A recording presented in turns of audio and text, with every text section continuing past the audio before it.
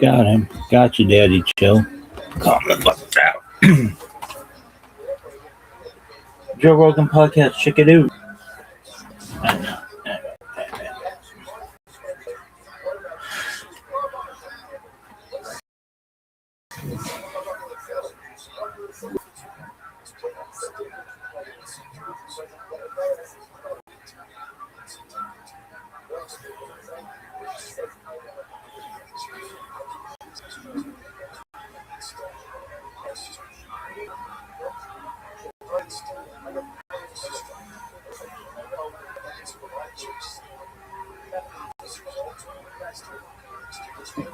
There's athleticism.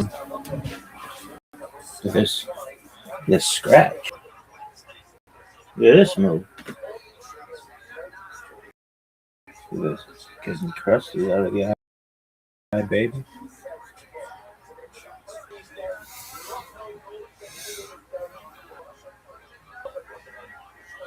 Look at this move. Look at this move. Look at this move.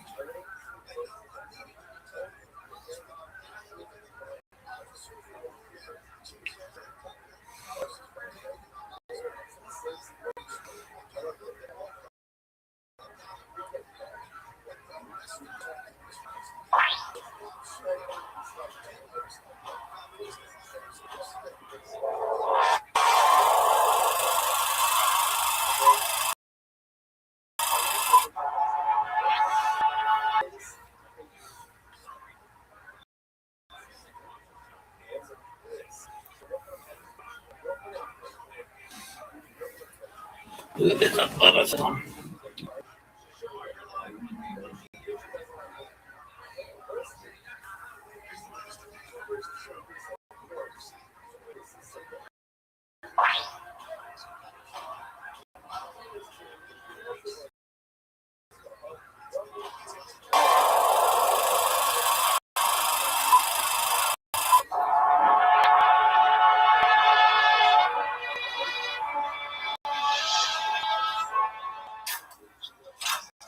She's wide awake in her whiskey.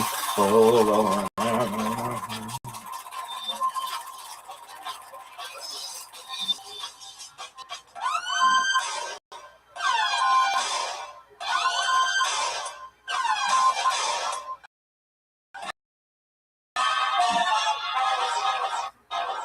Comic Store main room for a new episode of Kill Tony. Get over Tony, Angela. Hey, I'm right now. Sitting next to you. Oh gosh, darn that.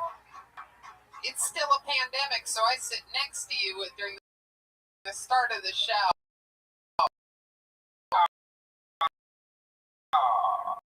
It's good to be here. How are you, Brian? I'm good. Again, Tony on the Sunset Strip. Hey, it's the great Ryan J. Evo right there. So there's the classic, the wave of J. Evo. He draws every single episode of the show. All his prints are available at RyanJEvo.com. Every poster, every episode, actions over there. Go check it out. A lot of fun stuff happening. A couple new, very limited edition Kill Tony shirts he just released, and other fun stuff as well. Yeah, very exciting. We're all stuffed up on Vito's Pizza, my favorite pizza place, and really one of my favorite Italian restaurants in all of the city that I love the most, Los Angeles, California. It's kind of ruined the pizza that I usually get now. Delivered that now. It's incredible, and I think I mentioned it last week, but I did it again since then. Every little gathering I go to now, where I know there's going to be 4 or more people, I pre-order an entire party tray of ziti, and it comes with an entire tray of breadsticks, an entire tray of salad, hot salad, and actually it's cold salad. Brian, it's been a while since you had a salad. You may have forgotten. That's right, it is cold. Yeah, salad is not served with red beans. But I'll just bring these entire places. People are like, "What the fuck?" And it makes people so happy. People just eat breadsticks. I mean, the breadsticks alone would stop a party in its tracks or start one, if you will. But shout out to Charlie. Of course, last week we were graced with the presence of the great Grace from Vito's Pizza. I'm all jacked up on delicious cake and coffee. Use the code Kill Tony, save 15%. We have amazing sponsors here. I actually eat Vito's. I actually drink Caveman Coffee. Love the Comedy Store. And here's a little bit more of the amazing brought you tonight's episode. Hey y'all, now more than ever, you really shouldn't put off seeing a doctor when you're not feeling well. And I know that with everything going on, it can be difficult to put your health first. Seeing a doctor can be a real hassle. Plus, it's scary nowadays to go in there. There might be people in the waiting room coughing. It's frightening. That's why I use PlushCare. They make seeing a doctor so easy, I do it right from home. PlushCare provides virtual doctor appointments through your smartphone or computer. I just pick a time that works for me and book an appointment right online. I don't have to sit on hold forever to make an appointment or leave the house in a crowded waiting room like Tony just said. And they'd be exposed to who knows what. With PlushCare, I can be diagnosed, treated, and even have a prescription sent to pharmacy of my choice if needed within minutes. PlushCare accepts most major insurance carriers and is available in all 50 states. The doctors care. They're here to help by providing prescriptions as needed. And they're available anytime And if you need a regular checkup or have questions about mental health, PlushCare doctors are available to help. Schedule an appointment today to discuss your treatment options. You know, I did this, Brian, and it was super easy. Turns out I had a little case of food poisoning after eating some diabolical sushi, but I was worried, and I took up all of it over PlushCare. With PlushCare, I don't put off seeing a doctor. And neither should you. No more excuses. Make your appointment today. Go to plushcare.com/Tony. That's PLUSHCARE.com/Tony. Plushcare.com/Tony. When you use the bathroom, you always close the door behind you, right? And the passersby looking in on you. So why would the people look in on you if you go online? Using the internet without ExpressVPN is like going to the bathroom and not closing the door. Did you know that your internet service provider, say Comcast or Verizon, knows every single website you visit? And what's worse is they can sell this information to ad companies and tech giants who will use your data to target you. Yes, it's completely legal that you do that also. VPN puts a stop to this. It creates a secure encrypted tunnel between the device and the internet so that your online activity can't be seen by anyone. I use ExpressVPN on all my devices. It works on everything, phones, laptops, even routers. So everyone who shares your Wi-Fi can still be protected even if they don't have ExpressVPN. The best part, if you're using ExpressVPN, it's as easy as closing the bathroom door. Just fire up the app, click one button, and you are protected. ExpressVPN is the world's rated VPN by CNET, Wired, The Verge, and countless others. So if you're like me and believe your online activity is your business, secure yourself by visiting expressvpn.com/KillTony today. Exclusive link expressvpn.com/KillTony, and you get an extra 3 months free.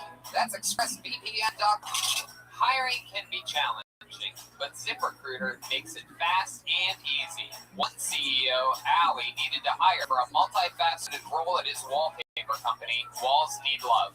He was looking for someone who was the right fit for his team and culture, but his search was slow going, so he turned to ZipRecruiter. ZipRecruiter's powerful matching technology identifies the right people for your job and actively invites them to apply.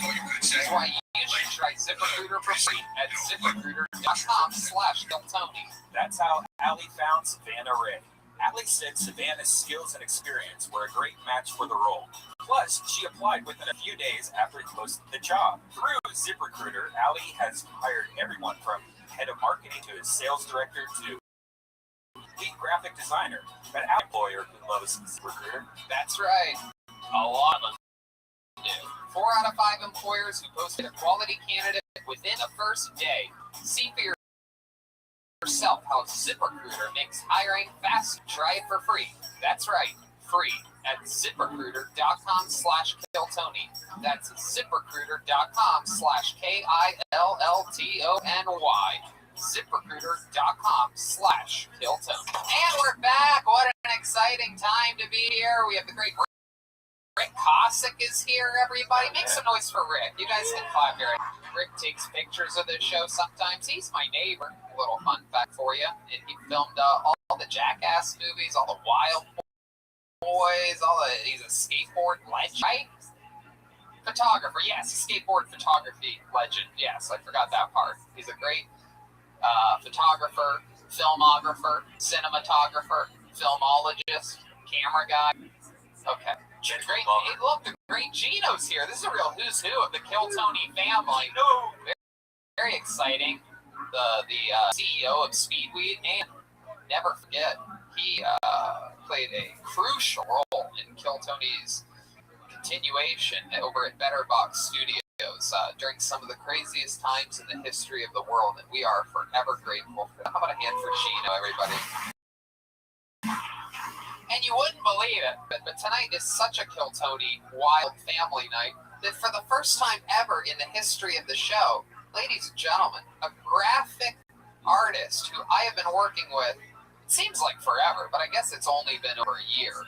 The great Nick Vader is here for the first time ever, everyone. How exciting. All the way from beautiful Tennessee. We're happy to have you here. Welcome to the Comedy Store. An unbelievably amazing artist. All internet graphics. Incredible. Anyway, so let's start the show, shall we? We have a guest tonight. This is one of my Rubens. This is a guy who I've even gotten closer. Yeah, you've been playing a little golf, you do? Yeah, he's been teaching me some stuff, getting my swing right. This guy is an unbelievable golfer, unbelievable comedian, a guy who I've always looked up to here at the Comedy Store. He was already right there in the middle of lineups, killing it. A Comedy Store paid regular. Famous for movies, TV shows, absolutely everything, but a true Comedy Store guy. One of my good friends. Everybody make some noise for the great Court McCown, everybody. Yeah! Not his first KillTony rodeo at all. He's been here a few times. I've judged roast battles with this guy. It's good to be here. Oh. Well, there we go. Yeah, it is good to be here. We're Hi, Ben. How are you, buddy? Good to see you. It's good to be here. And we've been having fun. And since I became a golf addict during this pandemic, we've run into each other over at the range, and you've straightened out my swing. I'm helping your swing a little bit. How is he? How is he? He's actually not too bad. Swinging endorsement. But I gotta tell you, it's the hardest sport in the world, and everybody thinks that they can get 2-3 months in and they're going to be great. and it's just fucking. It takes years. It takes years. But I did notice you got the Trump sweatshirt on today. Well, the fans at home could not notice that from where the cameras are, but thank you for exposing that, and our listenership just went down 50. Oh, thank you, Mr. President. I'm glad that I'm actually glad that you are listening to the show. I didn't realize you were had a microphone. Thank you, Joey. You're welcome, Mr. President. I got this playing at your course, by the way. It is a beautiful course here in Palos Verdes, and it's one of my favorite places to go. Thank you very much. That's really nice. Thank you. Thank you, indeed. And if you get a chance, I would love it if you would just like put my name on a list so that I could play anytime, perhaps. What do you think about that? Okay, all right.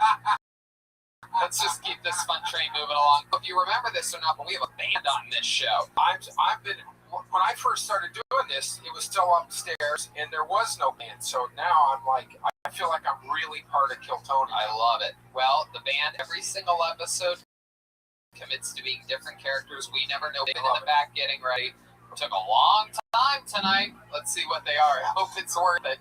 They're the best damn band in the land. They are the Kiltony Band. Jeremiah Watkins, Joelberg Joel Jimenez, Jetski Jesse Johnson, and Chroma Chris. Oh. Oh my God. What in the world is happening? Wow. Oh my God. Wow. Oh my God. Look at this. Wow. My goodness gracious. They made Jet's freaking Christmas tree over here. Poor Jesse Johnson. What an interesting position you're in tonight. Ladies and gentlemen, Oz is here, everybody. Clearly pregnant with septuplets. A very strange. Have you been a good boy this year, Tony? You know me. Why? What about that? Have you been watching me? Lots of cold, Tony. Lots of cold coming your way. Well, luckily luckily I'm a big fan of the coal industry, so I'll be able to resell that. Okay, Mr. President, Mr. Santa Claus. Well, Mr. President, you're a big fan of the industry as well, right, Mr. President? Right? Officially running for president of the United States. That's not what I asked you at all. We love coal, don't we? We both have. Again, this is like Trump doing his Biden impression. Okay. Okay, thank you, Mr. President. Jessie Johnson's here. She's a Christmas tree. How are you, Christmas tree? Great to be here, stand tall. Oh, wow, you have the official Jetski Johnson ornaments on your tree. I love that. Oh, you saw this? Yeah, handmade by Jessie Johnson, available at jetskijohnson.com. I bought 2. Last week you bought 3. Oh, that's right. I bought 2 more, I meant to say. That brings me to 5 total. That's another lump of coal. Mrs. Claus, behave. Hello, Miss. Looking, actually, just like all of Joel's females, looking extremely beautiful for some reason. I'm hot as fuck. Wow, Mrs. Claus, wow, you pulling out your breasts? Might if you act nice.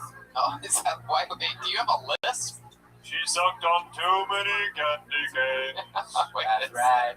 Sometimes your tongue just gets stuck like this. How do you think we made this marriage work for so long? And it appears as though we... appears as though we have one of the most frightening elves of all time here, everybody. Chroma Chris. Hey, everybody, nice to be here. Hi, what's your name, Elf? Name's Alfonso. Ha-ha! This Santa turned the North Pole into a meth lab. Look at this. This is wild, man. This is a fucking party. Jetski's a Christmas tree. We got the real Santa Claus. This is your first time on the show. Am I right, Santa Claus? It's true. It's so wild. Nothing better than a late September, early October appearance by Santa Claus. Well, it's about to be my busy season, so I made some room in my schedule. Okay, that makes sense. You look great. You ready? So we have a special Christmas episode, Christmas with Court McCown. Everything's here, everybody's here, so let's start the show, shall we? This is another episode of Kiltany. We have a very, very extremely, basically no audience, just the close-up production team here at Kiltony. But with a few predetermined sign-ups, trying to squeeze some new people in here that have been waiting a couple weeks or so to get in, and they're finally in the bucket. So let's start the show. You guys ready for this? Oh, yeah. Oh, boy. That reminds me of back when we used 500 people in the room. You know what? Let's not start the show with a bucket. Let's start the show with something special. This is one of our regulars, ladies and gentlemen. To get things started here tonight, this guy, one of the longest tenured regulars in the history of the show, famously was sent over 20 shorts last week. Absolutely insane.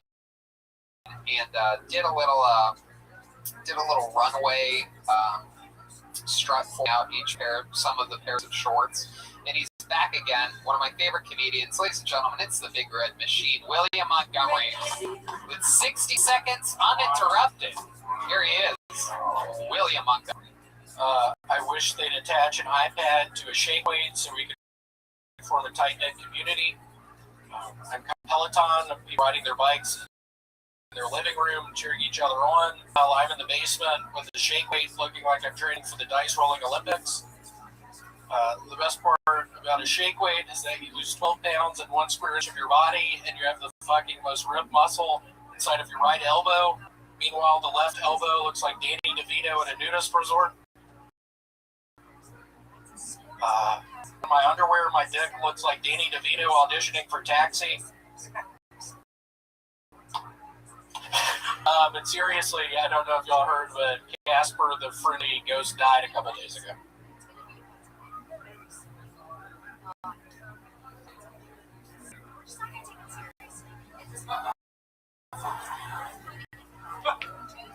All right.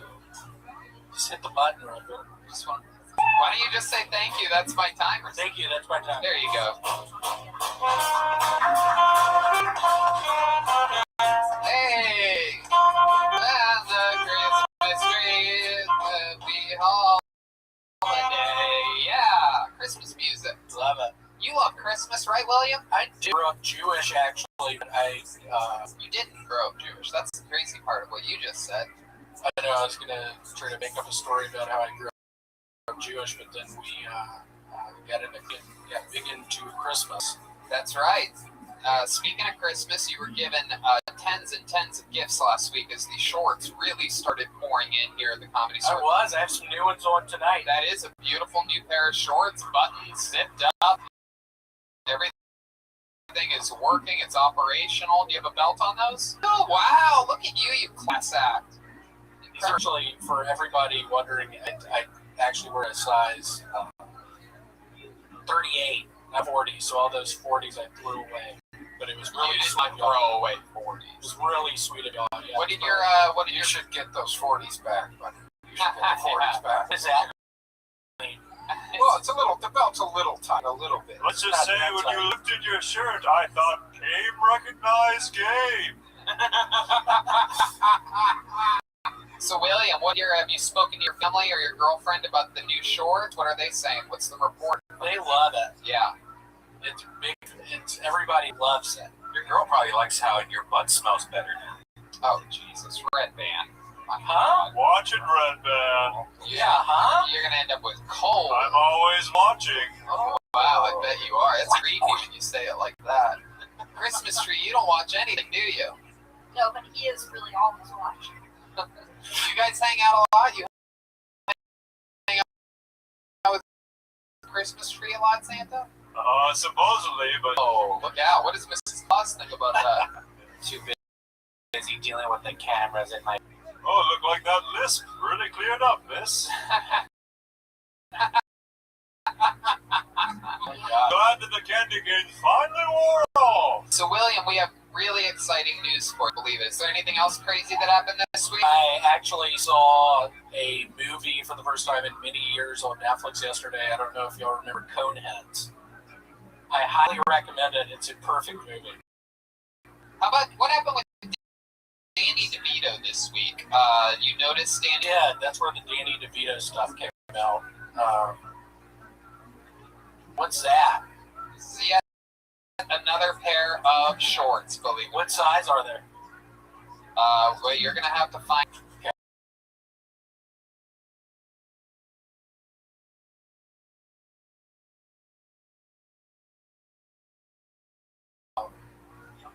Oh my goodness! You know what? You got new shirts too. New shirts? Yeah. What do these say? I don't know. Read it. Open it up. What does I it say? happened. What does it say? I don't even. Oh, this is where we find out William doesn't know how to read. 38 Volcom. That's a good brand. Welcome's nice. Love that. It's a Christmas giveaway. I shouldn't use the Santa Claus to give you. Little did I know. Proof again. I had no idea ever what band's going to be. You want to open that up and give it to him? Please, thank you. What are the odds that Santa Claus is here on a special gift day of Tony? How many boxes do you have? What shorts do I have? Ooh, this one's exciting. It's postmarked to Billy Montgomery. Billy Montgomery. Wow. Look, we got 2 pairs in that. Kill Tony is now an unboxed. Wow. And a Merry Christmas to all. Another pair of shorts. Thank you so much. And Alan Carr's Quit Drinking. Perfect. Drinking without willpower. 2 things. Without willpower, how does that work? Santa, check this How out. does that work? And a giant bag of candy. Oh, God. Oh, Wow. Look at So that. it's- instead of drinking, you can eat a bunch of candy. Oh, and you also got a letter here. Could be money. Oh, let's see. Could be money. Could be anthrax. Nobody really knows. Yeah. Breathe in real hard when you open that. Yeah. Santa is opening the letter. I want to see if there's cash in there. That's Yeah. all I really care about. Perhaps a check, a cashier's check. A love letter. What is Is that? there a check? A gift certificate? A bumper sticker? Now, how not to receive the mark of the beast. Wow. Oh, religious. Mark of the Beast. It is a letter from a crazy person. There may not be enough room for this on Red Man's podcast table. Oh, there you go. It's for Red Band. Postmark to William Oh, Montgomery. thank you. Took a shortcut there. So, William, you got a few new pairs of shorts, some new clothes. What do you think? Do we squeeze in another runway session today?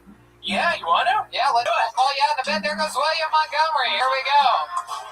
We're gonna do it again. Happy holidays. Yeah. Rocking on the Christmas tree. It's another episode of Kill Tony. Okay, this should be fun. This guy made his debut on this show just a couple months ago. Was back a month ago, and now he's back again on the show. I believe he's only done this up near Modesto, so he's real white trash. Always has a real interesting story for us. Last time he told us that he was strapped, and he pulled a strap out of his pants. Let's see what happens this week. Ladies and gentlemen, it is Trey Peacock. Here he is.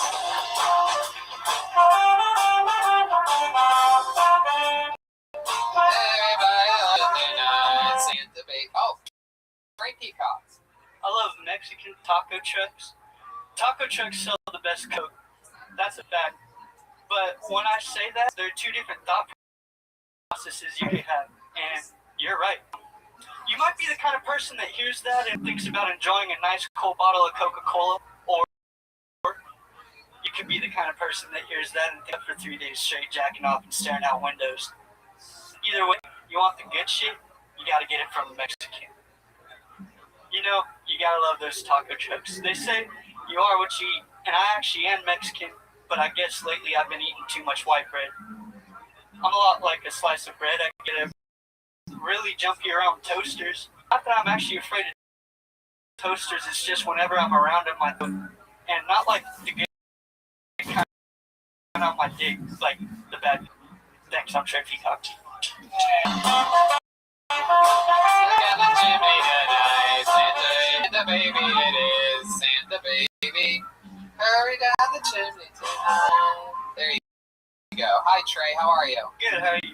Good. I have a lot of questions about that. Look, let me tell you something that I've learned in 36 years on this planet. Never trying cocaine once. Is that people that do invite me to anything, I don't ever doing it. I don't even know they do it. Friends are always like, "Oh, you didn't know that your buddy's like a real big cokehead." I'm like, "What? I just thought he had a great sense of humor like me until 5 or 6 a.m. I thought people were just wired that way." But cocaine is my point. My question is this: is that true that taco trucks sell the best Coke? Well, the joke was Coca-Cola, but yeah, that's what I was.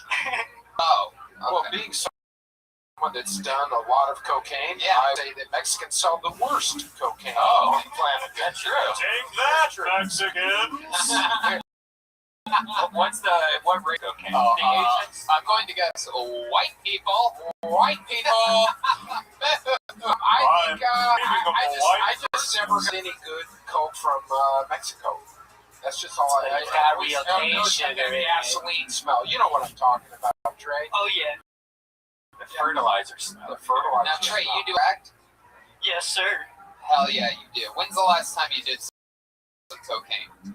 About 20 minutes ago. Are you serious? Wow, you are the laziest cokehead I've ever seen. I balanced You out. look like you just did a bomb. This thing that you did in 20 minutes, but that's wild to me. Does it even affect you anymore? Do you have to do cocaine just to get up to base level, would you say? My parents gave me Adderall when I was a kid, so yep, I'm fucked up. How much do you do it like typical day? Like, are you going through just like a bump or two, or are you going through like a whole bag?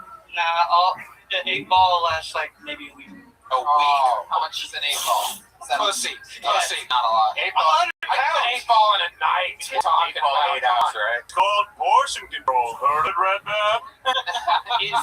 Like you've ever done that.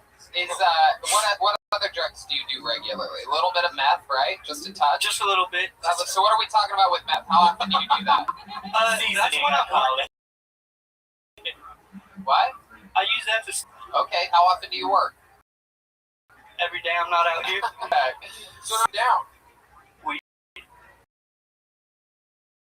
Wow. How You ever much? tried heroin?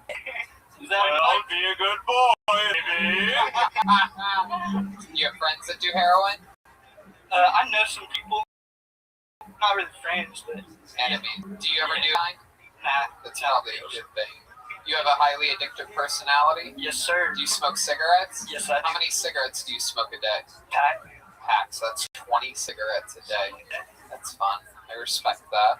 Thank you. I'm a heavy smoker myself. Now I just use this vape pen, and I go to Lucy.co and use their amazing nicotine. Absolutely incredible. That wasn't a joke. I don't know why you did a rim shot. Like a stinger for the promo. That Oh, you just thank you. So what else? What else have you tried? Have you ever done anything like any like unorthodox drugs, like something? cleaner. No, sometimes when I'm working, I use acetone. So sometimes, like, I'll be using acetone all day and breathing that in. That'll fuck you. Yeah, it gives you cancer. Oh wow. What does that make you feel like? Just lightheaded.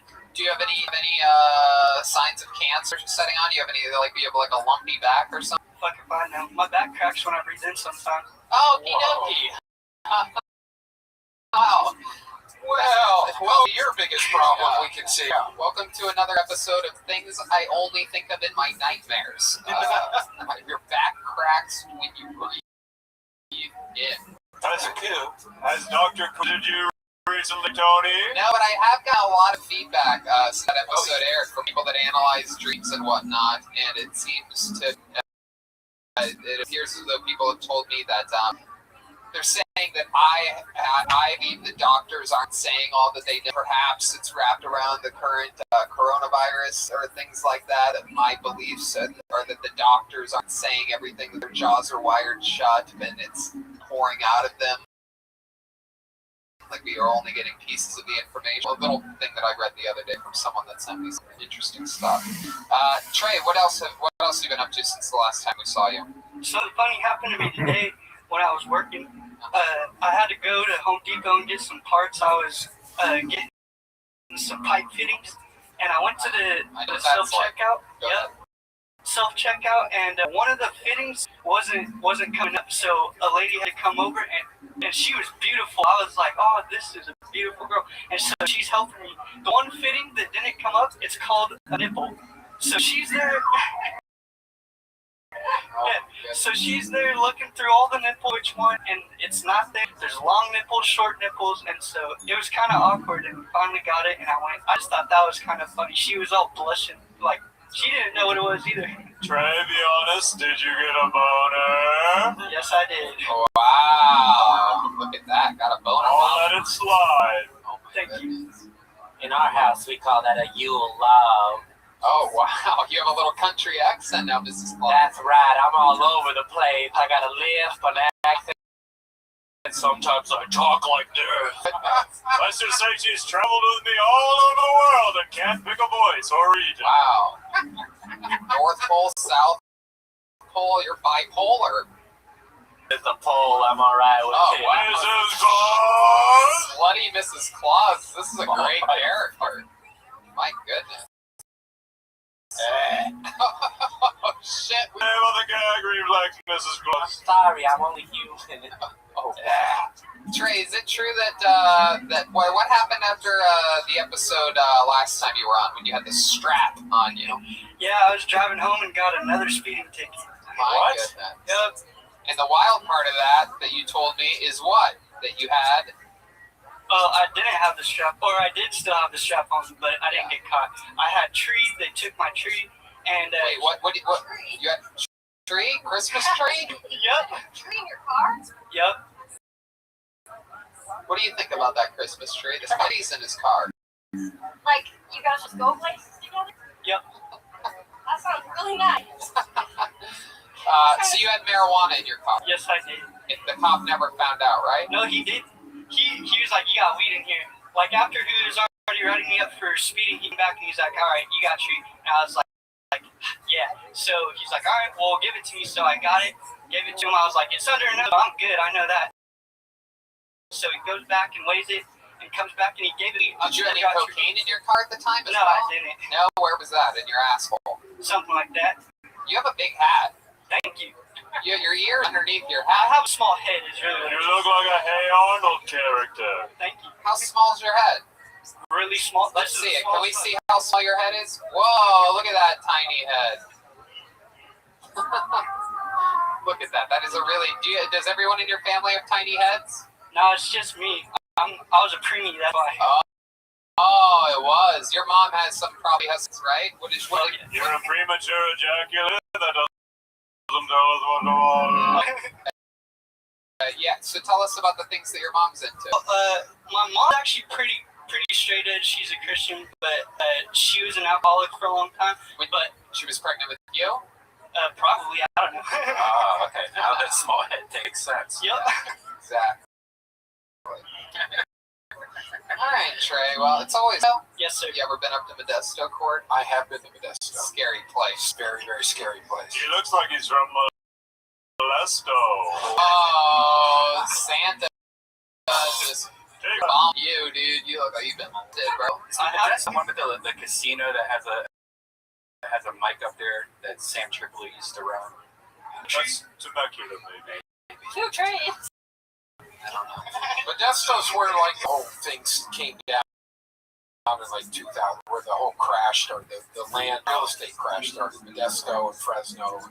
It's real high-end property up there, right, sir? Oh, yeah.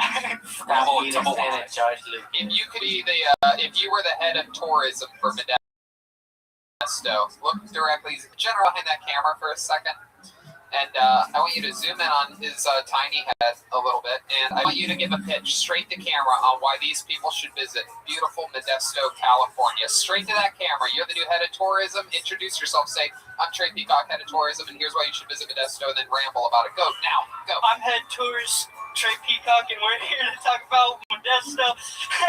Y'all should go see 9th Street. That's where all the crack hookers are. But stay off 8th because that's where the cops run down. And stay off of 12th because that's where all the gangs run. No, you told them where to avoid. Look at camera and tell them all the great things about Modesto. Go ahead. There's a movie theater. There's taco trucks. There's a lot of coke. The clubs out there, you can get it on the street. That's 9th Street too. Come visit Modesto anytime you want. You're welcome here. What was that final line? Come visit Modesto and we tell you how you welcome here? What was that? I don't know what I said. I was rambling. Beautiful. That was beautiful, and that is everything great about Modesto. If you're into any of those things, stay off of 9th Street, avoid 8th Street. The cops are running on 12th Street. You got great coke, great taco trucks. You cook them. Yeah. All right, Trey. Well, fun times. Thank you. Congratulations. This is your 3rd time ever doing stand-up? Yes, it is. There you go. It's Trey Peacock, everybody. There he goes. Trey Peacock chasing his dreams. Taking a break from the cocaine and the meth to grace us with his presence here on Kill Tony. A young Trey, how old are you? 21 years of meth and cocaine. How about another hand for Trey, everybody? These are just some of the wild characters here. Have you ever been offered coke? Like, have you been around it before? I mean, yeah, people. I've been sort of around it. I've definitely been offered it, and people are always like really surprised that I don't do it. It seems like you I'm wouldn't. skinny, and I'm always up late night. And you're a writer. A lot of Yeah. take it. Yeah. You'd probably like it too much.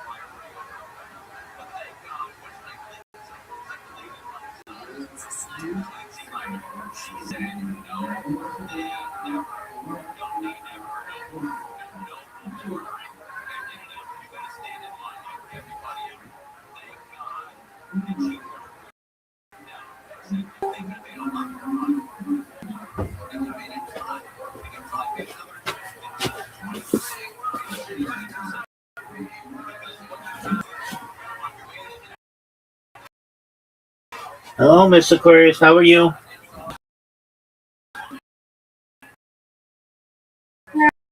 I'm good. How are you? I'm well, thank you.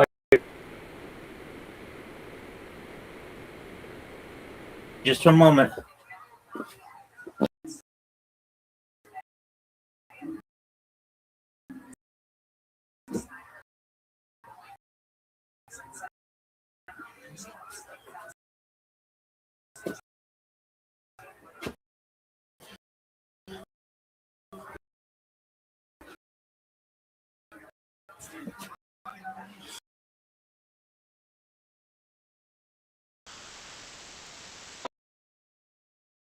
I was, and She left today. Will perhaps get my hours back to normal. I don't know. He's supposed to come back.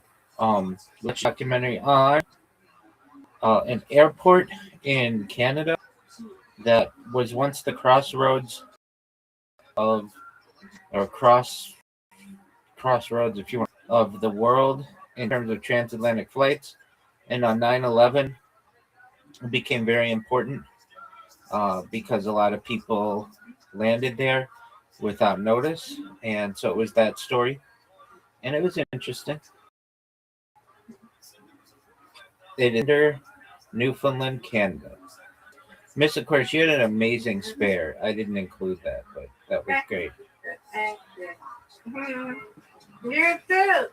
Thank you, madam. There, you go.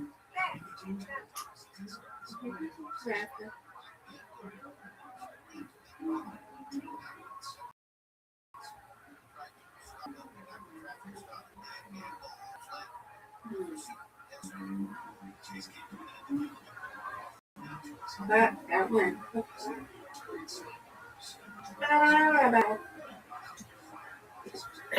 Oh, that was bad.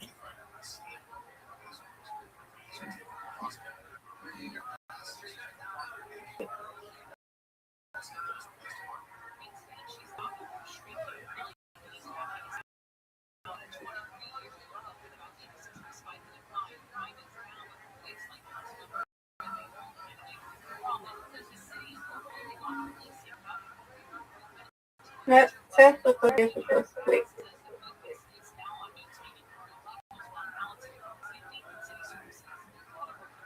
No, Ooh.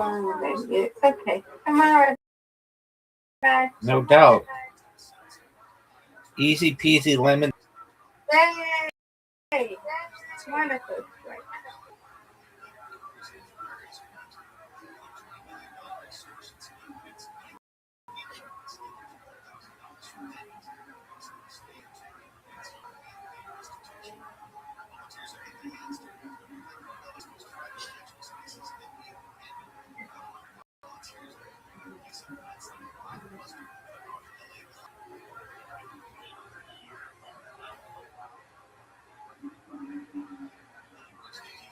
Give me this. What a spare.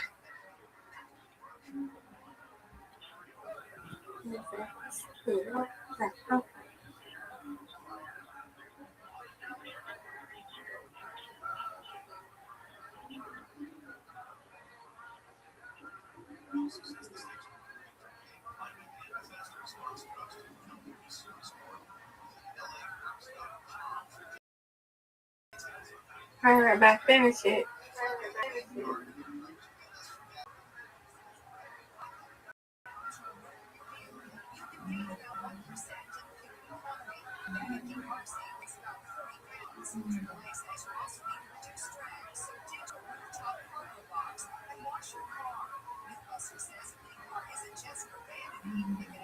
All right. You went out. Reload. Reload is right, Miss Aquarius. You win, I win. I win, you win.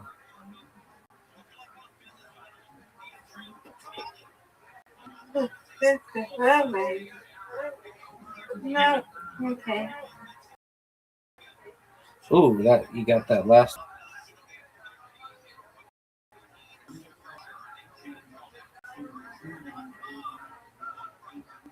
All right. Come on, bye. Got it. No doubt.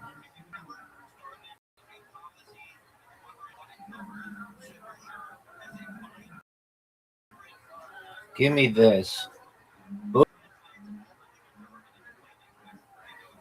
Hello, Chris. No.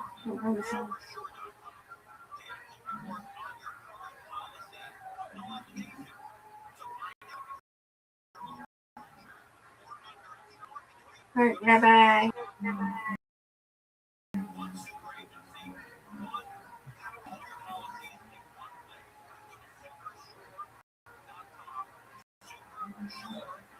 No doubt here. Bingo. Right. Phenomenal stick. Thank you, madam. You're welcome.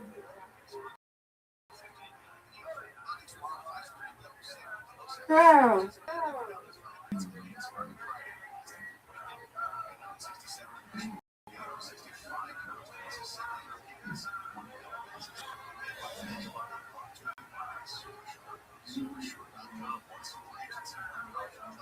Big time.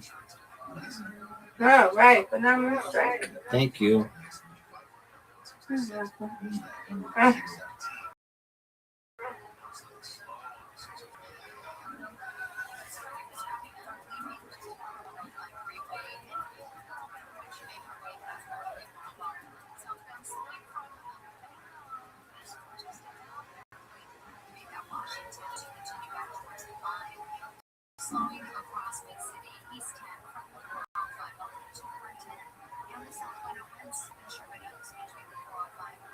Give me this. Ooh. Mm-hmm.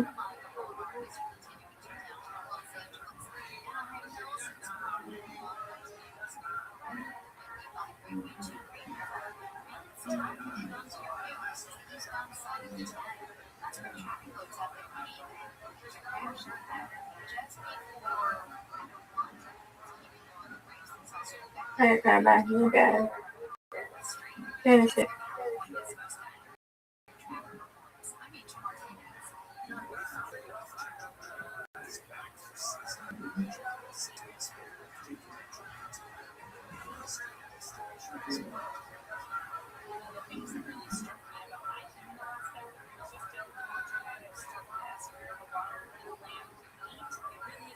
Oh, right. You and I win. I win, you win, Mr. Course. You win, I win. Undefeated in bowling, undefeated in friendship. Friendships. Yay! Yay is right. All right, Miss Aquarius. Sweet dreams too, God willing. Sweet dreams to you. God. Thank you, man. You're welcome.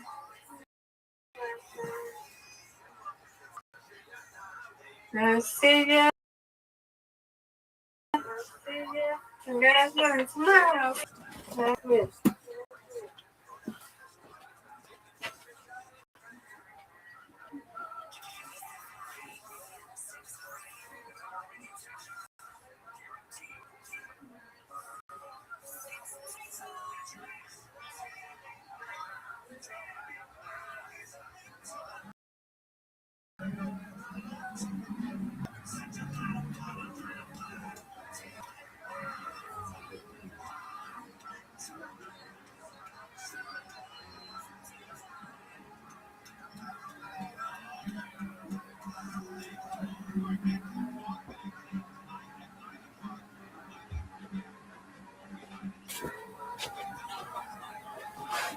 Okay, so I talk about it.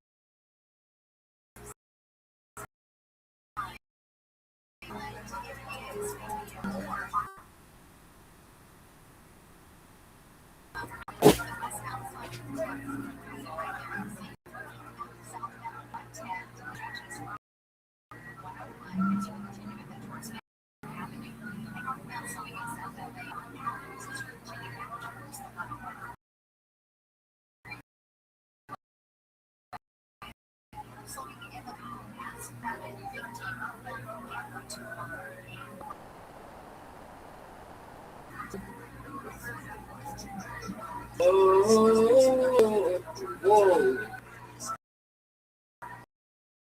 Brandon, hello.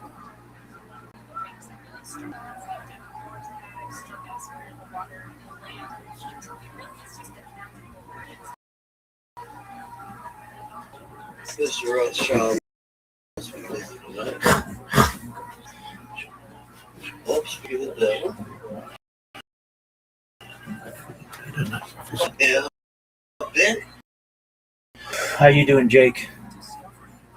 Drinking beer, smoking cigars, eating steak. There you go. It doesn't get much better than that, does it?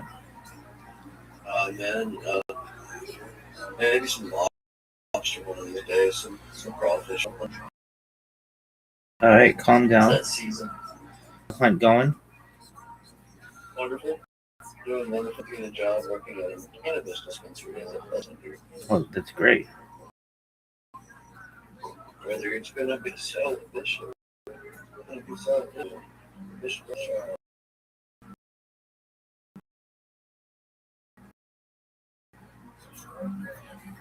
It's not my bad. For what is that?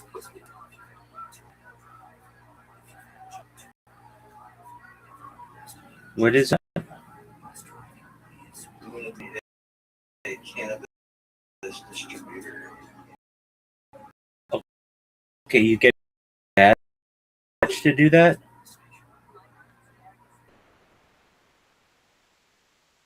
And you need a badge? And you need a badge to do that? That's a certain permit. Give you a badge? Yes, sir. Really good shit. Huh? Yeah.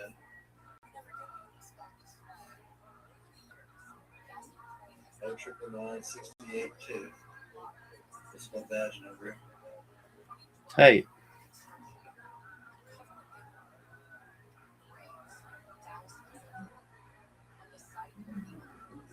Smoking a good old cheap cigar right now. Got with my buddy. All right. We're drinking it to Philly. Probably. There you go. I enjoy it. And another thing is people are always like, no, it's great for when you get drunk.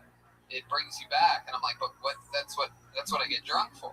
I get drunk to get drunk. Like, that's the feeling that feels good. So I want to stay there. Right.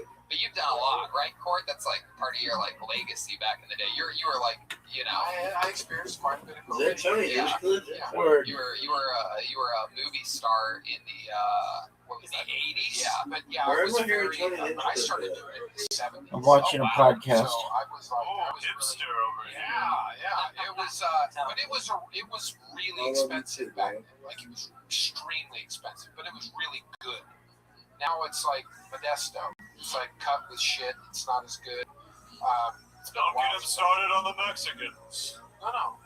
All right, Sam. It's the Jews that grind it. When Mrs. Claus was younger, she stole cocaine from a friend and then helped them look for it. Yeah. And how did that end? Turns out they lost it in the snow. All right, I pulled another name out of the bucket.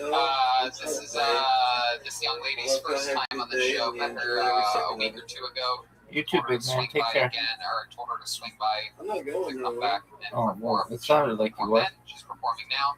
The name is Carolyn Georges, everyone. Here we go. First time on Kill Tony. You're more than welcome to. Here we go. Dude Town, Caroline Georges. I'm a stripper. It's great being a stripper, but I do have to live with the stigma. I get slut shamed for being a stripper, which is wrong because sluts don't get paid. I'm a whore, so I get it right. You know, if you're gonna shame me for anything, I'm just kidding. I'm not really a whore. I don't really like labels. So anyways, people do ask. A lot of friends will ask me, like, you know, do you do anything in the VIP? Like, do you do extra in the VIP? And I always just tell them, like, no, I don't do extra in the VIP. I'm a Christian, you know. So, as far as, like, slut shaming goes, like, the logic of it is just really beyond me. Like, what did I do that's, like, so wrong by fucking guys? Like, did I fuck you? Like, did I suck your dick and make you come? Like, what's, like, about slut shaming that I'm the bad guy, you know, in this situation that I'm being shamed? That's my time, sorry. Hey, Caroline Georges. Hey, all right. Wow. There's a lot in there. Coming to town. Caroline Georges, first time on Kill Tony. How long have you been doing stand-up for? 3 years. 3 years. All of it here in LA? Yeah. How long have you been a stripper for? Since I was 18. Since you were 18? Yeah. Wow. How old are you now? It's been about 10 years. Wow. That's so cool. Where at? All over LA, like the body shop. I used to run into comedians all the time at the body shop when I worked there in college and stuff. And, you know, but like kind of the deja vu's, you know, like, but then also like some of the smaller clubs and stuff. So I did like one day at Spearmint Rhino and got out of there really fast. So no shame in your game. You're a proud stripper. What's the most amount of money you've made in one night of stripping? $6 grand. Wow. Whoa. Wow. Santa just got real interested right now. Looks like somebody needs to tell me what you'd want for Christmas this year. Cocaine. Wow. We have another. It appears as though we have another fan of cocaine here on Kill Tony. How long have you been doing drugs for? Oh, I mean, I don't really. Honestly, it's kind of old hat doing drugs if you're a stripper. You know what I mean? You get kind of, it honestly, like, kind of, because clients want you to do it with them sometimes and stuff, and so it's like you kind of have to, like, learn the tricks of how to talk your way out of it and stuff, but at the same time, like, you know, it's, yeah. Any cool stories, like a famous celebrity that came in there? Yeah. Oh, here we go. Go ahead. Name names. No. I mean, sometimes family men will come in and you'll be like surprised, like, oh, that guy, like, you know, that celebrity, like that actor, and he's like a, like, you know, like a wife and kids and stuff. No. He's on a really popular HBO show. He started in a really popular HBO show. What was the show about? The Sopranos. No, I can't say. I cannot say. I want to protect their identity. No, I know. I don't want to throw anybody under the. But like Republicans come in too. Like there's like a couple like Republicans like strippers, like Republican pundits. You mean like those, politicians? But, yeah. Right. Of course. Yes. But that makes sense. Comedians that wear politicians' pullovers. Right. Any good comedy stories, like comics that came in that you could definitely talk about? That's how it works. Republicans go to strip clubs and Democratic politicians go to pizza places that have pedophiles-filled basements. Yeah. Those goddamn reptiles. But famous comedians, anybody like that? No, I mean, I don't want to say. Right. But just again, like, that makes sense. I don't want to do that to anybody. You know. Now, so you've been stripping for 10 years. Is there an end goal for you? Like, what are you saving money for? I just kind of I came to LA because I kind of wanted to have an exciting life and stuff. Where'd you come from? I come from Alaska. Wow. Yeah. My goodness. They don't even have strip clubs in Alaska, do they? Oh, yes, they do. Oh, they do. They got great Big business. Wow. That's where I'm from. I work at Alaska. It's got an ASS in it. You think it? I know that. Good one, Mrs. Claus. Really? Mrs. Claus. Okay, so when you say they don't have them where you came from in Alaska, what do you mean exactly? I'm from like a really small town, like it's 30,000 people, really tiny. Wow. Were you born in an igloo? No, in a hospital. Igloo Azalea? Okay, this is one of those moments where Mrs. Claus needs to take a breath. She's dancing. Mrs. Claus, easy. Have you We've been seen drinking this too much before. milk It's been again? a few weeks since we've seen that character get a little overamped up. What did you do before the show, Mrs. Claus? Anything different than usual? Maybe Just Red suck Bull a or lot of something? dick and have a bunch of eggnog, baby. Mrs. Claus, I tried to tell you, that wasn't eggnog. All right, everyone. So, Caroline, do your parents know that you're a stripper? Yeah. What do they think about that? My dad does my taxes. Oh, sweet. Yeah, like it's. I'm more kind surprised that strippers do their taxes. Yeah, we do. We're Americans. You know, we do everything that everybody else does. You know. That is the most American thing I've ever heard in my life. A stripper going, "We are American." Well, you know, we're not. That's beautiful. Thank you. So your dad does your taxes. What does your mom think about it? You know, what happened was that I had a falling out with a girlfriend, and so she told my parents Dad's as like so a. excited that there's a stripper on this show. His jewel pen just flew up out of his hands in the air, and he tried to catch it, and it fell. Don't make that noise ever again. Oh, I'm gonna vomit. Okay. So, what did your mom say about it? A friend of mine actually like lashed out at me and told my mom kind of, you know, when she didn't know. And so, shit. Yeah, and so, but my mom just sort of like told me, like, she was like, you know what, it makes sense. And she sort of said, like, it's kind of a compliment, like I have the personality for it. So it's like she's getting passive aggressive about it, like she's never gonna. What does she do for work? She's a housewife. Oh, so nothing at all. She couldn't even muster up being a stripper. You hear that, Mrs. Claus? Yeah, Mrs. Claus, how do you earn your keep? Well, first of all, I got a serious question, if I may ask. Go ahead. When a stripper dies, do you dance half-mast? Okay, there you go. Great question. What else do you have to say, Mrs. Claus? Okay, what is the elf? I'm seeing the elf next to the microphone. I want to see what elf has to say. I think we could definitely use someone like her on our North Pole. Okay. Oh my God. Oh, that's the shit you like. Yeah. Alfonso. That gets laughed. Yeah. Jokes and references, Mrs. I Claus. said I had a serious question. Yeah. The word Alaska having the sound ass in it doesn't really. Funny, you said that. I'll ask him for another joke. So, Wow. Mrs. Claus, the language is getting a bit much. so COVID has to be really hard on you because there's no strip clubs. What have you been doing to like make cash? That's a good I question. got on unemployment, Oh. and and then I'm working part time at a dispensary and stuff. So I have to ask you, do you have a boyfriend?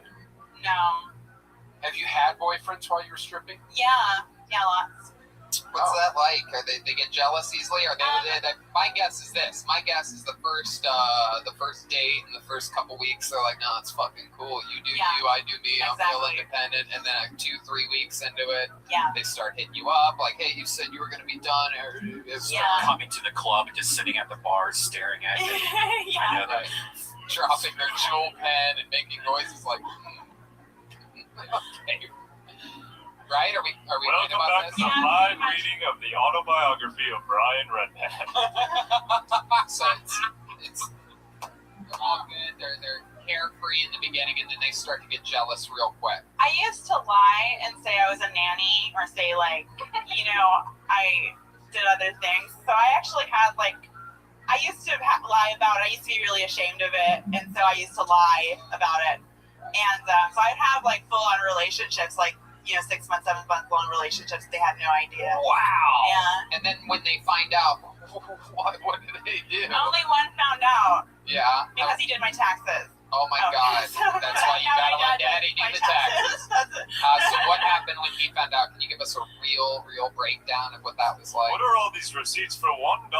There you go. Thank you. All right. After a question, can you tell us what that was like when he found out? He just kind of was. He asked me about like, you know, expenses and that sort of thing. Then also like, cause he was like, I thought you worked at and I told him I worked as a receptionist at like. Sure. And so on the checks that you get at strip clubs, it's like they have like big names. You know what I mean? Like big business names. Right. So So he was like, "What's Stars Entertainment? You know, like what is this?" Right. And But so, when you told him, when you're finally like, I'm a stripper, well, he knew, and then he told me, and then he told you were a stripper. no, well, he told me he knew because he looked up Stars Entertainment where I was getting my checks, and he was like, "That's a." So he thought I did porn at first, and then it turns out it was okay. It was just stripping, but then you know. What is that? That only lasts about another month, right? Yeah, pretty much. It's hard, but it's okay. When you're not stripping, what are you into? You have any hobbies? You like to make pottery or things like that? You into mathematics, science, nuclear energy studies? Just comedy, pretty much. Yeah. I went to film school. I got a degree in film, and then I taught film appreciation for a while. I guess that's something I did for like a year and a half. Where at? I don't want to say. I got fired. Oh, okay. Yeah. That's cool. Why'd you get fired for? For showing them rated R movies.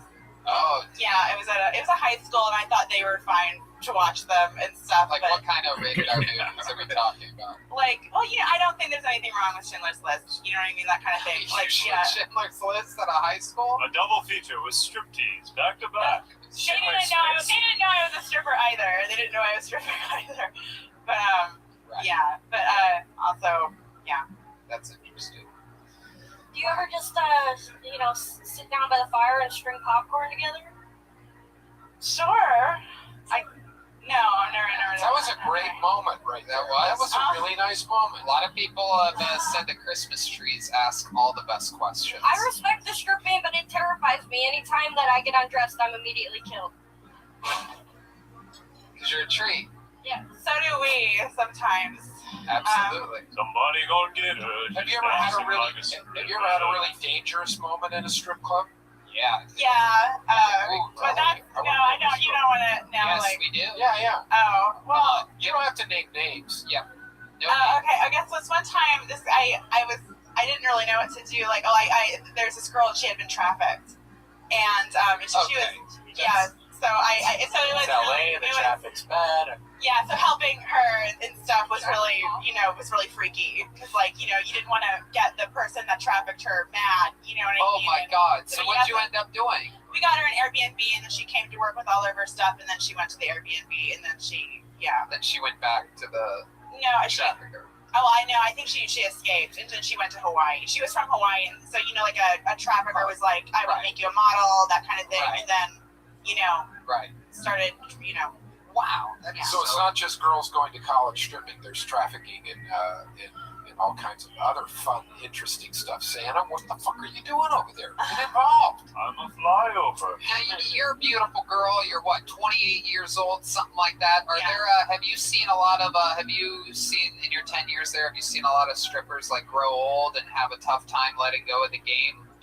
Yeah, there's one woman, she was Billy Idol's girlfriend. She was she was really young, 18, and so she had all these photos of them and stuff, and she's still stripping, and she was stripping when she met Billy Idol and stuff, and so it's just so it's kind of crazy, but she's had clients for 15 years, you know what I mean, that she's got regular. Destiny, you tore both of your ACLs. It's time to hang up the hat and the shoes. Okay. Your colostomy bag is showing. Okay. That's not a panty liner. It's a colostomy bag line. Do you know Malice? Malice? Yeah. This is the part where Redman starts dropping stripper names. Oh my God. She's great. I think I do know Malice. Yes. How do you forget a Malice? No, you don't forget a Malice. No, she has the whip, She's right? famous. Yeah. Yeah. With the mohawk. Oh. She's like a Hollywood legend. Oh, I think even I know her just from hanging out. She's tattoos on her. Yeah, exactly. She's great. Yeah. All right. Fun times, Caroline. Thank you so much for coming on and teaching us so much about the art of stripping. This was so fun. Thank you so much. Awesome. There she goes, Caroline Georges, everyone. Santa Claus is coming to town. Santa Claus is coming to town. Man, I can't wait till the ice house opens up again. You ain't lying. You ain't lying, my friend. That one would be an instant book right there. So we've met a new person there that hasn't been on the show before. Your next comedian, a regular on this show. This guy is a true anchor of the show, holds it down every single week. Absolutely love this guy with all my heart. One of my really good friends. Ladies and gentlemen, it's the great David Lucas. Here he is.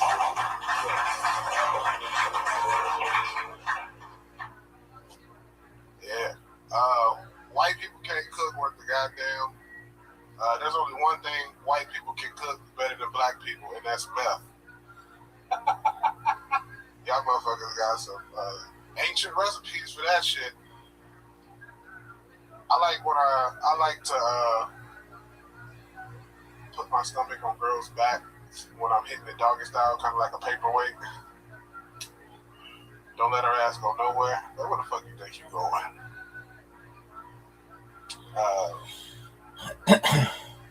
Men don't mind if women are fat. Like, I do a lot of online dating, so of course I meet a lot of fat bitches. But when I meet you and we go out to eat, show up with some fucking personality. Don't just show up fat. You know what I'm saying? Like, I hate going out to eat with fat girls. They act like they don't eat shit. Like, this bitch is sitting there picking at french fries. Like, bitch, you know damn well I know that you eat more than that. I eat more than that. So what you saying? What was that? Was that it? That was a different cat for some reason. Clearly off the normal format of the show. That's a different cat. Is there? Are we being invaded by different cats? Wait, did you just say no? You keep saying no. Yeah, huh? Wait, what? What is happening? Okay, all right. This is absolutely the dumbest shit that's ever happened in the history of the show. I was San Diego. Okay. I was San Diego. Straight into San Diego, which nobody listening knows about. But go ahead. Well, You just headlined in San Diego this weekend. How was it? Killed that shit. Oh, okay, good. Well, there you go. And the owner, he messaged me because he thought I was talking shit about the club, but I wasn't talking shit. And he actually paid me. Who? The owner of the club? Yeah. Okay. He messaged me because he heard that I wasn't happy. But you know, like, he put 9 people up before me. So, you know, when something like that happens, you have to address it as the headliner. No doubt. And I'm like, it's not that I was talking shit, but if you have 9 people before you as the headliner, obnoxious. You have to make it known to the rest. You have to acknowledge that. Beyond obnoxious. Right. You had no idea that there was going to be 9. No. Like, how long was your set? I did 30. He told me to bring, so I brought a feature, and I was like, okay, there'll be probably a local opener and a fucking host, and not fucking 9. What was the reason for the 9 people? I'll tell you off air. I love the club. Yeah. It's all good. So let's talk about stuff, David. You were talking about something that stood out to me is if having sex with a woman doggy style, you like to put your belly on their lower back. Like a paperweight. Now, I don't understand that, obviously, because I'm built like a rail, and normally if I'm having sex in the doggy style position, I'm the one that is in the doggy position. I'm on bottom. No, you like to spread your leg. We know that. That's right. And dildos come out, and then whatever anybody wants to put in there, they can put in there. Right now, I have $4.50 in quarters in my butthole. Damn, nigga, you got enough money to help the change shortage we got in America. Okay, all right. So here's my question: if your belly is on their lower back, is there ever a time where you go perhaps too far out and then back in? And you're like, ow! Your like belly gets stuck between their butt. Does it fall down? Now, you don't have no shit like that, bro. No, I don't know how it works.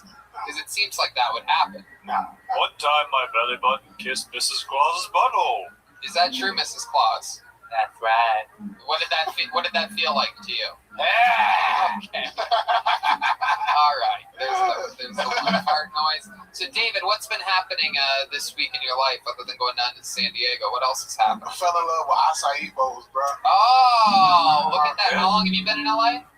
10 years. There you go. That's right about when it happens. Yeah, bro. I had an acai bowl and fucking peppermint water today at Creation on 3rd Street. What is an acai bowl?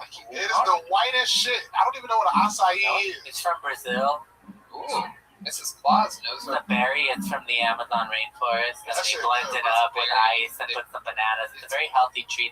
The jiu-jitsu community is very into it. Yeah, it gives you a lot of energy. There's normally granola, bananas, things like that inside of it. Tastes like you're eating ice cream. It's like sugar. Some of them have a lot of sugar tastes in like it. ice cream bread, man.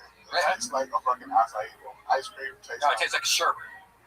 If you're at it, it tastes like a fucking sherbet. It tastes like Well, a fucking raspberry sherbet. It has the texture of sherbet. It doesn't actually like. You can equate everything to an unhealthy food if you want. Exactly. It's still not healthy. You know how much sugar's in that shit? Y'all know pita bread tastes like pizza, right? But it's fruit. It's natural sugar. Yeah. Whereas ice cream and sherbet Fructose, is different types of Yeah, the shit is good, bro. And processed. white people don't hit it on a lot of shit, but they hit it on that acai bowl shit. Absolutely. They hit it on the head. No, with that we shit. do. White people are good cooks, by the way. You don't count Italians as white in your. Fuck no, that's right. ethnic. Yeah, I agree. White people can't do. I don't name a white dish that come from like Grilled cheese. That's a good one. that's a nigga dish. Oh shit. That's a nigga's dish. Hamburgers. Pumpkin Hamburgers. cookies. Hamburgers. That's a black dish. The only thing white people can probably be credited with is goddamn tuna casserole. Ugh. Tuna casserole. Any type of casserole that's white as fuck. T-bone steak.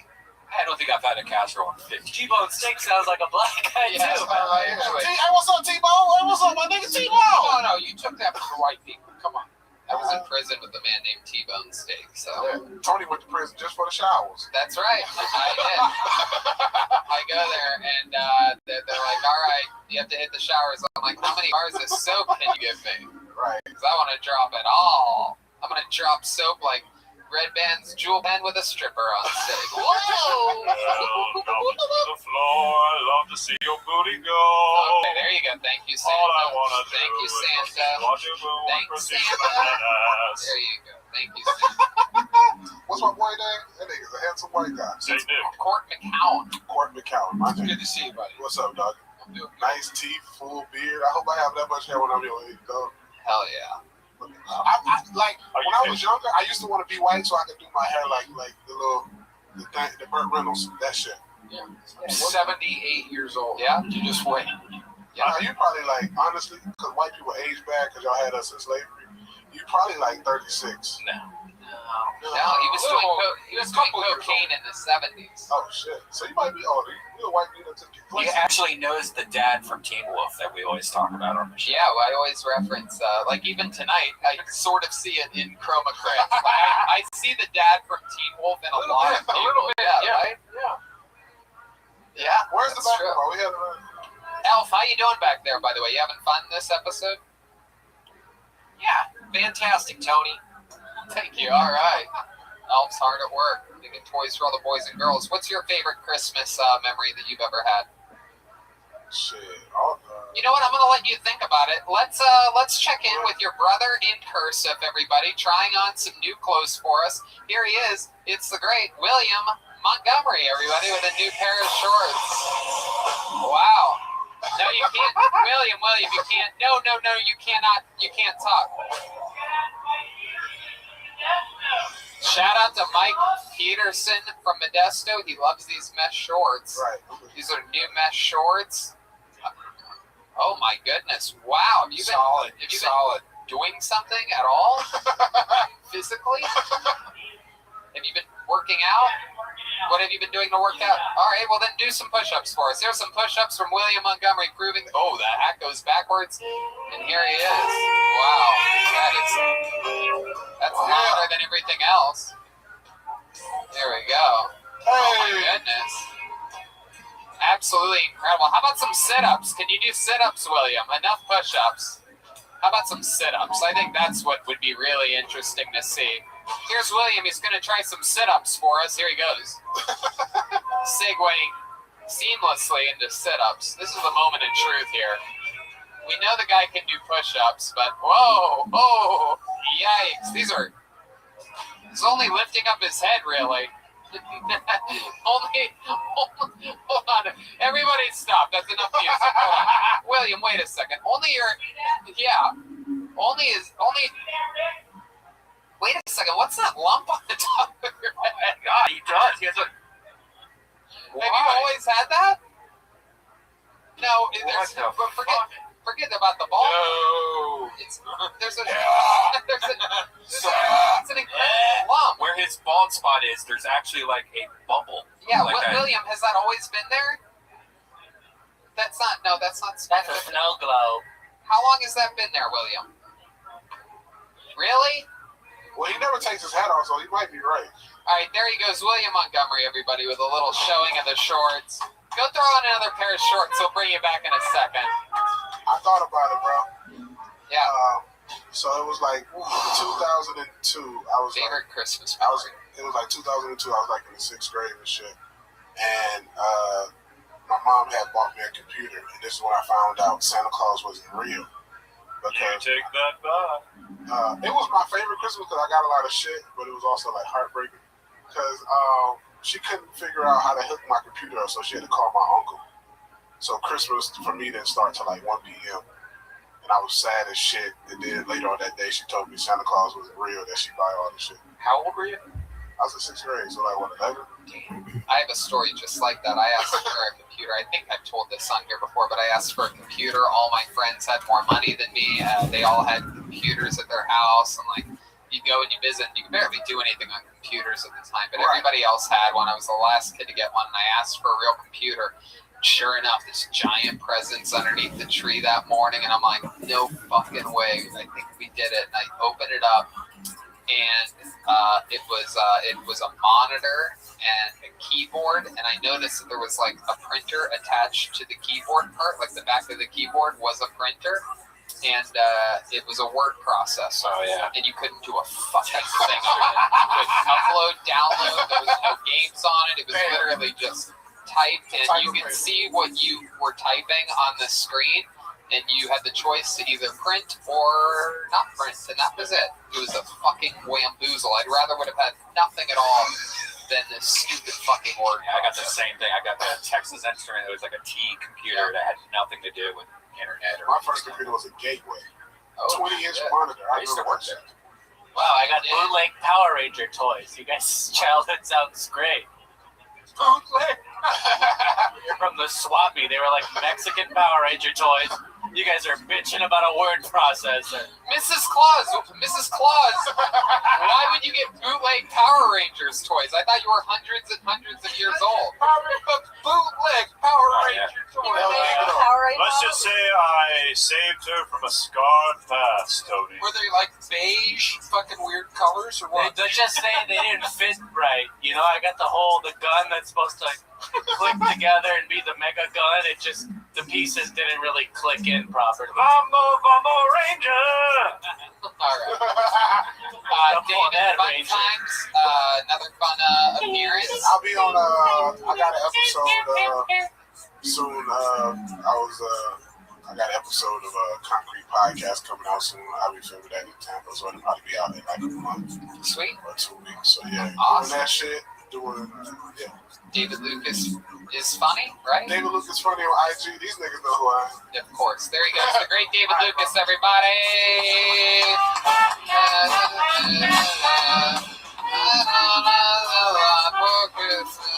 You guys got word processors, and I got an 8-track player when I was in 6th grade. 8-track. You know, honest to God, I rather would have had the 8-track player, even in fucking 1990 or whenever it was that I got that thing, because it was just, all it forced me to do was my homework, which I hated more than anything. It doesn't sound like that really did anything. It didn't do a fucking thing. And you know what? In retrospect, and almost immediately, actually, I felt bad for my mom. You know, it was one of those things where it's like, fuck, where you really realize, like, oh, you're poor, and, you know, your mom, like, might not be that smart. Could she see the disappointment in your face? Dude, I mean, is it like one of those things where you open it up and you're like, I would complain about it relentlessly. I mean, I was such an asshole. I got a used typewriter 1 year, so word processor, not so bad. I mean, I'm also fucking a legal resident of the United States. You're right, the North Pole just got incorporated into America. So I think it's different, right? Americans are supposed to get better Christmas presents than illegal immigrants with their rip-off Power Ranger toys. Easy, Tony. Homework is an unfair practice like that, on students. We had some green to Santa Claus. He's Mexican all of a sudden. Green and an eagle. Okay, I'm Homework excited is an about this unfair one. practice I got a in message schools. from this guy, and it was Period. very, very After compelling and interesting. school I do activities believe like that this sports is his or first clubs time on the can show take up ever. Ladies and gentlemen, make some noise unknown for amounts of Jeff time, Ryans, everyone. family Here's issues Jeff. can cause difficulties. Not everybody has a two-parent family or family at all. Some kids are homeless, and to expect that child to get their work done in the exact same amount of time as somebody with a stable family is unfair. And then to punish those children who don't have their schoolwork done is even more unfair. Homework is an archaic practice. All the schoolwork can be done over the course of 8 hours in a day, and the assigning of homework is just an outdated practice, especially One in of the my modern sons just age. recently got diagnosed with, I have 7-year-old twins, twin boys, and one of them just recently got diagnosed with autism. And I feel like he got it from me, for obvious reasons. I feel like sometimes, I don't know, sometimes I live in a wilderness kind of area. I'll see a rabbit and I'll chase it, simulate like a coyote chase, even make the sounds. Just chase it. And I almost in my head, I'm thinking I'm probably saving this fucking thing's life, but also, I don't know. Wow, Jeff Ryans. I love it. Honest to God, one of my favorite performances of the night so far. This is your first time doing stand-up? Yeah, first time. Wow, first time ever performing anywhere ever. And there's something about you that really sort of, I think, naturally commands people's attention. You don't really project, but it's not that you're underperforming. It is just the right amount to sort of get people to lean forward and really listen to what you're saying. And very, very, very interesting life you're living right now. That's all true, right? Recently divorced this month? No, not divorced, sorry. And I think just right now, how my voice almost cracked. That's why I don't project sometimes, because at a certain level. Rename No, it's great. Like I said, article something snappier, we're still together. I mean, we've been married for together for since 13 years, 12 years. Do we have any homework? We just kind of separated a month ago. No, we're kind of still living together. It's still very kind of mutual, respectful. It's still Trust me, I get it. So it's been a month. What caused the separation, if any one thing particular? Just sort of grew apart over time? Well, I mean, we got married pretty young. Yeah. Did she give you a word processor for Christmas? No, she did on Valentine's Day. She did tell me I looked like Captain America, soldier, I guess. What the fuck? That's I think she meant to kind of joke, but it kind of stung a little bit. So how many kids do you have total? Just twins. Yeah. Just the twins. Were you surprised when you found out that you were having twins?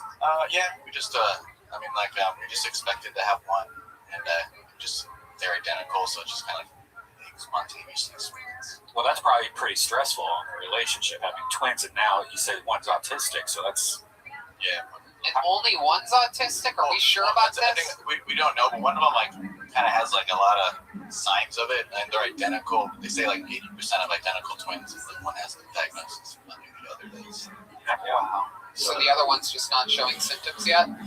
I mean, some, but it's I feel not enough to maybe impact them Right. What's the one that is autistic? What's he doing that is autistic? He's gotten a lot better, but he just kind of takes things very literal. For sure, whenever you laugh, he doesn't understand the context. Maybe if he does a big cue, or he says something kind of funny, right? And you laugh, he'll kind of swing or even hit you. He's gotten a little better. Oh, okie dokie. So yeah, that's that. But he's also he's just he can play with Legos and just hum to himself for 3 hours, just kind of wow, easily entertained, the kind of kid that you could give a bunk ass Power Ranger to, and he'd be able to have fun with it for a while. That's fun. And yeah, anything like that. Ooh, Christmas tree has a question. Yeah, bright side of the separation, 2 Christmases. So yeah. That's great.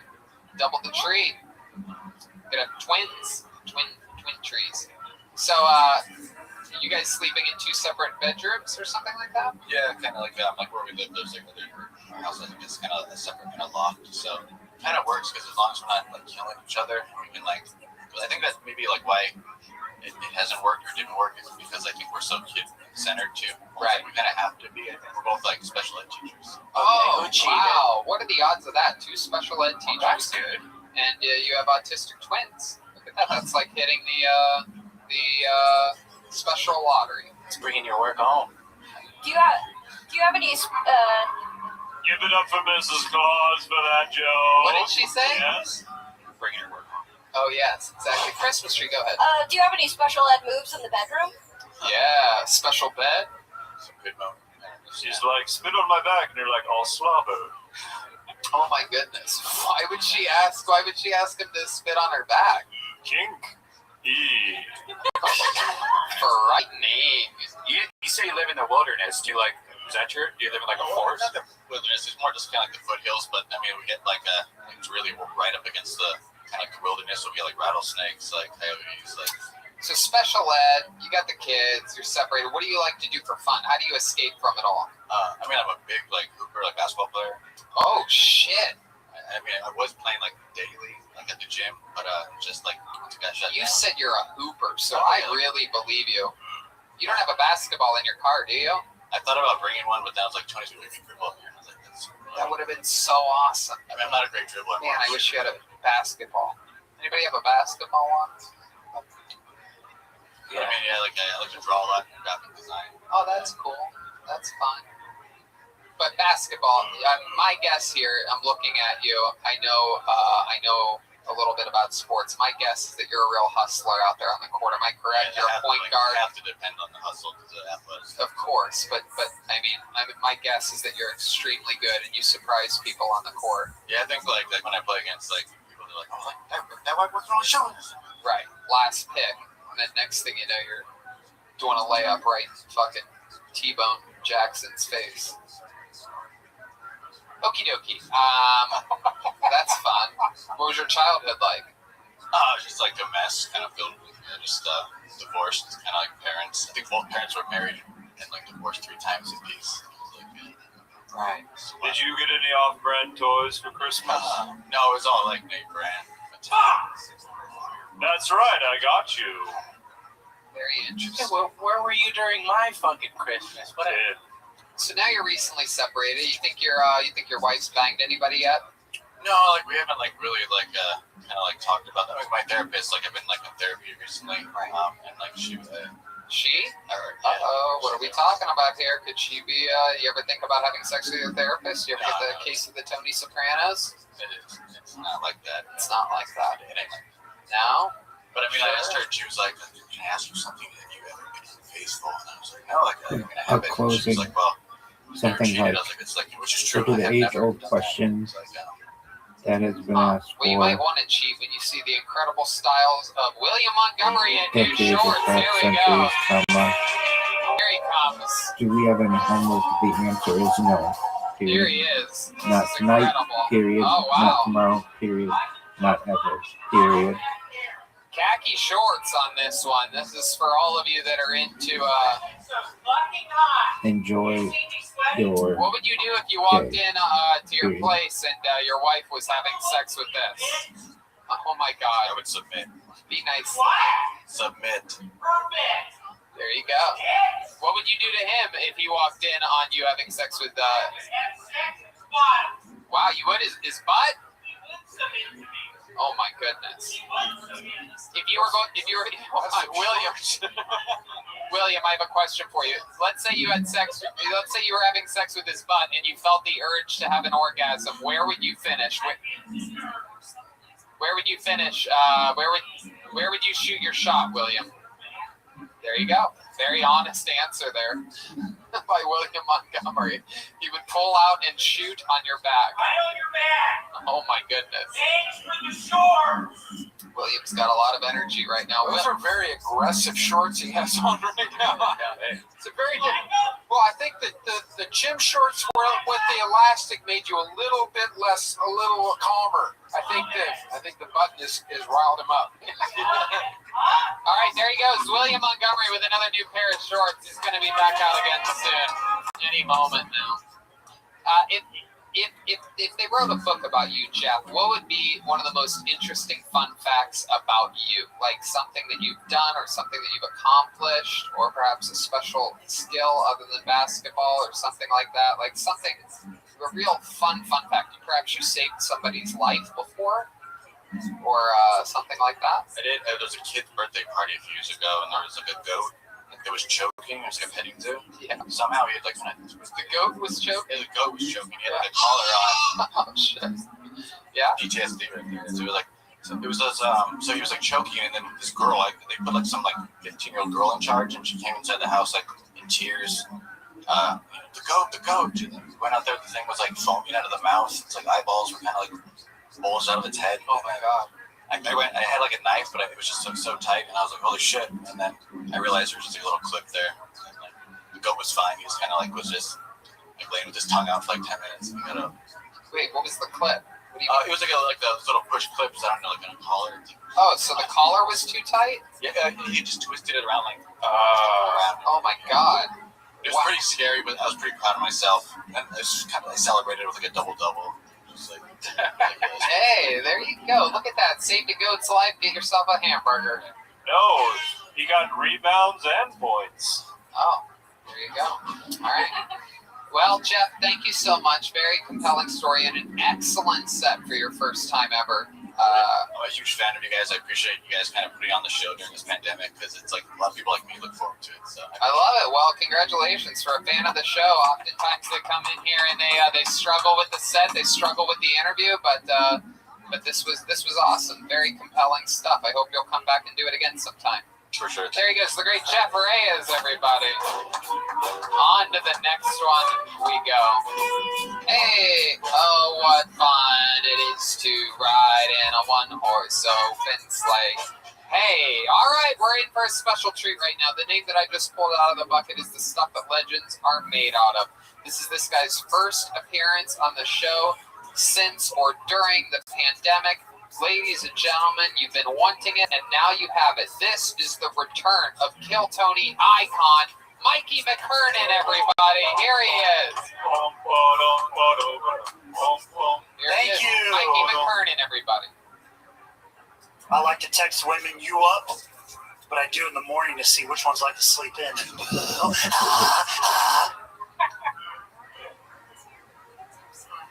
I don't like to travel because you always have to meet a rival. They're there every time. They say it doesn't cost anything to be narcissistic, but I'm pretty sure you have to pay a few selfies, and then I go boo-ha. Hang out with my folks during quarantine. Dad told me about how they met. My dad had a mattress store next to my mom's meat market. They humped, opened a sandwich shop. True story. They got married right in front of the chip stand. They had to exchange onion rings.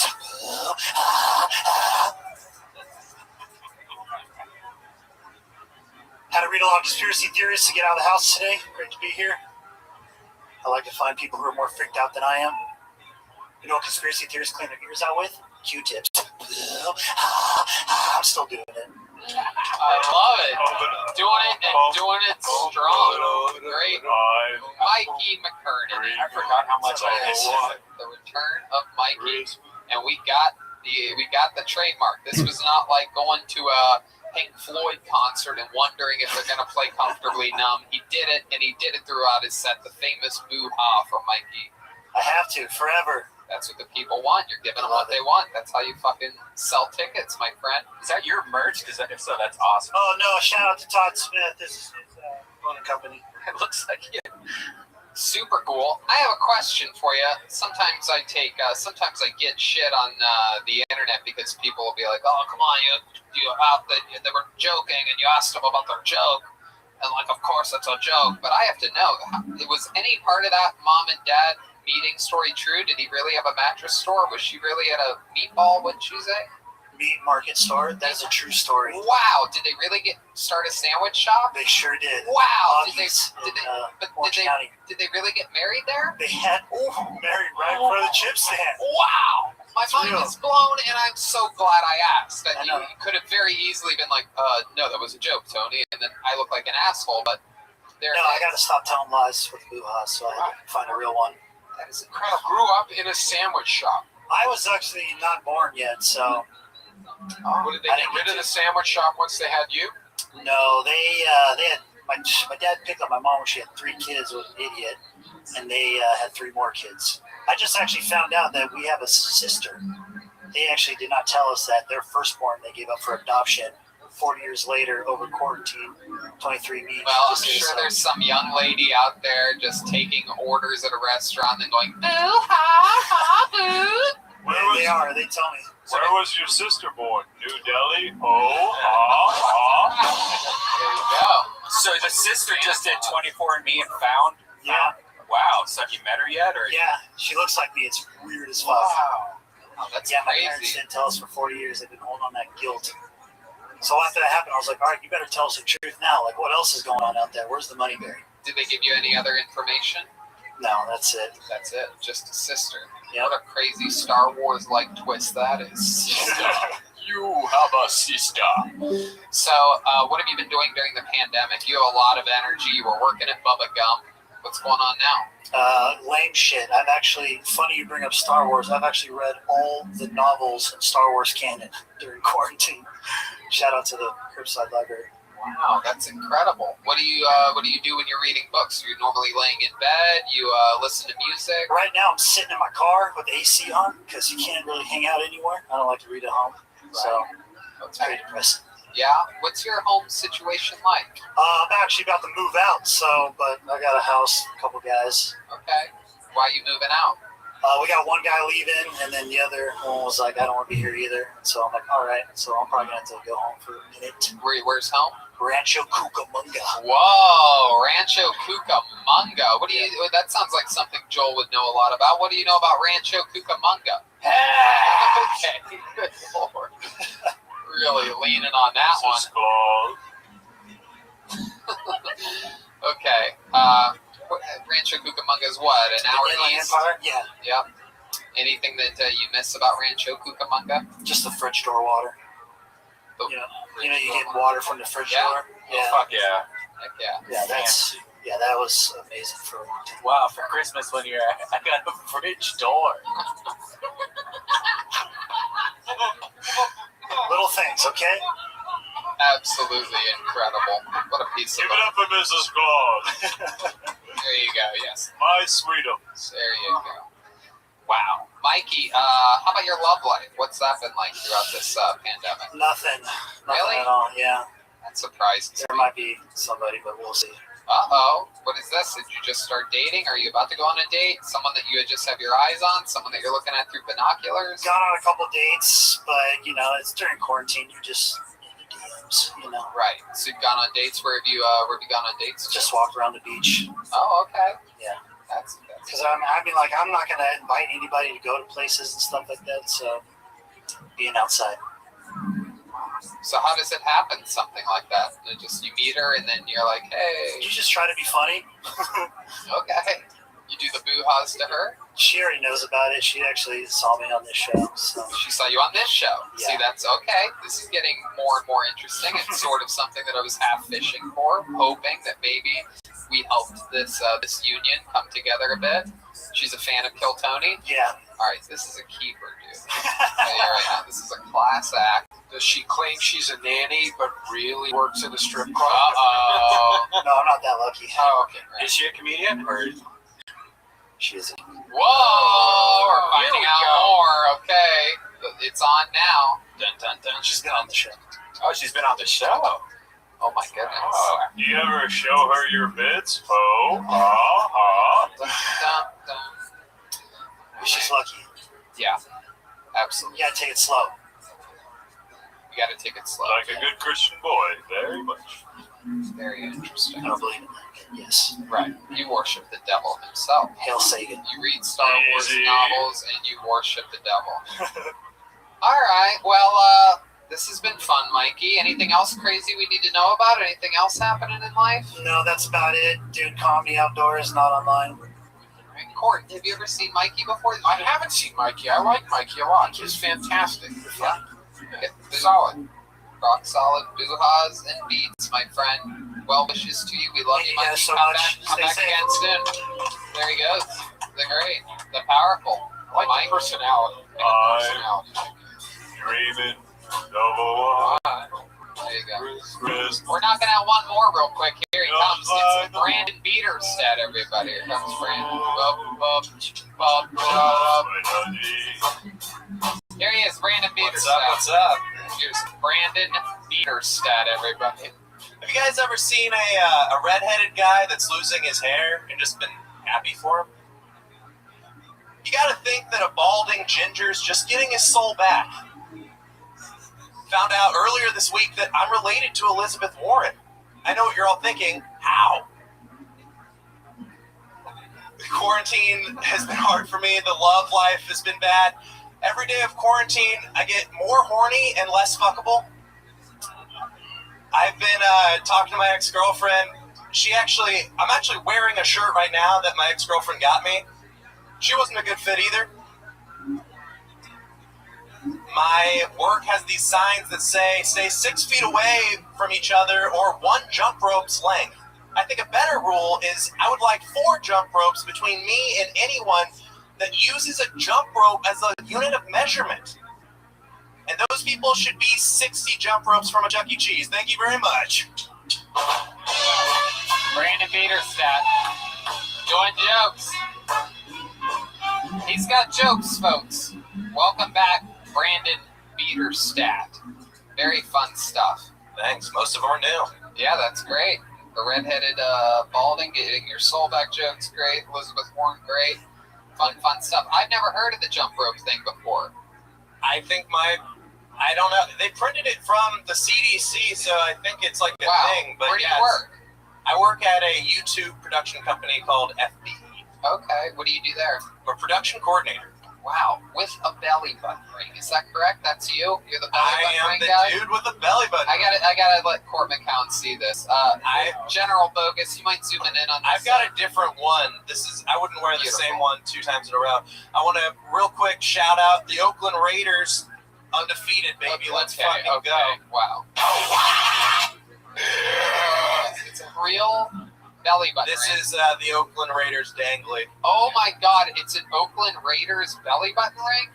Yes. Oh my God, it was stuck in his belly. That happens. Oakland Raiders fans be like, hey fool, what's up with that? Eh? Can we zoom in any farther? Is that as good as, okay, that's as close as we can get, but that is a real Oakland Raiders. Dude, they're the toughest. It is so fucking gross to look at it on Cholos the would screen. kick your ass. It really is. Absolutely frightening. Looks like a jewel hanging out of an asshole. Also, there's a hair on it. Something. it looks meaty. Disgusting. Is your underwear inside out as well?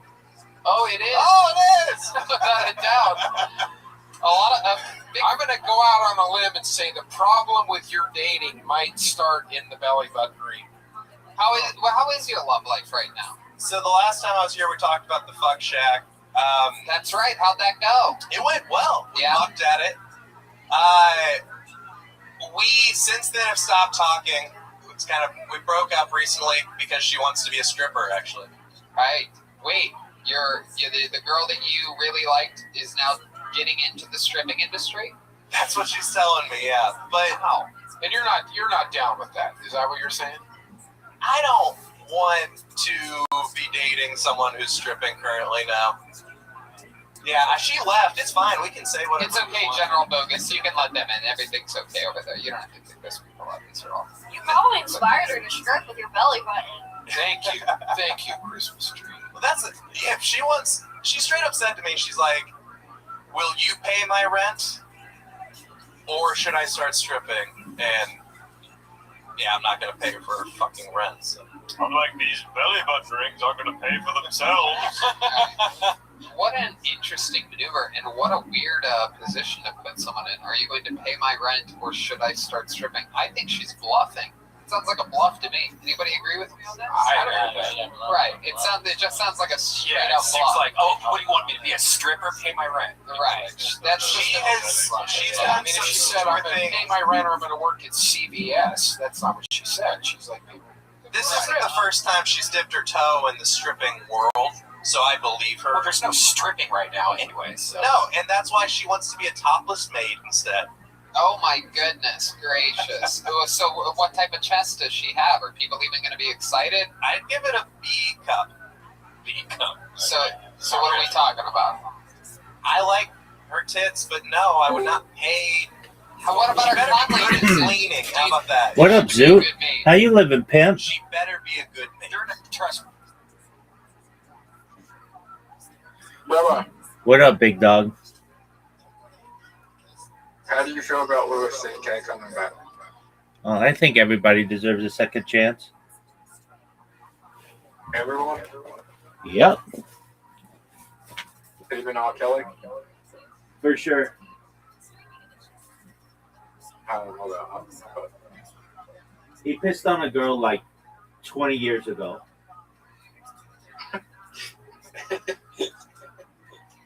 and multiple sex trafficking things. Dog, they're gonna let Ghislaine Maxwell out and Allow her to perhaps be pardoned. So if they're willing to do that, nothing surprises me at this point. Is there anyone that you think doesn't deserve a second chance? No. Except you, with your bullshit mini golf play.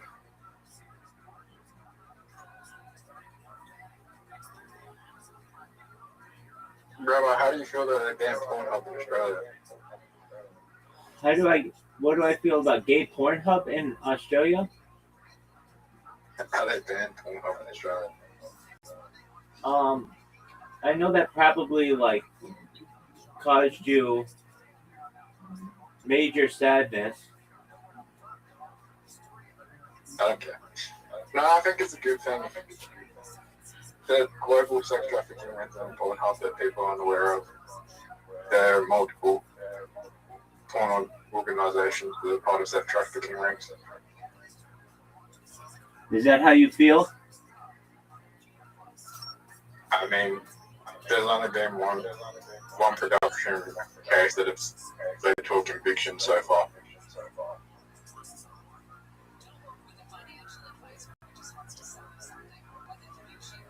That was called Girls Do Porn.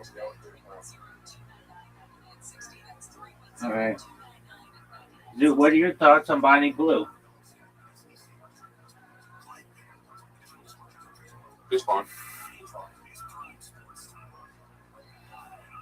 Okay, but like she's a good contributing member of society. Are you in love with her? She's a good contributing member of society, and she's absolutely innovation. She's absolutely revolutionary for her time. Okay. Rabbi. Yes, sir. Cryonics. What about them? You think it will work? Oh, for sure.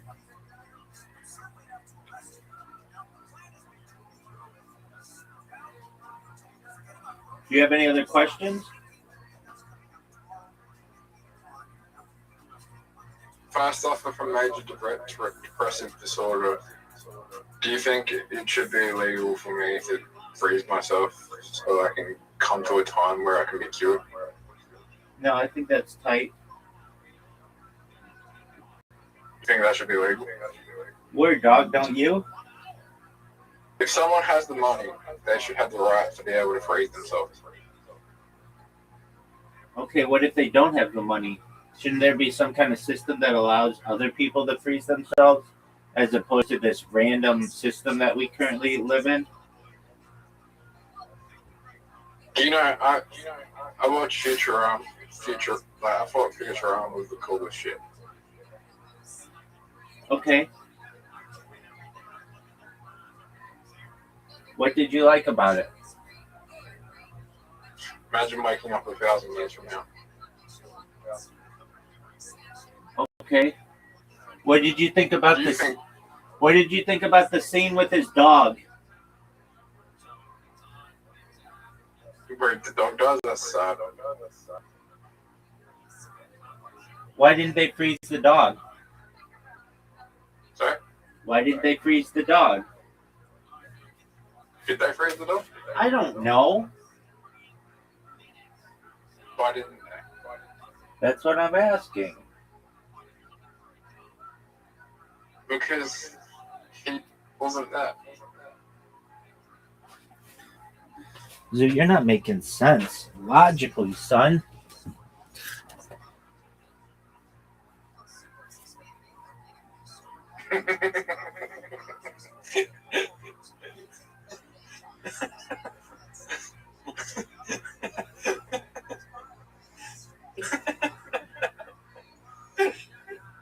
I'm scrolling on Instagram and there's a photo of Kanye as my therapist quit after the second session. She said she needed therapy after meeting me.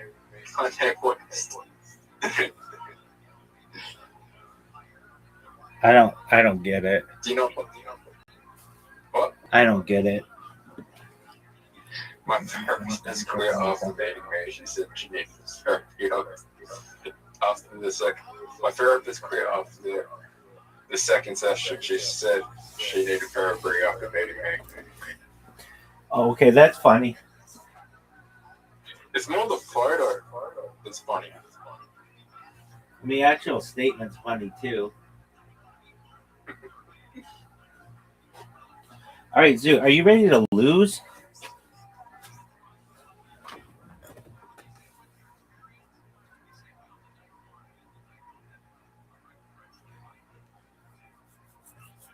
All right, if you don't answer, then I'm not gonna fucking send the invite.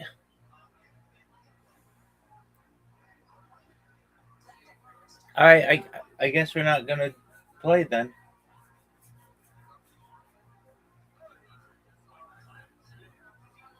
Shout out to Zoot. We're fine. No, you didn't answer, man. You gotta pay attention.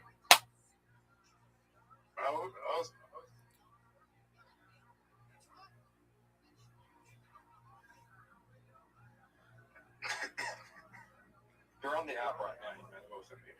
I'm not on the app right now. I'm watching a podcast.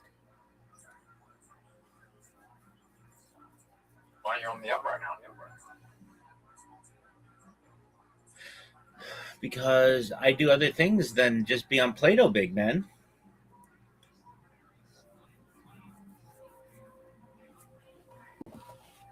I accidentally started again with Brent April.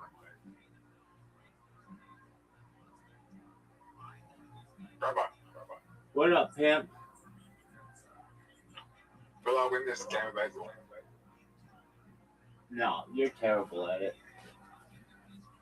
You're one of the worst basketball players in the history of the game, son. No, 8 ball. Oh, 8 ball. She's not even. She just something. She nearly took the 8 ball. I nearly won. And you lost? Hey, Rabbi. What up, pimp? Rabbi. How do you get?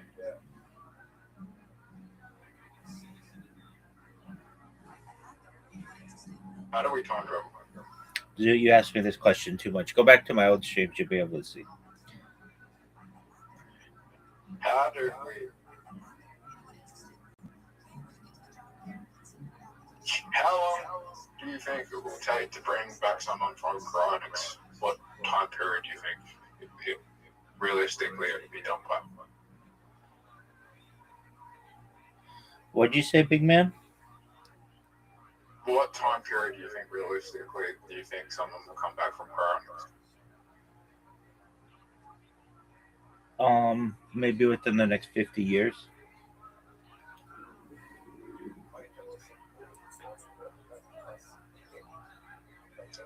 So here's the thing, Rabbi. What's the thing, Zoot? I think you might be right, But I think realistically, in 50 years, it won't be fully done, and they'll come back in like a comatose form. But over time, you can just rephrase them while they're comatose and work out what needs to be done, and then you can fix them from there. Is that what's going to happen? Yeah, so I think the first couple of people that would come back from chronics will be in a vegetated state, and that will be comatose, and then they will need to work on like you don't want to be the first person. You don't want to be the first person to be like. You don't want to be the first person to be unfrozen from chronics. I agree.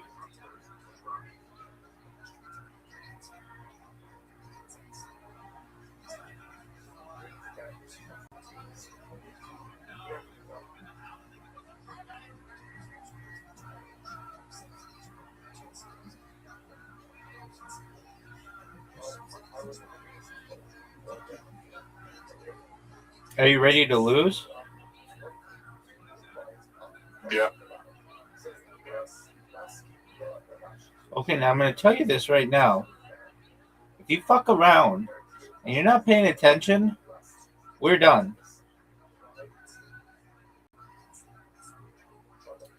Do you understand?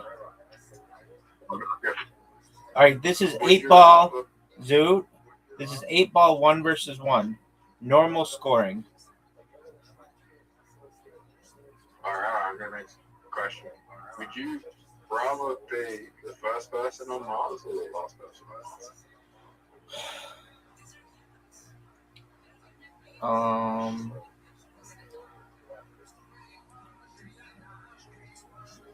I mean, do I die if I am the first person on Mars? Of course. Why, of course? There's nothing obvious about that question. Why wouldn't you die if you're the first person on Mars? Because you could have a suit that could protect you. Haven't you ever seen The Martian? Dog, are you watching this shot? Yeah, but eventually you're going to die. What about mind uploading technology, son? It's a lot harder to do it on Mars than Earth. Are you sure?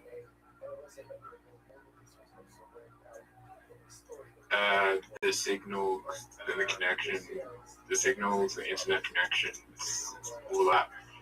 It's not going to be on strong on Mars as it is on Earth. How do you know?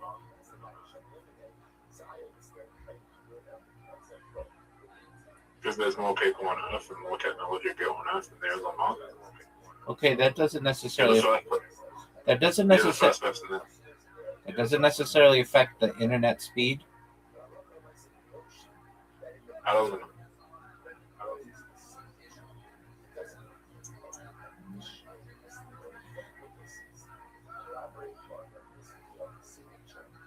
Are there any satellites close to Mars? No. Unless you consider its moons to be satellites. Well, how are you going to have good internet connections without satellites? Dog, before the late 1950s, there weren't any satellites on Earth.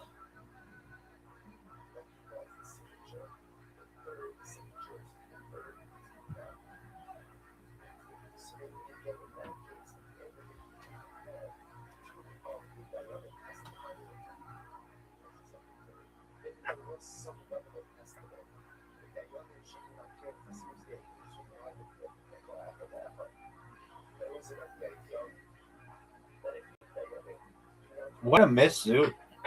Zoot, are you proud of your miss? Where's the closest satellite? It's generally unnamed. Where's that? Where is it? It's in low Earth orbit. Low Earth orbit.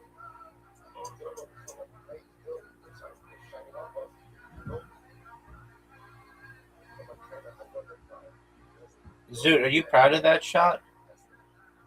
Where's where's the furthest satellite? It's a good question. It's still in low Earth orbit.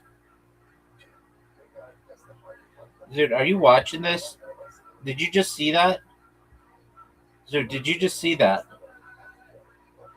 Dude, did you see this? Yeah. Oh man, I can't hit that ball in. Dude, you kind of fucked me. You know that? Yep. Remember, What up, Dude? when will man land on the moon? Too soon to call, baby.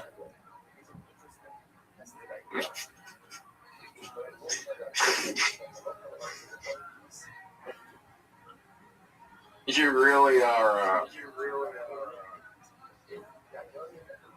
moon landing denier. No, I'm not. Sorry? No, I'm not. I'm just a smart person who understands that governments occasionally and legally lie to the public. It's obvious. It is obvious. If you look at it and look at the evidence, it's obvious. Like, I'm not a denier of anything. If anything, I am a denier of lies. I'm a moon landing denier too. Don't label yourself as that. If anything, you just are asking questions.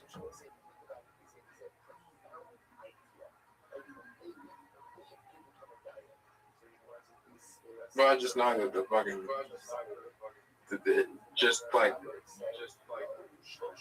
50 years, 50 years on, we should have the technology to go there again. That's the argument. We should have the technology to go there again. We should have fucking satellites on the moon right now. It's an argument. Dude, you know you kind of fucked me? Yep.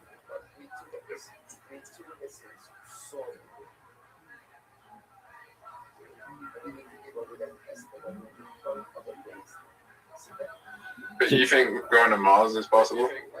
Dude, you haven't gotten a single ball in.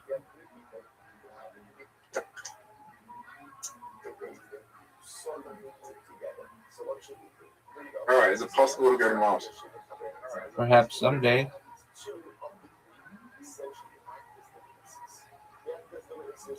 Do we have the technology right now to go to the moon? Not, to my knowledge, not with the current unclassified or declassified technology, no. Perhaps with classified technology, absolutely. Dude, I want you to roll all these. I want you to focus. I want you to really focus and get every single one of these in. And I want you to win. Oh, that was beautiful. Dude, you need four more balls. Come on, dude, you can do it. This would be the biggest comeback in the history of the game. Folks, he's going for the biggest comeback in the history of pool. How do I get it? Zoot, focus. Zoot, focus. How do I get it? Oh, holy shit. Wow. That has to be the best shot in the game. Zoot. Oh, no. Zoot. Zoot, for the greatest comeback in the history of this game. Without a doubt. This is the shot ever. Without a doubt, the greatest comeback in the history of the game. He comes 1 inch short. And he sets me up for the easiest. And I blew it.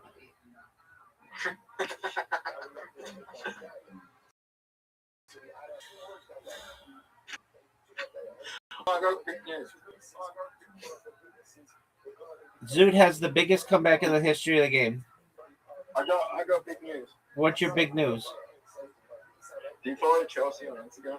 Fuck no. Guess who Chelsea and Ali met? James McCann. Bigger. Jim Jeffries. Maybe bigger. Adam Reif. Matt Reif. Not as big. Is he American? Australian. Is he Steve Irwin's son? Robert Irwin? No, they met Rod McManus. Who the fuck is that? The biggest TV host. Who's the biggest TV host in America? Oprah.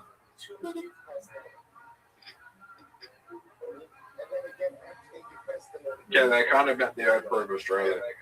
The male Oprah of Australia. Yeah. Well, who's the biggest nighttime?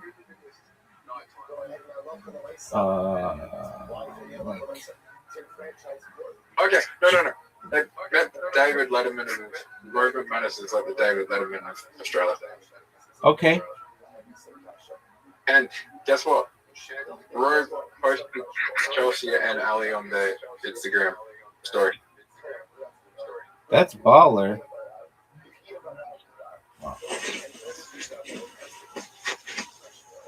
And they made Peter Hellier as well, which is like Rod's like sidekick. Wow, how did they get to meet so many cool people? They're on Melbourne. Oh, for that thing? For the comedy festival, yeah.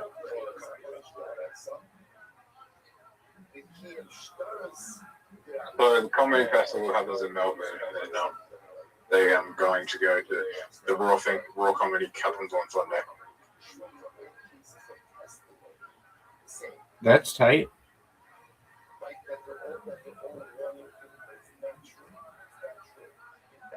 Are you gonna watch Raw Comedy this year? Are we watching it together? When it goes on SBS, Viceland. Are you excited for that? They're gonna be shit. Why are they gonna not be good? Because Usher won. Because what? Usher won. Oh yeah, no doubt. Everybody knows that. Can we play Dice Party? Yep. And I then will not say the word, the three-letter word that I'm not able to say.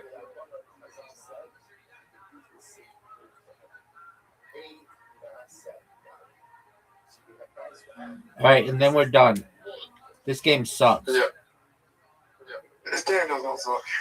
It's bad. It's really bad. Should I go for the Full House?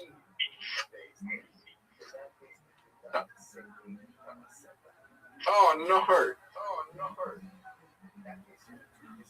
Do I do the 5X or do I do the... Yes.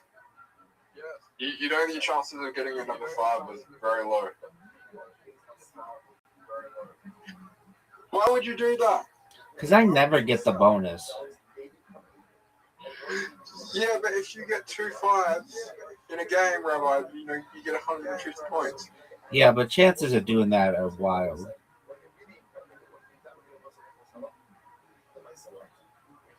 You had a small straight. Why would you do that? I didn't notice.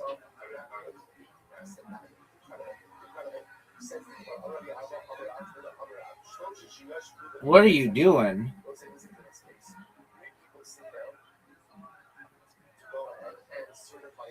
Fine. Don't get like you. No, dog. I'm playing amazingly.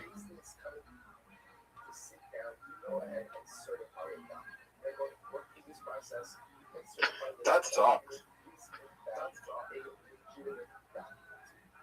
Why does it suck? You didn't get the 5 times. 5 on the left side.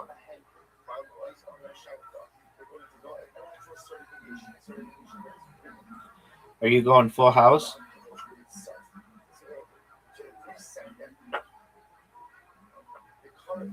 No point going full health.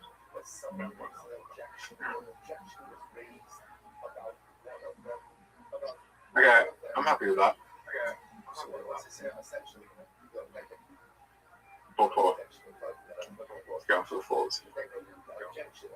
Go with small straight.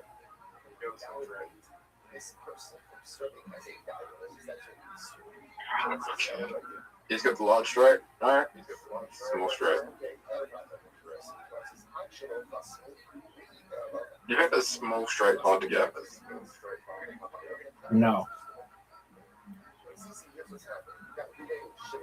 Did I get a small straight yet? No. Got the large straight. You got the large straight. Oh no. Oh fuck.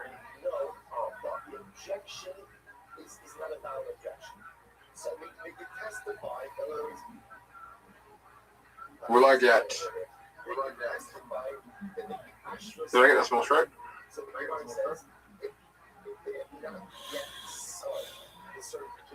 Small straight, please. Did I get it? Large straight. Straight, small straight. You should be able to play two large straights in a row. Oh, this is good. Yeah.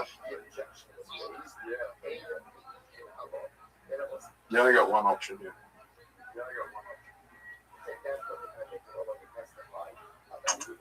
Rabbi, how bad is that?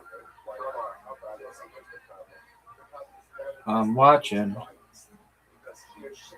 Playoffs. Are you proud of that? Yeah. I haven't had to play a chance yet.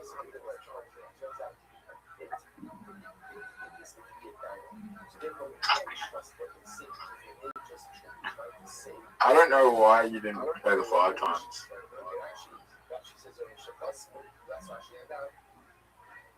I think you're going to regret this.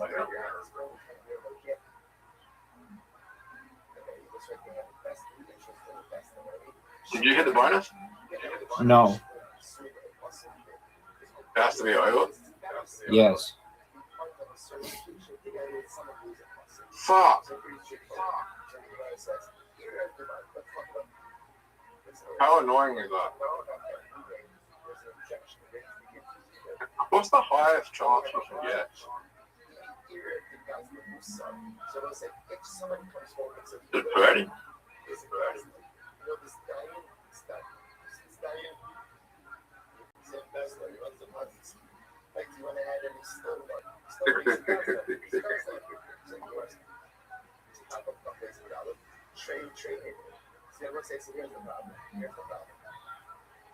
Okay, I win. Incorrect. Okay, 3 times. Fucking hell.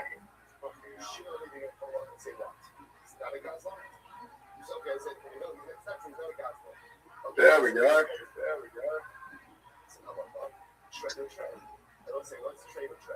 Bro, I just did a good move there.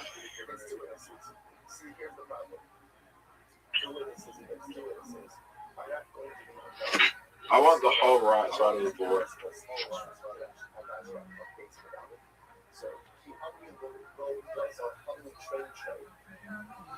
Hey, Rabbi, do you know you would be winning if you played the 5 times?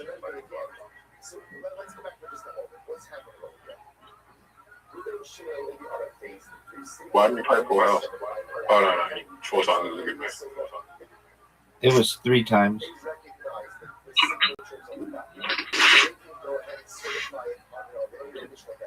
Fuck. Not good. This is too risky. This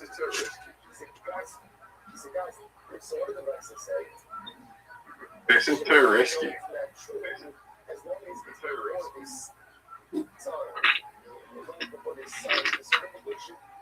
That hurt.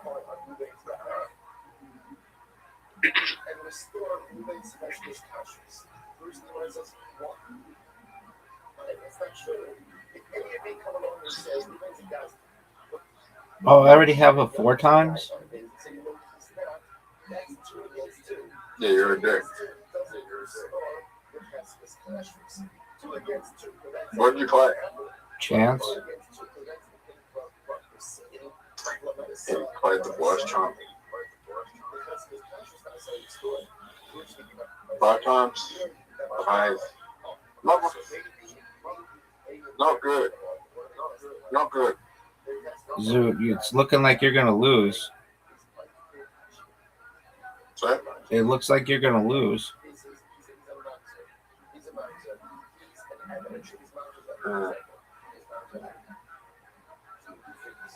You already got the 4 times.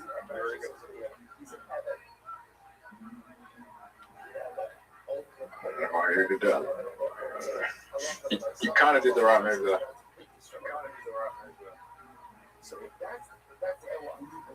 You did the right move there. Thanks, big man. What do you need? A full house, a large straight, or 5x. That's big time, Zoo. 26.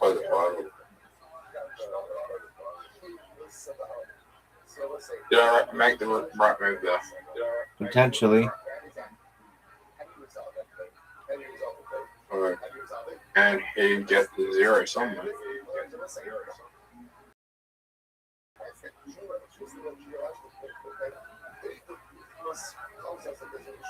No, you need a full house. No way. You still might beat me. I haven't played 6s. Full house. Already played full house. I know.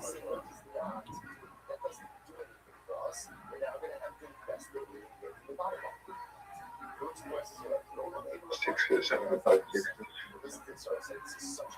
I'm in front. How?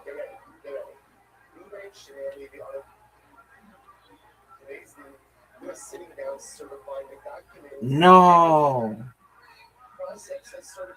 You didn't get a lot. What's easier for? God. How are you in? How are you in front? Because I've got the.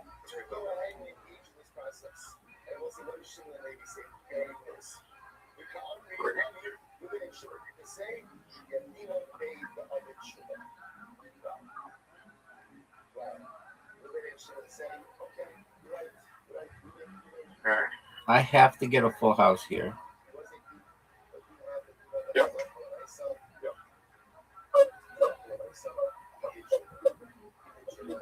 It all comes down to this. Gotcha. It's over, baby. I need a 5 times. No way you're getting a 5 times. It's over. This game is over. I got you.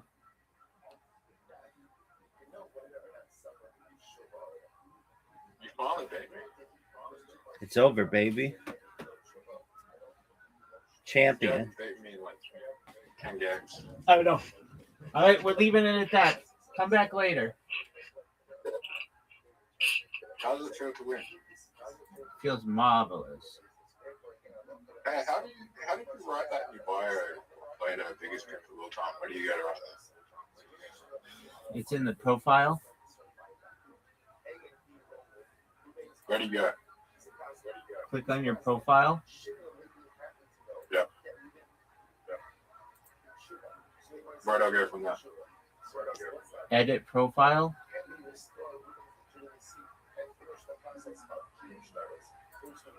Where's that a profile? Oh. What are you gonna write? Oh, say something. Say something here. Yeah, exactly. Right there. Say something here. Say something here. All right. So say something there. I thought say something here. Oh, is it? Do you think that's witty? Yeah. So, do you know that I'm champion? Do you know that I am champion too?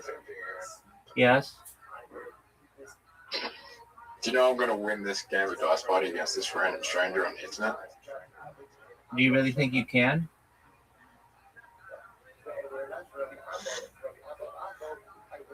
Why wouldn't I? Who knows?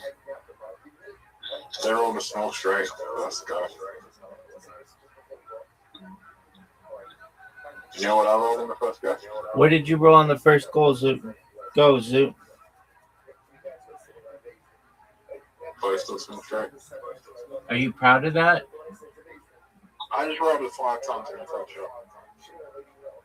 shot. What 5 times? Break. Are you proud of that?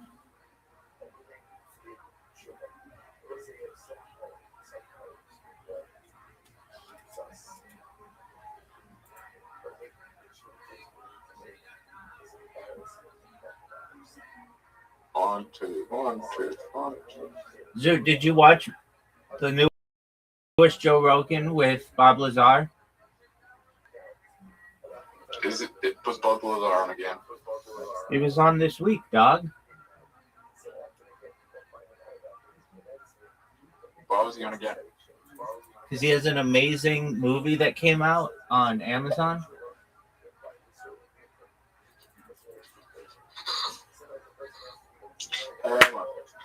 What's up, Zoot? Do you think we'll ever be able to see into someone's brain and see what they think, like what they can say? Absolutely. The future of humanity is of extreme need to know why you're as bad at mini golf as you are.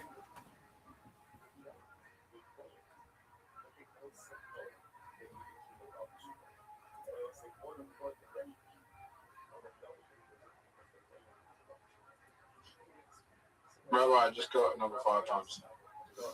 Dude, did you? So you got like 150 points? Yep. What was really annoying is they made me put it. I couldn't choose where I was going to put it. Why not? I don't know. Let's roll again. So do you feel that you are one of the top 5 best players at Dice Party in the world?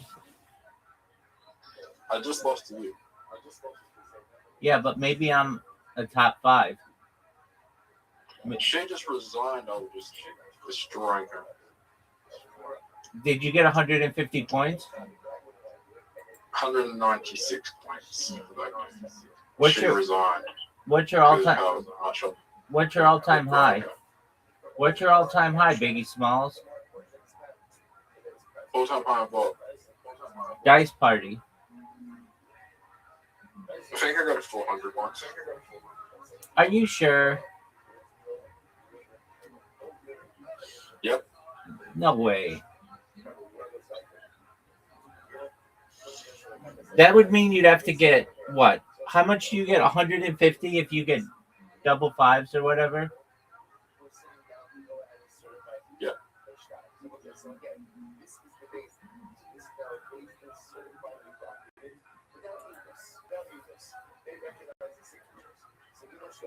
You really think you got that?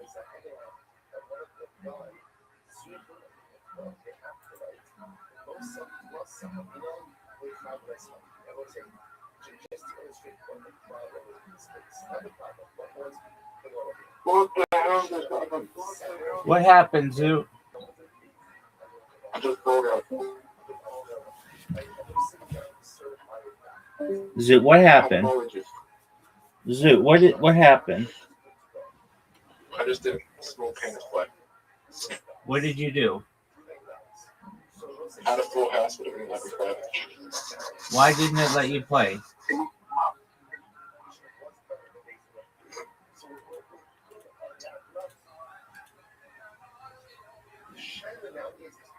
Zoo, why didn't it let you play?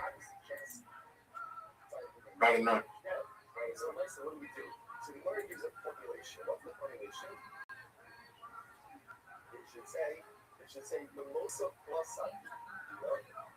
Why didn't it let you play, Zoo?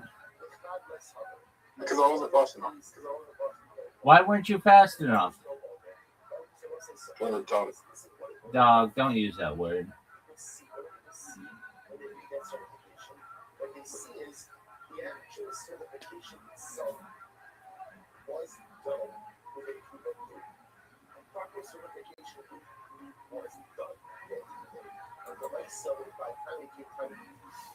Are you ready for a question?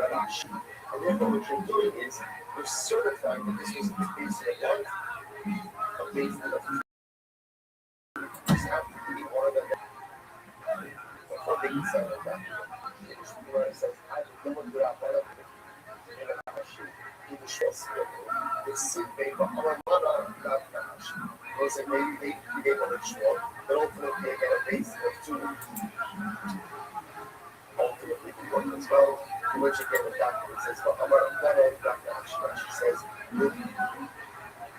is that PA, that is that PA, right? When you come away, the favorite one, actually, famous people, so I say, in other words, they're adding in the doctor. So, now, what I say is, what the doctor is helping actually. Yeah, you do it for yourself. I'm not for myself. I'm not for myself. There has to be something in the doctor that dedicated you. And it's based and operated in accordance with the standards of what they do, which only do what they do. So I will say, but I'm trying to do something. That's what we keep stars with the fire. I said that they were present for the actual certification. One of them died before the signing actually got the certification. You see, right? That you went with the two. But it's not really because we were the three, but I'm not going to say that has to be some kind of verbiage or signing something. This was done. This was done in the days of once I Mishra, vaccinated Mishra. Aisha Shahara, Aisha Mishra, Mishra, Namaras, what's his name? This woman comes in front of the basin. And here's what she says. She says, I was married, but now I'm divorced. I was married, but now I'm divorced. So they say, what's that about? And then she's believed. Why? Shaka, Shaka, Shaka. The Lord says, so this is again. Another good sort goes over the last couple of years. If you come with the basement and you provide information that you do that, out, then what? You are going to qualify that information as well. They don't say, what's the logic of it? It's a legal. What's the legal? What's the legal? You could have said nothing at all. You could have said nothing at all. Oh, we would have never known anything different. So a woman comes into the basement, she says, I was married, but now I'm divorced. What do you say? What do you say? Okay, but in other words, fine. We believe you, but we did not know you were married. It's just now that you told us, you gave us the information. Right, that should also what actually you assert yourself, so to speak, by saying that you are married woman. Now, permitting yourself by saying that you are divorced. I mean, we believe you. We believe you. However, however, if there are witnesses that she was married, he don't know it's Yishai. And now she says, no, but my husband divorced me. They have evidence. She's not. I will say, when you see she's not believing me, she's not believing it without producing some other proof. But it was like, in this case, remember again, that is as an ish as ish is independently established in this, and therefore her real word is not enough to change that status. In others, similarly, Amra, which makes seem I wasn't position for this. She says, I was taken captive, but I was not violated by the captors. Nevertheless, she is believed. Why? I'll say that she was her again. We had no idea what she was taken captive. So again, she's providing us the information that she was taken captive. Therefore, she is believed to qualify. However, in the Edim Shanishnis, the Omer's Torah, or Ada Madness, that was in a halacha the race, however, if there are Edim that say that she was taken captive, if she claims and is not violated, she's not believed. Right? There was like why? Because remember again, we assume that Stam choosing a regular taken captive is violated by the captors. So if her Shmurya status is independent, corroborated, she is not believed by herself to qualify without some witness. So in almost like same cases. In English, he says, no, he didn't. Takes it. However, if she be married and then a witness is done, she does not have to believe her husband. So I say, it is not clear at all what that line of English was referring to. I will discuss. Let's say, here we go. Let's say, Rabbi Yossi, Minayin Rabbi. Shas Rabbi Shehit there. We can talk about this one. I used to have to give us 5. Anyway, how do we know because of Pesha also mentioned? How do we know the idea that I need preparing information? I find the source of information. I am going to follow by the information as well. So we have Shneimar as eating a sacred Ishmael. Give me a shot. But so listen to this. This is talking about the father, Zaydan, father, daughter. And another thing about saying this is a situation where the husband claims that she was not being sued. She was not being sued. So listen to the puzzle. As speaking of something which has a father says, I have given my daughter to this man as a wife. So you must watch this. What's happened? The ish, when the father says, I've given her to this man, Asra. He has created his brother Deb. Azeh, Itira. This none of us have heard this interesting. When he says, when the father says, I give my daughter in marriage, she becomes Asur to everyone. Is that statement? I don't know who she's with. Then when the father says, Hazeh, to this man, she becomes converted to this man, and Asur to everyone else. Almost like, we're suggesting that the source of Shahasar that Shahid. The father answers her to everyone by saying, and Daniel, doesn't tell us what Daniel, she's a sword to everyone, and now he permits her to the next, and who he identifies as her husband. Fascinating. To which we want to understand, not only that, the truth will say, you don't need a I say, or Pesha, also Pesha, why not? Slowly, you Asra, who show you like, when I say Pesha, also Pesha, it's just this slaughter. And I will say, in fact, it's a Nigo. Or it makes you don't need a Hussy, very Hussy. If you are the only source of information, and you could have kept quiet and not shared anything, but you choose to divulge, then by definition, we believe your qualifications as well. It's svara. It's svara, to which the Gemara says, hello, kids, you're right. That's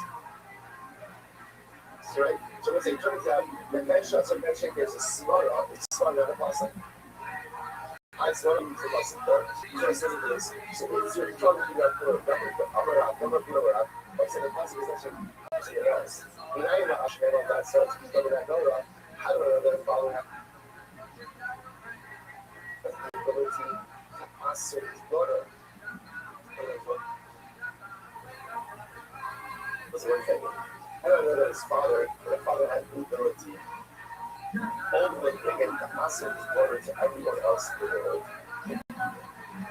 This word says, Shema is speaking as I feel like ish. Because the daughter says, I'm giving my daughter to a man.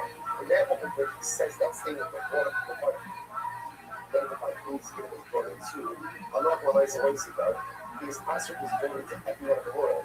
Because in that moment before he says Hazeh, Allah again, she's answered to everyone.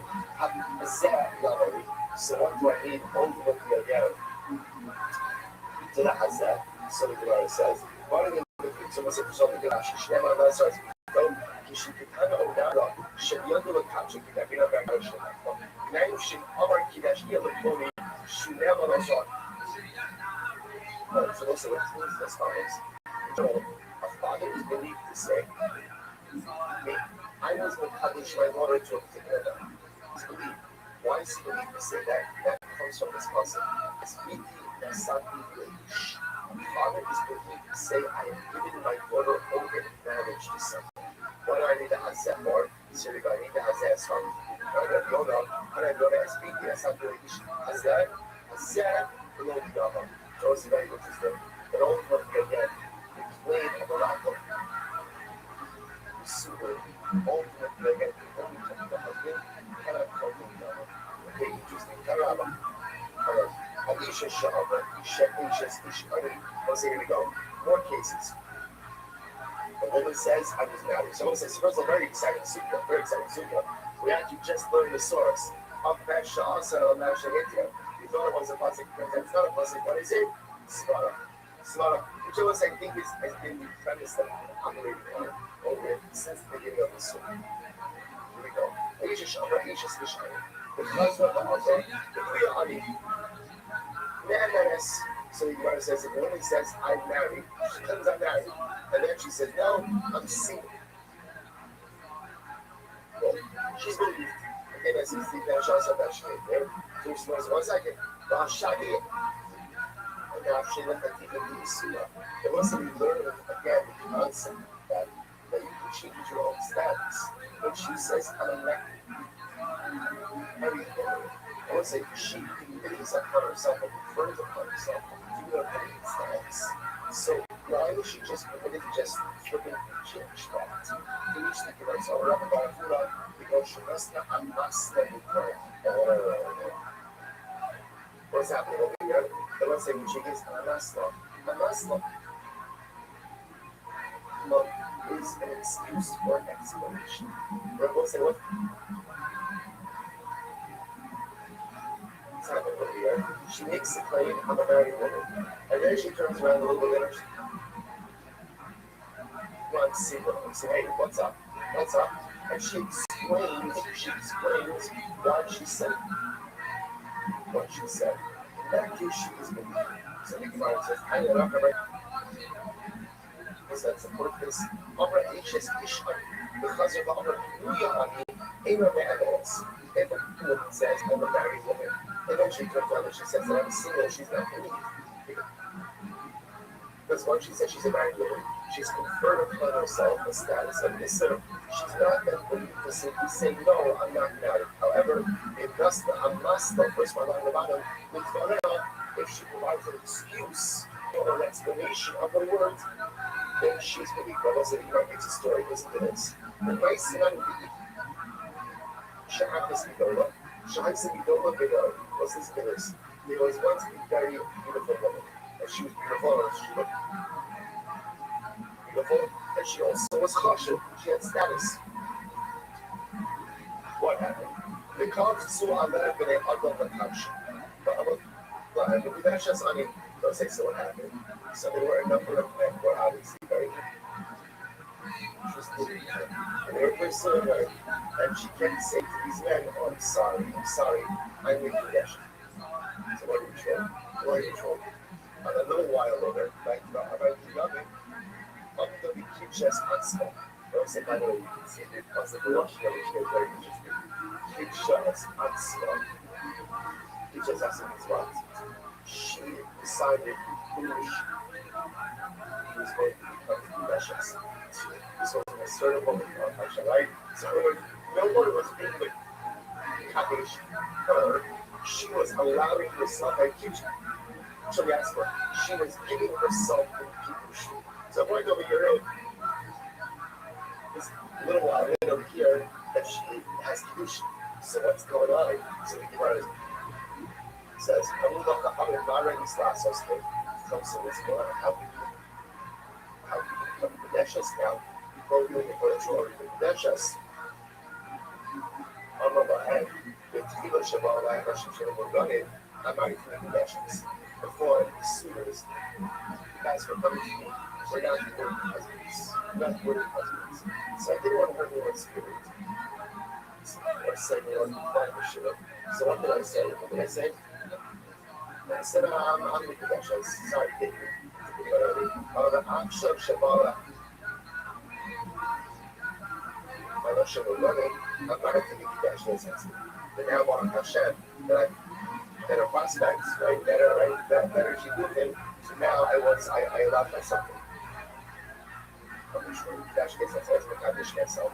So let's say so. So the Gemara says, this is whole thought. So let's say so. This is an example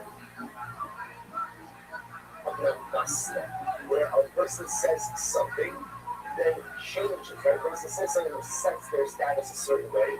Then says the opposite.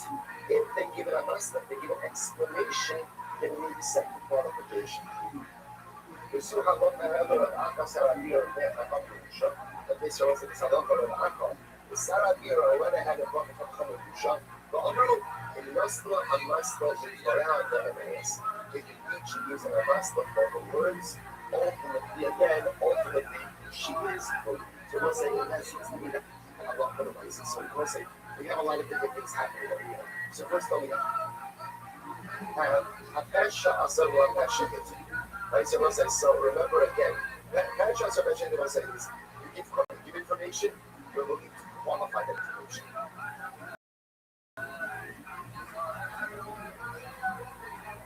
That's case one. Now we'll say that's different than the case we didn't know now. What are we doing over now? What are we doing now? Where a person says one thing and what says the opposite. So we'll say, Ash also has shifted his. When it says, I was married, but now I'm divorced. Not divorced. Those are not contradictory things. Not contradictory things. That's a narrative. That's a narrative. So if she's the one of the gives the information to us, she's been qualified. That's just a question. Do we know that? Svar. There's two of them says, one of them goes up and she says, I'm married. And then she says, I'm single. Now she's saying contradictory things. It's contradictory things. So we'll say in general, if a person says contradictory things, what do we do? Contradiction? We ignore it. In other words, say no. Shall get action to be the surah. Once you said first established, you can't just simply with that switch off. However, if the person provides an explanation as to why now they're providing contradictory statement about themselves, then what? They're rebel. So when it said, I'm married, and then she says, I'm single, we say, no. You say you're married, shut up.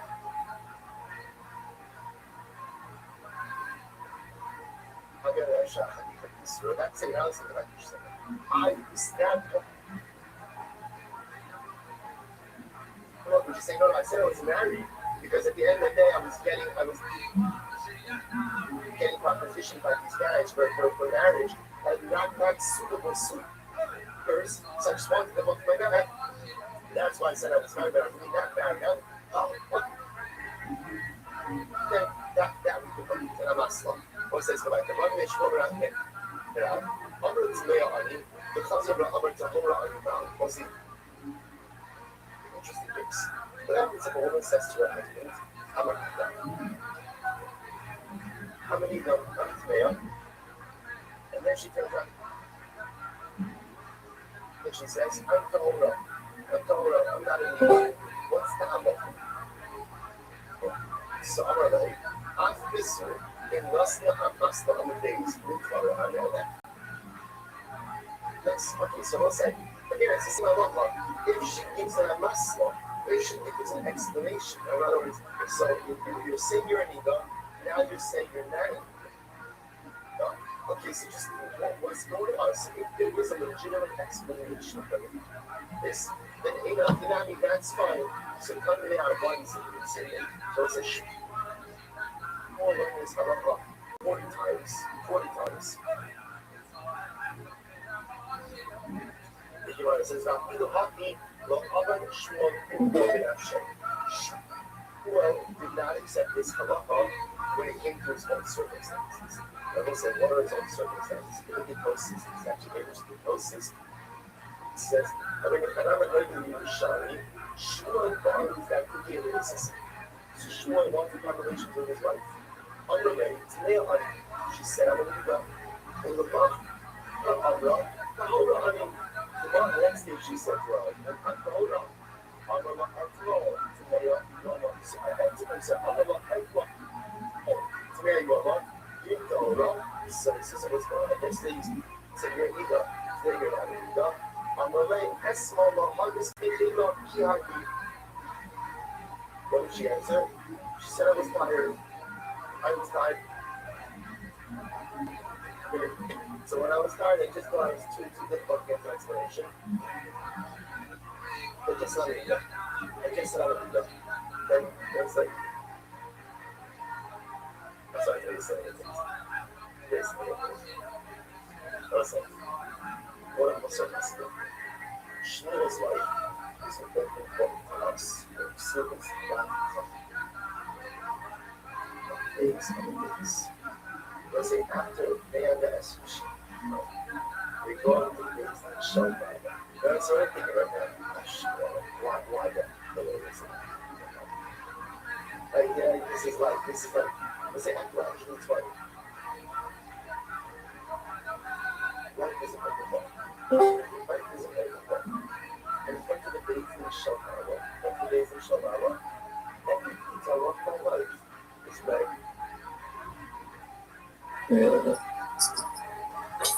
discussed, talked about, something else one day, it was complete. And it's all there. And it's all there. My family's there, and everyone else is there. And everyone, like, it's there. And it's like, it's such almost a hustle to make sure that guards, that set of each values, whether it's closest spots, who is not from days of the days, or the days of Shabbat, I'm going to give you the life that I want. Again, it's hard. I don't know what money does measure up to the rest, but nothing that way. It's like, let's hard to see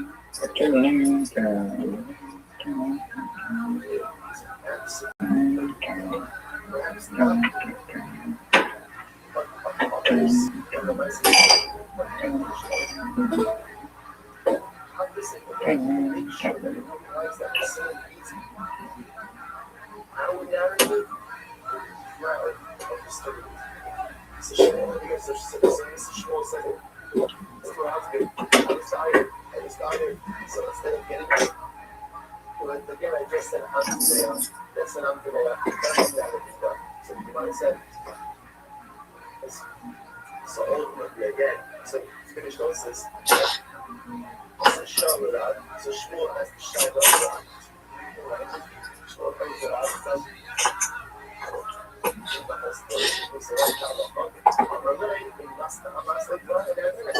this is a case of a Muslim.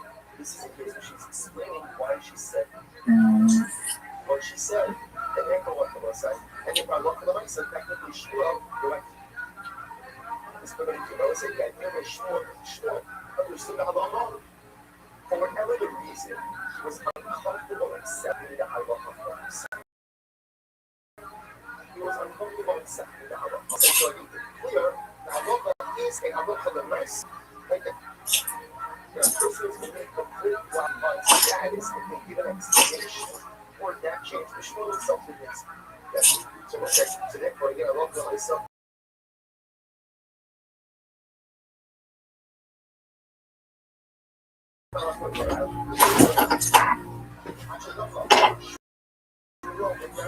Oh, look who it is. Mr. Loud. How are you, big dog? Yo, everybody, stop what you're doing. Yeah.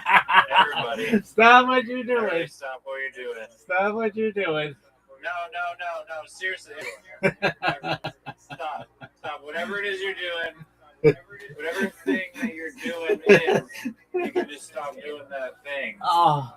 Because Rabbi Rothschild has entered In the hizzy. What up, son? We're on Rabbi Rothschild time. That's right, baby. Stop what you're doing.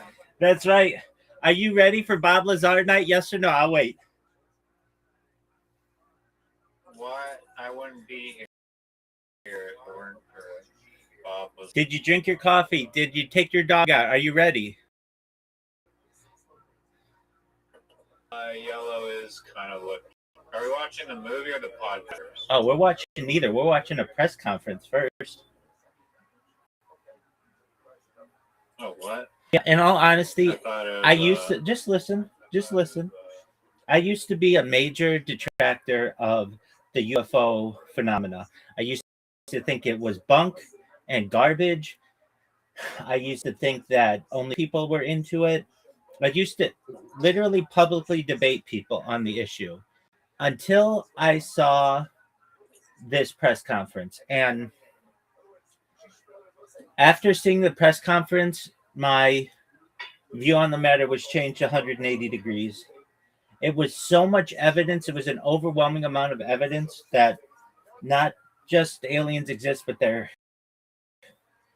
they have been here for a long time. That it then caused me to really do deep dives into Bob Lazar. And so the first thing we're going to watch is from 2001. It is from May 9th, 2001. That's how well I know it. I'm almost positive that's the date. And it's called The Disclosure Project. It's by Dr. Stephen Greer. And we're going to watch that first. Now, it's a little slow, so we can watch it at 1.5 speed or 2 speed, whatever. But to watch it, it's very important that you watch it. Does that make sense to you?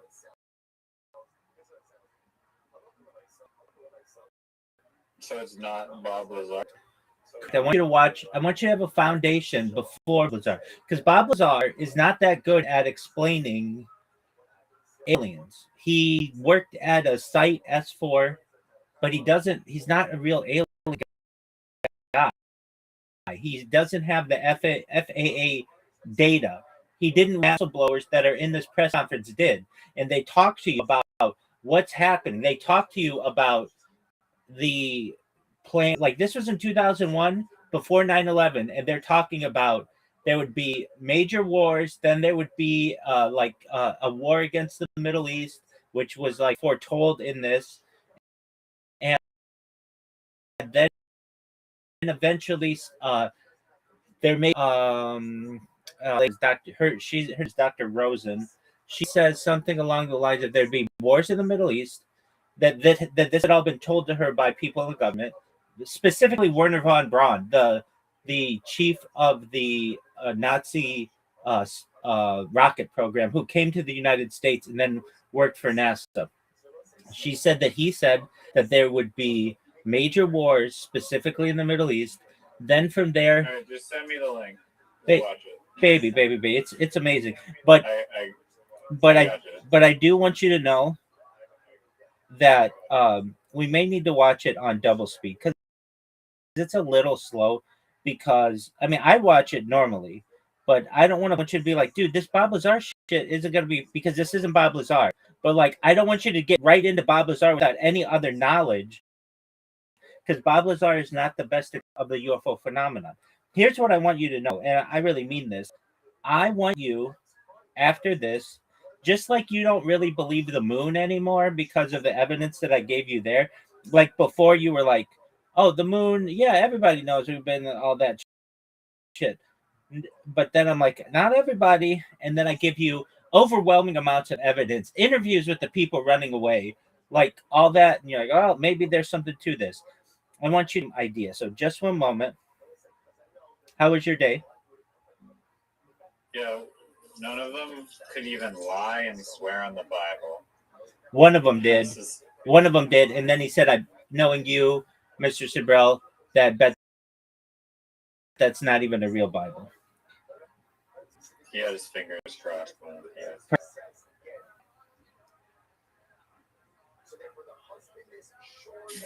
Or no. Neil Armstrong said that. Knowing you, Mr. Sibrel, it's not a real Bible. The one guy who did, he was like, they were like, yo, dog, why did you swear on the Bible and nobody else did? And he's like, well, if like guy who did, and then he has to kind of go back on it. Okay, so I'm basically taking you through my footsteps of what I learned, and I'm gonna second. I'm your apprentice, your ufology apprentice. That's absolutely correct. And you're using the many people don't, but ufology is the study of unidentified objects, and it's important to take Would it be IFO then?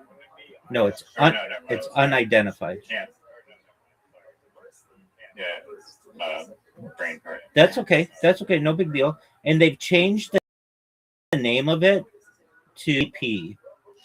So many times there are things like UAP, but it's still the same thing. And what's UAP stand for? great question. Unidentified aerial phenomena. Aerial phenomena? Correct. Because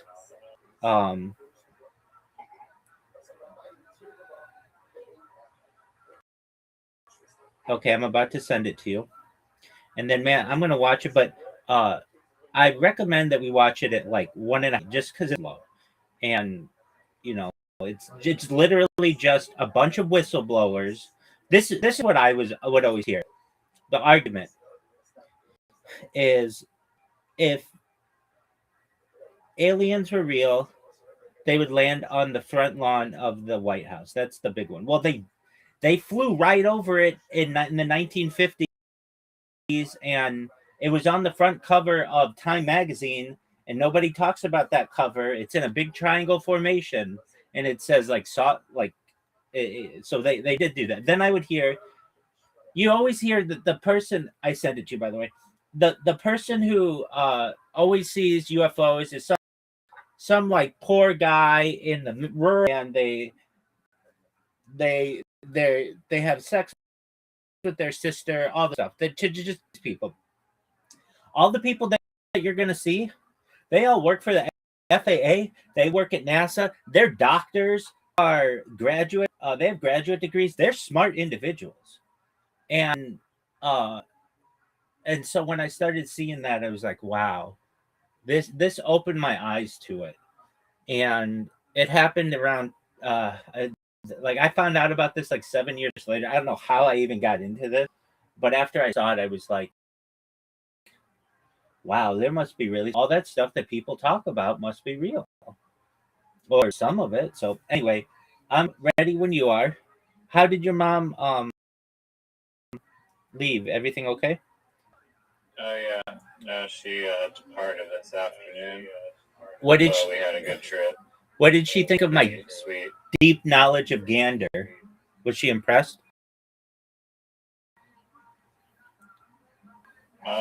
Your deep knowledge or the documentary? I had more knowledge of Gander than the documentary. I talked about. Yeah, no, the synopsis that we did after she didn't hear it because you're just in my earbuds. I know. So why didn't you tell her? But, I asked you to tell her. I asked you to tell her. You didn't even talk about me. You didn't even talk about me. It's fine. What?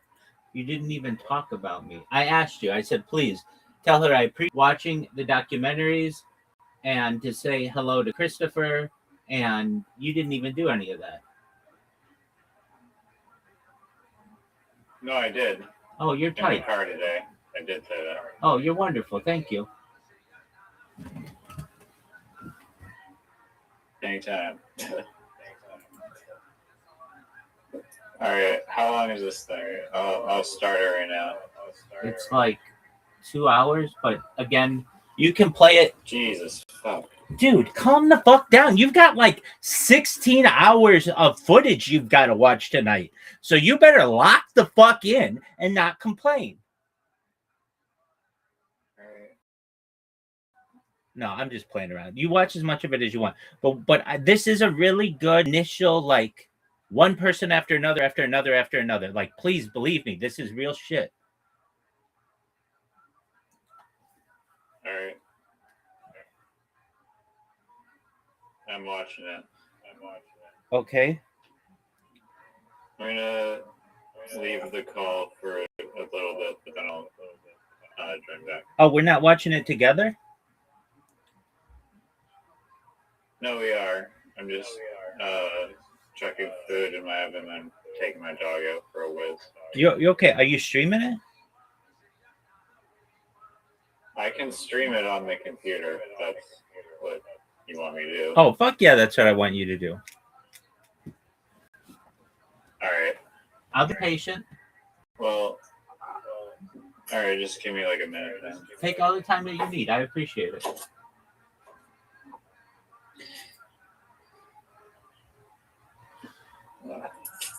Do you have a favorite stadium? Oh, that's a good question. Oh, and you should have a favorite stadium, to be honest. And if you don't know the answer to this, I'll be disappointed. Well, and it has to do with Bob Lazar. Oh, interesting. Is it that baseball stadium at Area 51?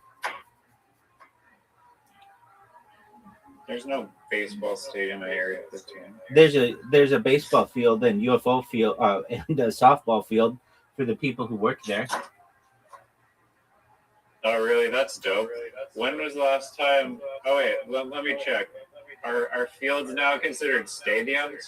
Okay, well, I was clarification. I don't think so. Yeah, I mean, many times they are. Ebbets Field was a stadium. Soldier Field is a stadium. Yeah, but they have like thousands of seats. Yeah, well, I was going to ask. So this isn't an arena.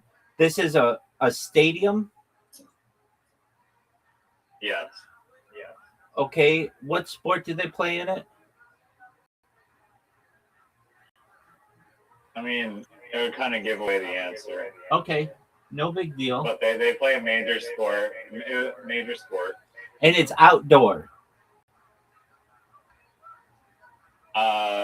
Yeah, it is. It is an outdoor stadium. Okay. You can ask any questions you want. You have 20 questions. Okay. Is it in LA? No. Okay. And it's my favorite, or it should be my favorite? It should be your favorite. Well, I really Bob Lazar. I really like the Coliseum, and I really like SoFi. Those are one's in LA, one's in Inglewood, but both considered LA. Is it in California? Nope. Okay, but it has to do with Bob Lazar. It really does? Vaguely connected to Bob Lazar. Okay. Abstract. All right. Is it in the United States? No.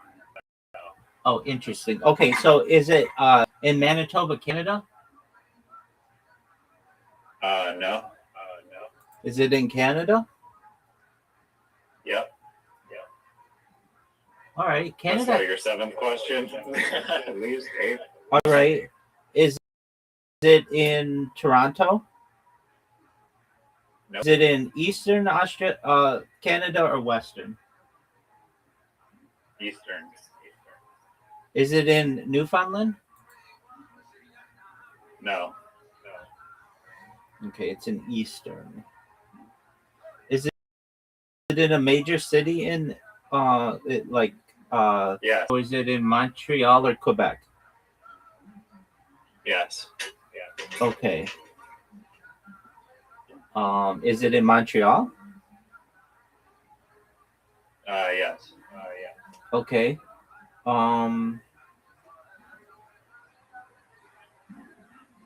So is it where? Oh, you said it's a stadium, not a field, right? Yep. Okay. Is it where the Montreal Canadiens play?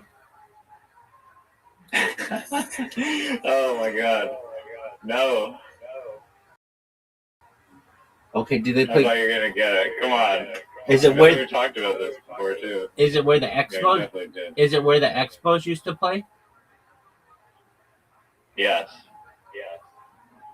Because that stadium has been said to resemble a UFO.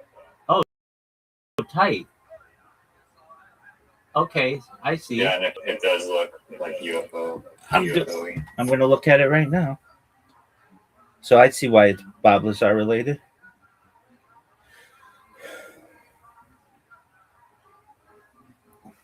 Yeah, and But why would that be my favorite stadium? because you're so into UFOs. Yeah, but there are. UFO stadium modeled after a UFO. But it does look like a UFO. But they had the Olympics there. they had the Olympics there, yeah. And they did something special at those Olympics. Did you ever opening or closing They ceremony? like bankrupted Montreal in the Olympics, overspent like $5 billion. Yeah, they did that. But did you see the opening and closing ceremonies of it? I don't recall. What was it? Cool. I think they had some kind of like UFO landing there, like a fake one. Like it was just like. Let me look this up because I have the chance to watch the opening and closing ceremonies of an Olympics. You see a lot of foreshadowing of stuff that happens. Yo, dog, wasn't there like a UFO landing in the, or like a fake one or something in the Montreal Olympics in the opening or closing ceremonies or something?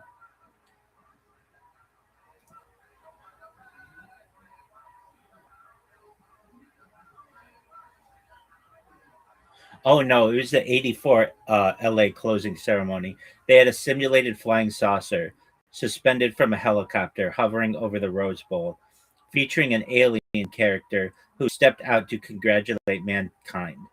And then in London, they did it. A disc shaped object was spotted hovering, which was later identified to be uh, something else.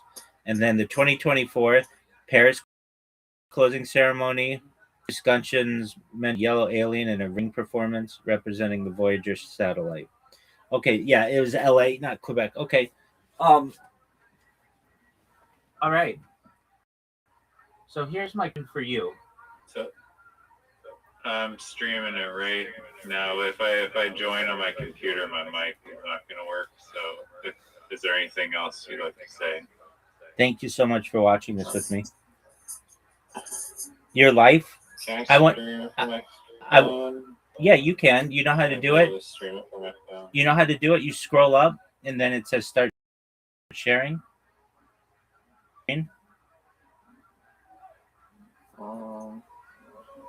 Okay, you have an iPhone? Let me look. Do you have an iPhone? Yeah. Okay, do you see at the bottom of the iPhone where you have like the camera button and the mic button? I see it now. I got it. I had to like flick up the menu. Yeah, isn't that amazing? All those settings there, but you never know unless you literally lived on Discord like I do. Yeah. I don't know if you'll be able to see my YouTube though. Oh, I'll be able to see it all. There you go. Yes, sir. I see it.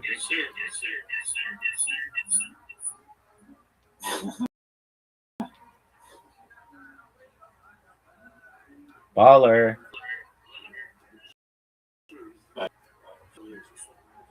I would recommend turning the speed up. Yeah, I gotta turn your mic down. Hold on. I know. I'm gonna turn my microphone off so that you can hear me. No, you don't have to adjust anything. Okay. All right, you got it.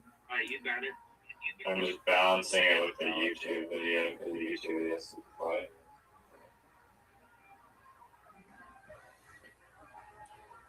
To pursue the truth. All right, now we're good. I always say that in this great long operation, there are more things between heaven and hell than a JW philosophy correction.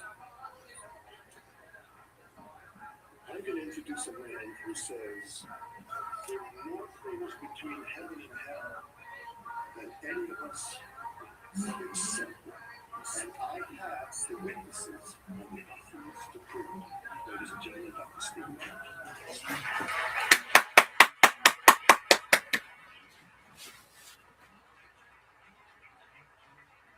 Thank you very much, John. Members of the press, American public, and people of the world. We are here today to disclose the truth about a subject that has been ridiculed, questioned, denied for an men and women who are on the stage, and the some 350 additional military intelligence witnesses to the so-called UFO matter and extraterrestrial intelligence can prove and will prove that we're not alone. I would like to thank Sarah McClendon, who is with us today, correspondent, for her sponsorship of this meeting. Thank you very much, Sarah.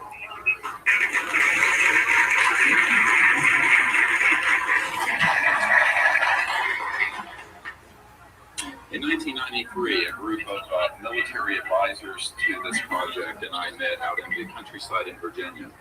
And we decided that it was time for civilians, military, intelligence, and other people to come together and let us about the subject, which is called UFOs. Since that time, I have personally briefed a sitting director of Central Intelligence, James Wilson, President Clinton's first CI director. I have personally briefed the head of the Defense Intelligence Agency, the head of Intelligence Joint Staff, members of the Senate Intelligence Committee, and many members of Congress, of the European leadership, the Japanese cabinet, and others. Formally horrified that they have not had access to these projects. We can establish through these witnesses whom we've identified, which now number over 400. These are people who have been inside the CIA, NSA, and Air Force, Navy, Marines, Army, all divisions of the intelligence and military community, as well as corporate witnesses, contractors to the government. And these are folks who have been involved in so-called black budget or covert unacknowledged projects. These unacknowledged special access projects are taking in at least $40 to $80 billion per year. And they are sitting on technologies that can change the world forever. The reason we are coming forward now is that we are asking for the U.S. Congress and for President Bush to move towards a official inquiry and disclosure on this subject. It has the most profound implications for the human future, for the U.S. national security, and for world peace.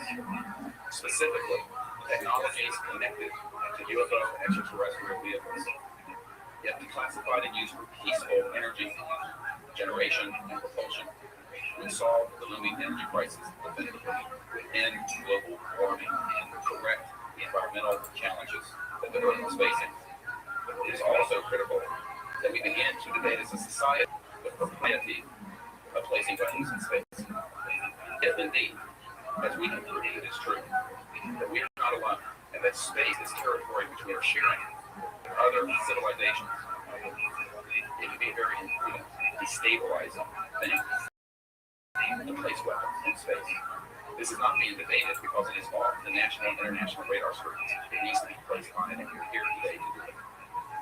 We can establish through this testimony that these objects of extraterrestrial origin have been tracked on radar going thousands of miles per hour, stopping and making right-hand turns, that they use anti-gravity propulsion systems, which we have already figured out how they work in classified projects in the United States, Great Britain, and elsewhere. That these objects have landed on terra firma, at times have been disabled, and have been retrieved specifically by teams within the United States, that extraterrestrial life forms have been retrieved, and their vehicles have been taken and studied thoroughly for at least 50 years. We can prove through the testimony and documents that we will be presenting that this subject has been hidden from members of Congress and at least 2 administrations of your will, presidential administrations, and that the Constitution of the United States has been subverted by the growing power of these classified projects, and that this is a danger to national security. There is no evidence, I wish to emphasize, that these life forms from elsewhere are hostile towards us, but there is a great deal of evidence that they are concerned with our hostility. Times when they have collapsed or rendered inert the launch capabilities of their continental ballistic missiles. Witnesses here today will describe those events to you. They have shown clearly that they do not want us to weaponize space, and yet we are proceeding down that dangerous path. And it will be established that these projects, because they have not been supervised, properly by the Congress, by the U.S. President, by the international community, have become a threat to national security. And for this reason, we feel we must disclose the facts. This is the beginning of the campaign for disclosure. And in a memo that I wrote to President Bush last week, I stated that this campaign will persist into our goals are met. They are as follows: that we have open, honest hearings on the subject in the U.S. Congress, that there be a permanent ban on the weaponization of space or the targeting of any objects of extraterrestrial origin, that there be a full, complete study of classified technologies connected to the subject to see how they could be properly declassified and applied for peaceful energy generation, that the world be off of fossil fuels in enough time to prevent greater ecosystem damage or over a looming energy crisis which is sure to sweep the earth in the coming decade. This is a matter of the most pressing import. It has been ridiculed, yes. I know many in the media would like to talk about Little Green Men. But in reality, the subject is laughed at because it is so serious. I have had grown men and weep.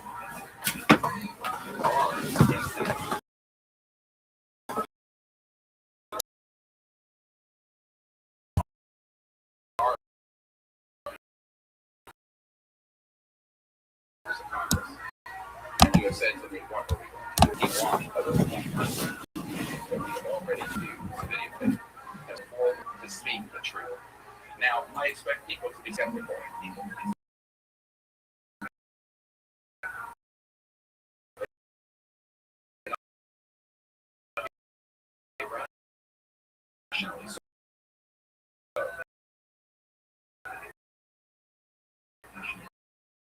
Because these men and women have come forward and they have their credentials in security, we must trust any word now. As one senior felt, she said in an interview I did with NBC editor,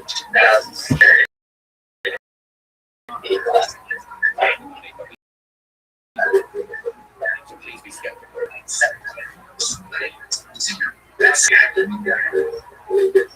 How many duck? We're watching something right now. I can't talk. This is a matter of great importance, and I ask the media, the political community, to look seriously at this matter and do the right thing for humanity and for our children. And we have available for the media and for nearly 500-page transcripts from dozens of these witnesses. We have a 4-hour videotape summary of our commercial product from this project. Of the 120 hours that we've had an interview so far, maybe boiled down to 4 hours, and it's available.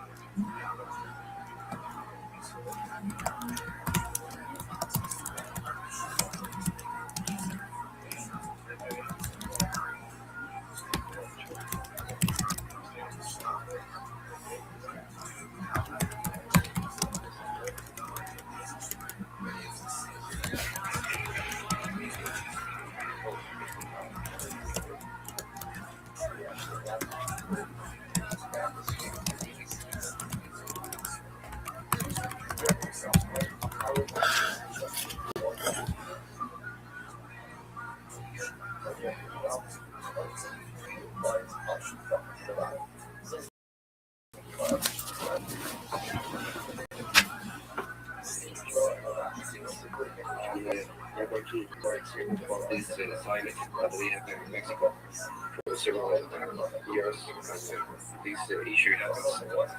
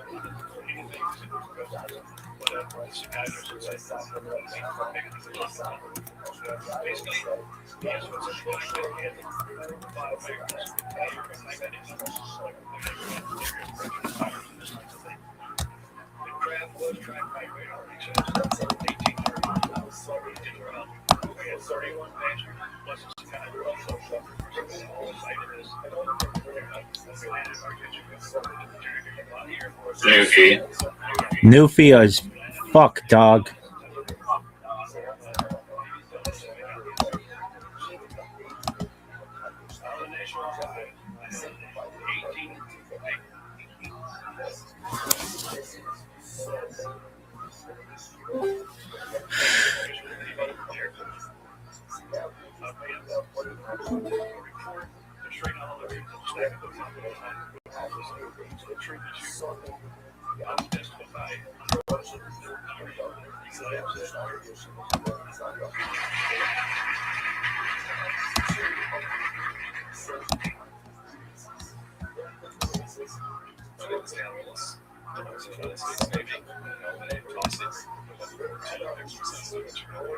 Security clearance.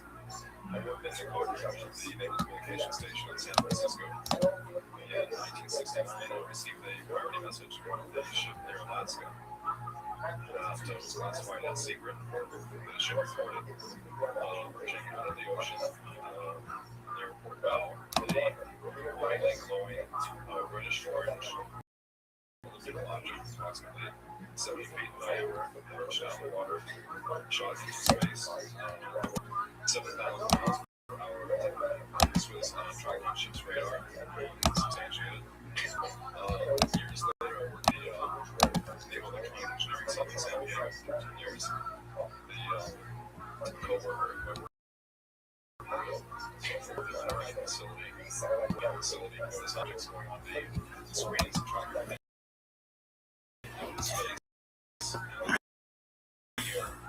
Objects scale,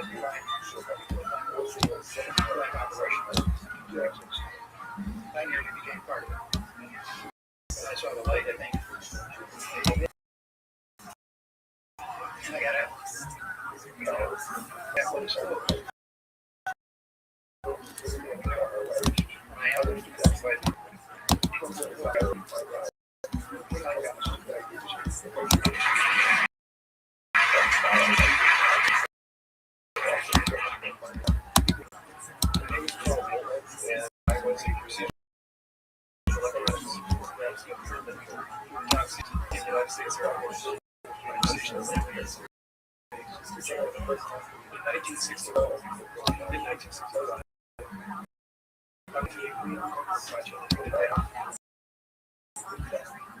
Colley was in charge of that project.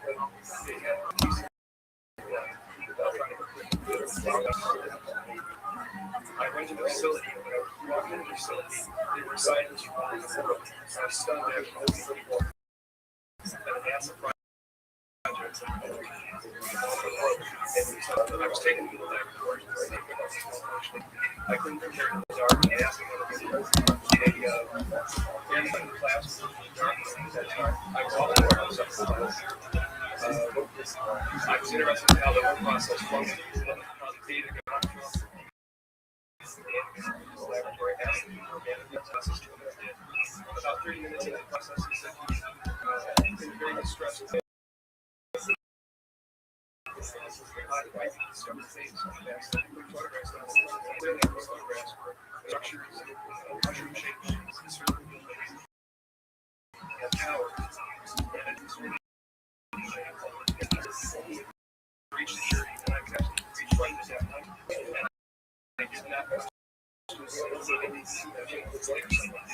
I looked at 3 more days and going home and here it is. 5 years later, and I will testify under oath before Congress.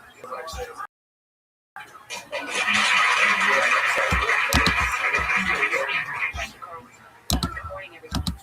My name is Donna Hare, and I worked at Coca-Cola Aerospace from 1967 to 1981.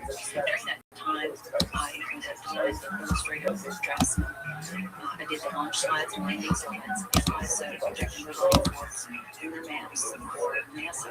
We were contracted most of the time on the site. Building up. I had the opportunity to during downtime, dual missions, brought into the lab, which was NASA lab. I had secret clearance, which is not that high, but since I was able to go to restricted areas, which was at the time I was talking to the Texas and he drew my attention to a program that was an advanced program. It had a dot on it, and he drew my attention to it. And I said, "Is that a dot on the emulsion?" And he said, "Yes." And he said, "Red dots on the emulsion, and just on the ground." And this was an aerial program. And the shadows of the Earth, whatever it was, were in the trees. And that's very nature. So by the way, I was there was talking to me identified, so I did not know what this was. But I realized at this point it was very secret, that it was kept secret because I asked him, "What are you going to do with this piece of information?" So he said, "We always urge these guys to test other creatures appearing with this if they want to get back." After that, I decided that I would ask questions of the people that were there. And I found that I had someone on the side. The guard told me that he's asked to go to the programs. And the guard, another guard, who was in green fatigues, watching him guard the program, he said he was intimidated. He was a picture of a UFO.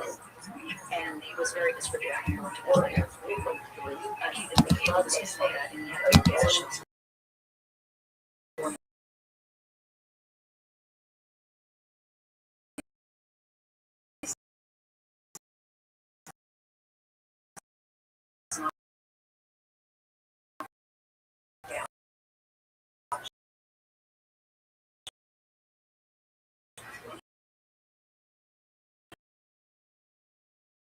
It's terrible.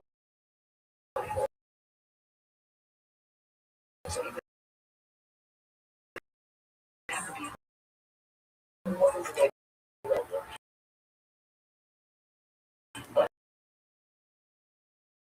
another incident.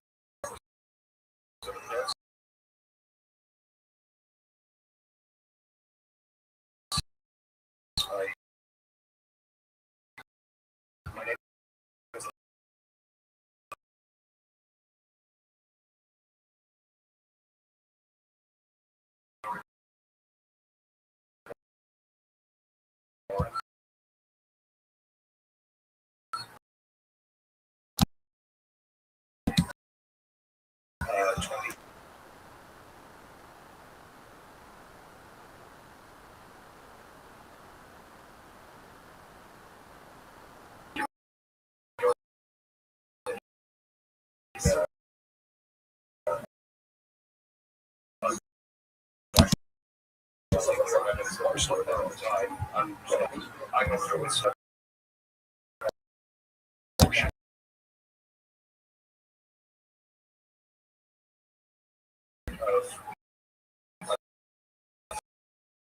and I didn't know where they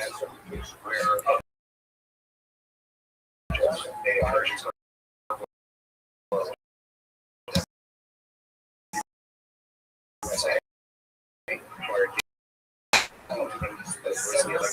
these objects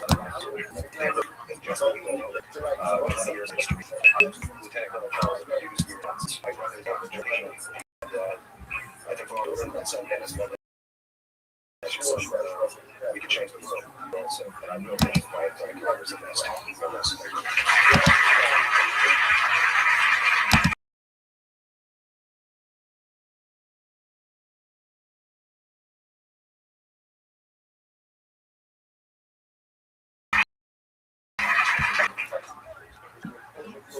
I'm going to say George Fine.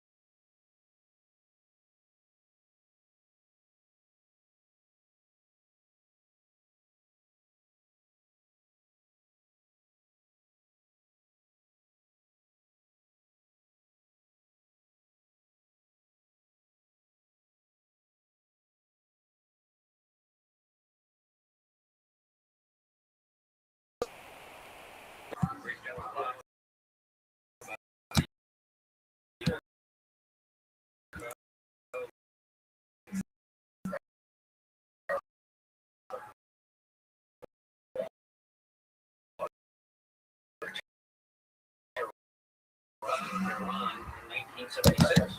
The two Soviet silent. In 1978, on January 18th, every morning I did the right-wing cultural staff.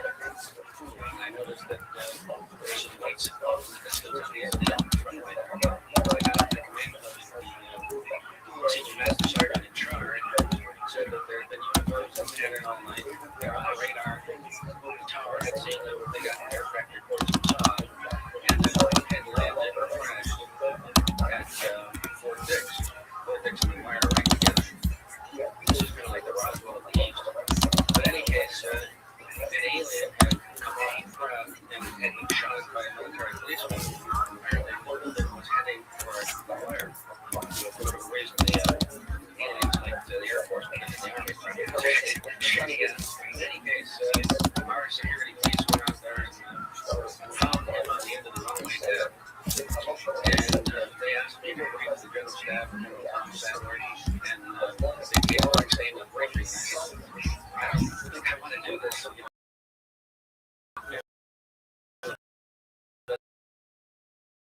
Good sense of humor.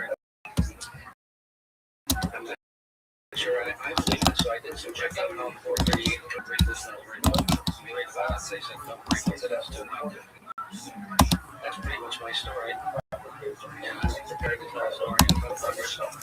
And it is a truth. Now, because of this, I've stayed interested in UFOs. And I'm and between the National Recording Center and here at Davenport, we get 100 reports a week on the people from all over the United States who see these things regularly. And if you start checking out there, and they're low, and people are seeing them all the time. And the other thing about people is essentially everything is about evening.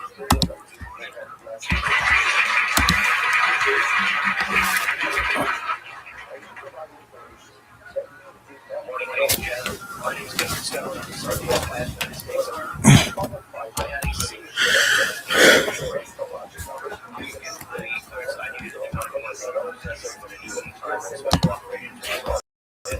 sorry, Some of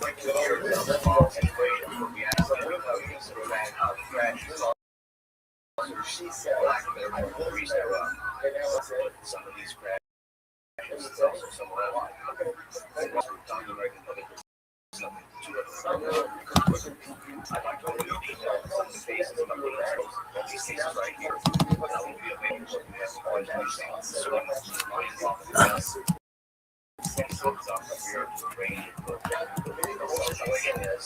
We sat back, however, I've been involved with the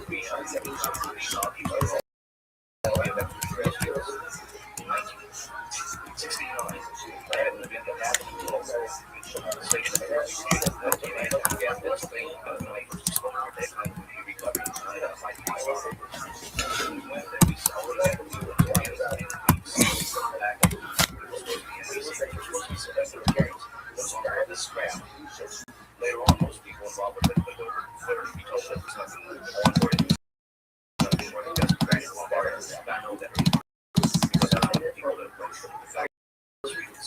I was the first person to go ahead and see it. That would be the first of approximately 12 events. Fewer crashes are not events that take place every day. They're rare. I know we're not alone in others. I know that the absence of evidence is not evidence of absence. It's evidence that has been denied.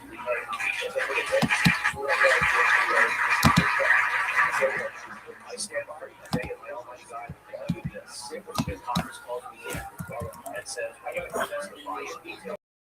I stand here today to just that. The government's been never lied. Thank you.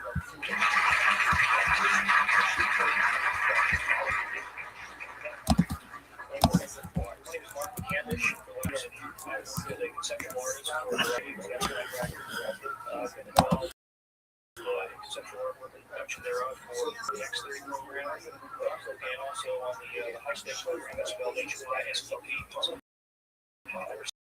Sonic Sped program.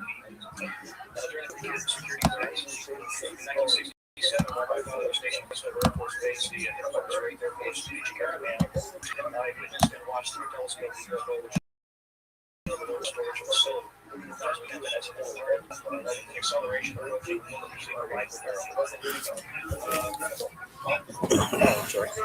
in 1988, in November, a college buddy of mine, an associate by the name of Brad Sorensen, informed me that he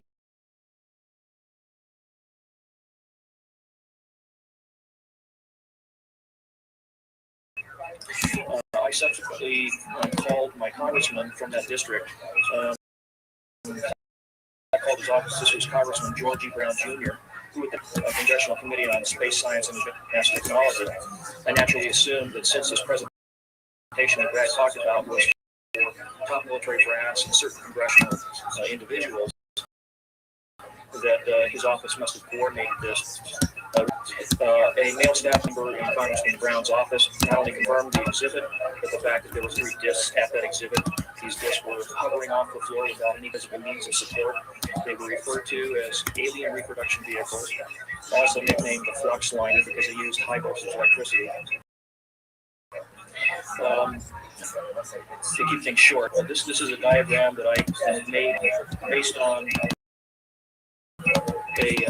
a sketch that fell form shortly after he had his sighting, and subsequently cleaned that drawing up and made it much more accurate. That's the drawing that Dr. Greer is holding in now.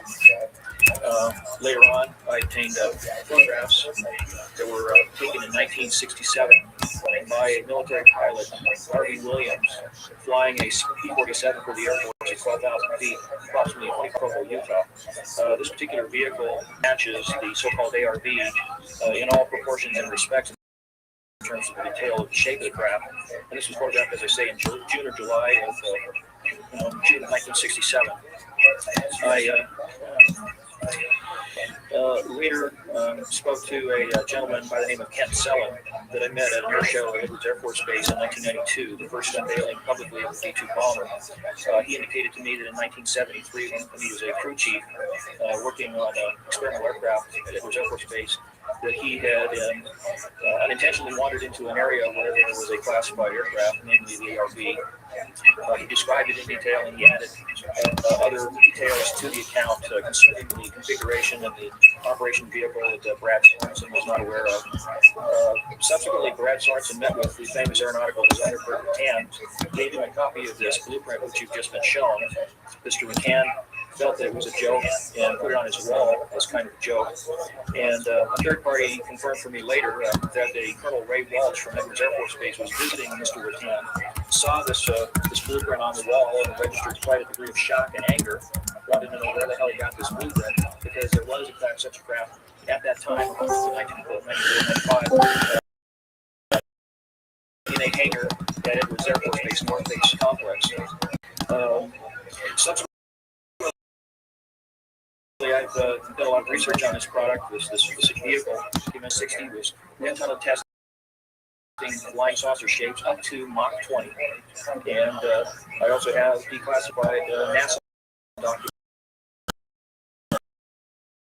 that show similar shapes. In fact, here, the wind tunnel testing document right here is declassified, and it shows a variety of spherical and lenticular shapes that were like that wind tunnel tested up to Mach 6. I subsequently obtained a copy of an inter-office memo from Aerospace, described the particular type of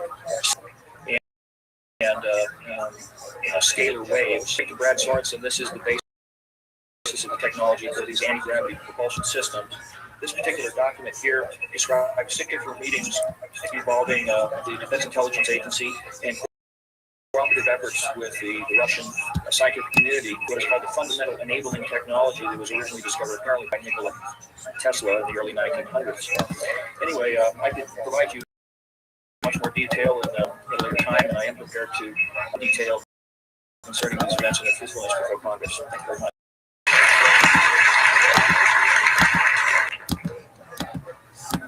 Good morning.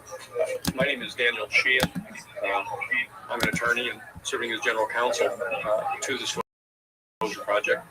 I'm a 1967 graduate of Harvard College in American Government Studies and Constitutional Law. I'm a graduate of Harvard Law School, and I served as general counsel and one of the co-counsel for the New York Times in the Pentagon Papers case, and was involved in briefing and arguing the case in front of the United States Supreme Court, giving permission to the New York Times to publish the classified documents, 47 volumes of the Pentagon Papers.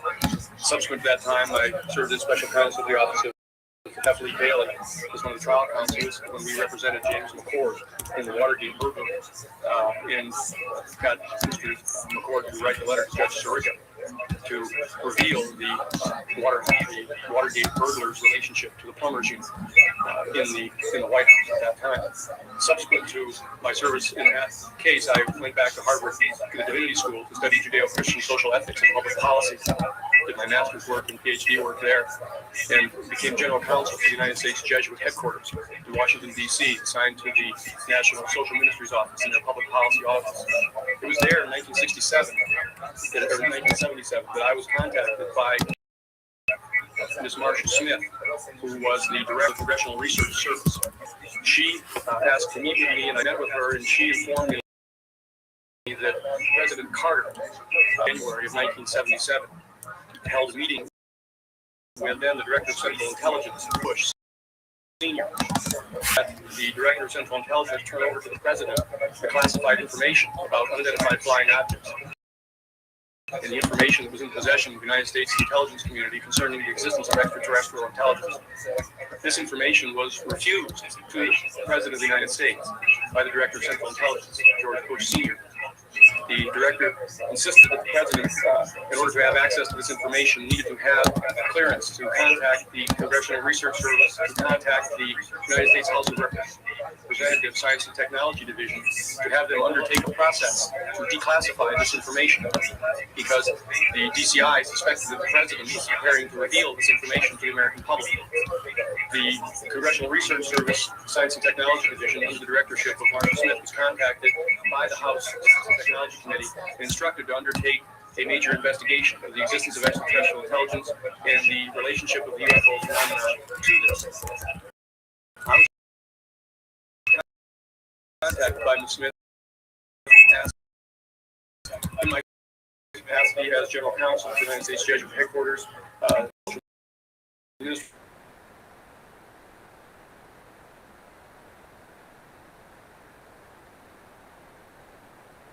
Refused access. As the United States Jesuit order to the information we've had. She then later asked to participate in a project which I conducted in the area related to as special Congressional Research Service to the classified portions of the Newport project of the Air Force. Airplane, it was in 1977, approximately May of 1977. I went to the Madison building of the United States Library of Congress. There was no immediate building at that time. It was brand new. I was directed to a basement office where there were two guards at the door. Verified that I've been designated as a special consultant to the Congressional Research Service of the United States Library of Congress and was admitted to the room. I thereupon found photographs, some dozen photographs of what is unquestionably a flying object on the ground that had crashed and plowed a furrow in a field of snow and it was embedded in a embankment. There were United States Air Force personnel surrounding this craft, taking photographs of the craft. And one of the photographs, I could see that there were some symbols on the side of the craft. And so I proceeded through the photograph and found a close-up photograph of these symbols. I've been instructed that I was and had to leave my briefcase and all my identification outside of this room, but I had brought with me a yellow pad. And so what I did is I opened up the yellow pad and refocused the overhead camera onto the same size as the cardboard backing of the yellow pad, and I physically traced the copies of the symbols on the side of this craft. Closed the yellow pad back, put the microfiche back into the canister, reclosed the box that I had, and I said, it is time for me to leave. And I took this and proceeded to leave the office, at which point the security guard stopped me and said, what is that you have there, Mr. Shea? Well, I handed the yellow pad to him, and the yellow pages, and never found the copy that I had. And so I took that with me and brought it to the United States Jesuit Headquarters, had a meeting with the staff with Father William J. Davis, reported this to them, was authorized at that time by the United States Jesuit Headquarters to make a report to the National Council of Churches and to request that the entire 54 major religious denominations of our country undertake terrestrial intelligence, which they declined to do. I was subsequently asked to deliver a 3-hour closed-door seminar to the top 50 scientists of the Jet Propulsion Laboratory of SETI, Search for Extraterrestrial Intelligence, which I did do in 1977. I'm more than happy to testify under oath to these details to the United States Congress, and we're happy to meet with any members of the press.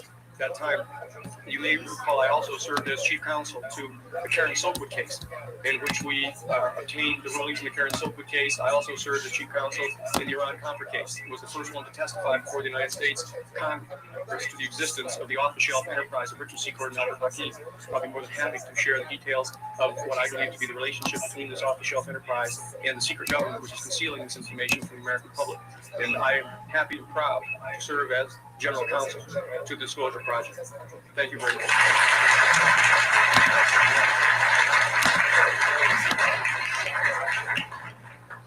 Good morning. My name is Carol Rosin. In 19 after being a 6th grade school teacher, I was introduced to the late Dr. Berger von Braun in the U.S. Father Rocketry. In my first meeting with him, during that first 3.5 hours, he said to me, Carol, you will stop the weaponization of space. And I said, teachers don't stop until June. He said, no, you have to understand, this is February. We have to prevent the weaponization of space because there is a lie being told to everyone that the weaponization of space is now first being based upon the evil empire, the Russians. There are many enemies, he said, against whom we're going to build a space-based weapon system. The first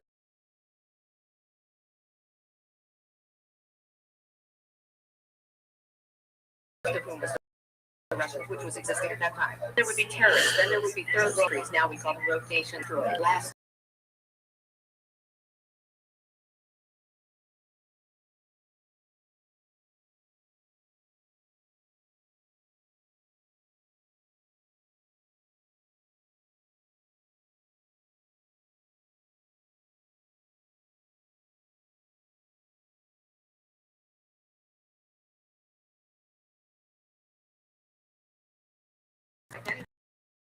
Even back then, he talked about suitcase bombs. He talked about chemical, biological warfare, that these space-based weapons would never protect us against. And then he told me that, in fact, if you travel around the world, which I did after he did in over 100 countries, who were friends, they didn't want to build space-based weapons. I became a space and missile defense consultant, and I worked with people around the world. I became an advisor to the People's Republic of China. They don't want to build a space-based weapon system, and he told me back then that they didn't. He said, go to Russia. They're considered to be the enemy. I got on a plane by myself. When I got to Russia, I had a list of people that I had read out of the newspaper. Chernenko was in office then. He was the only one I didn't get a chance to meet. They introduced me to everyone when I got there. There is no threat, and I've been waiting until this day for 27 years, and I'm expecting the spin to be that as a military strategist, as a person later, he said you will find that to find some enemy against whom we have to build space-based weapons, and now we should expect the spin, because he said part of the formula for the intelligence community is that they might have a weapon, and we have to consider that they do have these weapons. So now they do have these weapons, so now we have to build these weapon systems, and that's the formula, except that it's all based on a lie. And we have witnesses here today that have shown you that these extraterrestrial beings, that these craft that have come here are now not UFOs, they're identified flying objects, and we know that they have beings in them. And we have witnesses here who have told you that they can shut down our missile silos, they can stop a rocket going into space that's a test. We have witnesses here who have worked in the classified departments who have the courage to come forward here to support what Werner von Braun told me back in 1974 to 77. And I will testify before the Congress that when I founded the Institute for Student Cooperation down a few years ago, because I didn't believe we had a chance, which integrated around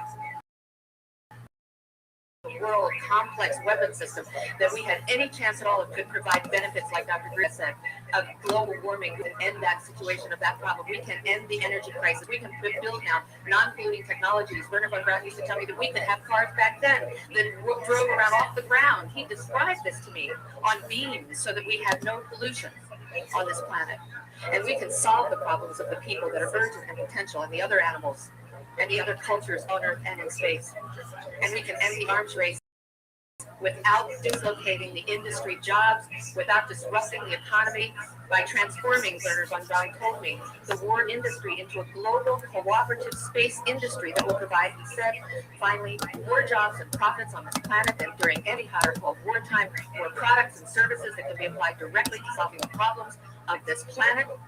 And we can have a whole planet now that lives in peace on Earth, with all the cultures on Earth, and with all the extraterrestrial cultures in space. And these are words that Werner von Braun told me in 1974, and I will testify before the Congress under oath about everything I have said and more. Thank you. Thank you very much. I'd like to thank each of the witnesses and for your patience. We're running about 50 minutes late, and I do apologize for that. I want to emphasize that all these witnesses each could speak for probably anywhere from 2 to 5 hours about what they have witnessed. We're trying to give you a snapshot. We have another 400 of these for 8 years. I'm now giving it to you, the American people and the people of the world, to take it forward. What I'd like to do now is open the audience for questions from the media. You may address them to me or to an individual witness as you deem appropriate. Yes, ma'am. Yes, Maribel Gonzalez, is Reforma, Mexican newspaper. I have 3 questions. One is, if you can... Yes, I wanted to know if this country that is way allowed this kind of system or not. And then I wanted to know if there's a need to talk law.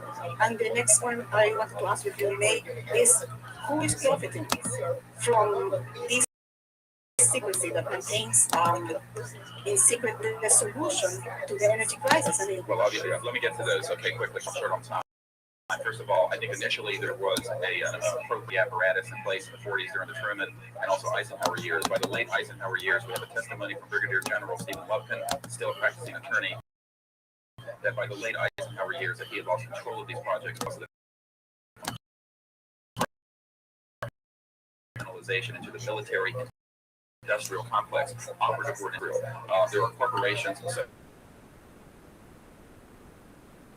specifically, and I think that what has happened, from the best we can tell, from inside that have briefed me for now about 8 years is that we have lost control of these projects from a constitutional law perspective because the infrastructure with the military intelligence and corporate channels is so well funded and so complex and labyrinthine that there are compartments within compartments within compartments, and people who are in the Congress who make inquiries, and in fact President Clinton, when he made inquiries, were simply denied access. As you heard earlier, that President Carter was denied access. On your other question, I would say that in terms of profiting from the status quo, there are certain geopolitical financial infrastructures that would not welcome the replacement of fossil fuels. We can I tell you, if we can prove this with other scientists who are ready to come forward, that we already have for any fossil fuels for ionizing nuclear power plants. We don't need them. We haven't needed them. We probably have not needed them since the time I was born. Now, of course, this is a major issue. You're talking multi-trillion-dollar global infrastructure change. And so this does hit the alarm bells of the National Security Council economics area. However, what is more serious to the national security? Keeping the status quo or letting ourselves go into a global ecosystem collapse and running out of fossil fuels and having massive rolling blackouts, not just in California, but globally. We've got to do something about this and soon, and that's why we're advocating open hearings in the Congress and other media. Please. Yes, sir. The UN is looking into this. I personally met with Buchlas gal who said that her husband was quite concerned about this. This was in the 1990s. To be given a mandate from its constituent member nation, and I think that the public and the member nations need to ask that the United Nations get involved with this. This is an international peace issue and should be taken up by the EU. Of course, we are recommending that as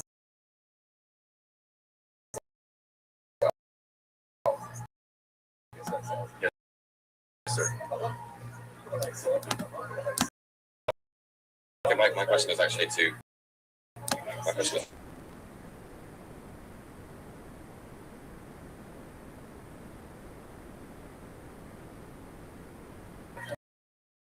the reason I state that when I got out in 1989, 57 different difference, except some of the things that they might be able to go ahead, might be in the sense of smell, hearing, have various types of normally called grades. We didn't call grades in the military, but you had it. You had some that were much taller than we were. The unique like the ones that we didn't have were in fact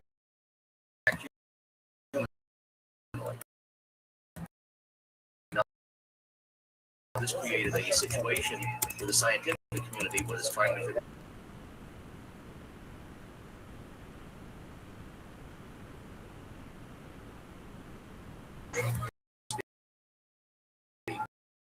not necessarily look humanoid by such as we are, but apparently we got. Could you please address the vehicle going displayed of?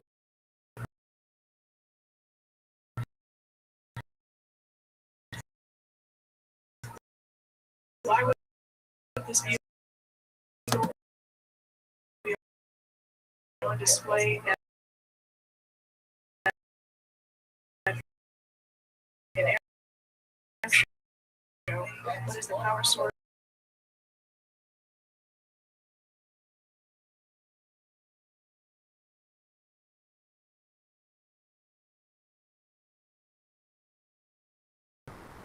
I think of Mr. McCandless and other witnesses that he's identified. We're going to know the technical physics of it. I'm just a country doctor from Virginia. I tell people, I mean, really.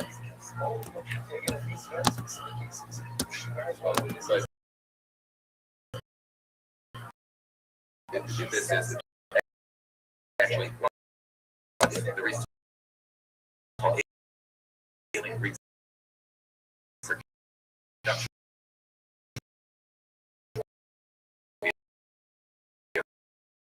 is that it's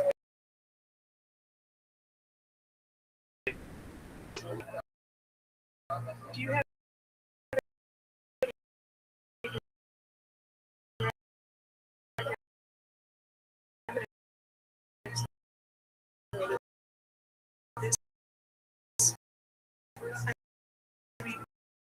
we're talking about the same government. So incorporate with a program. So you can elaborate on that? Well, the first part of your question, I would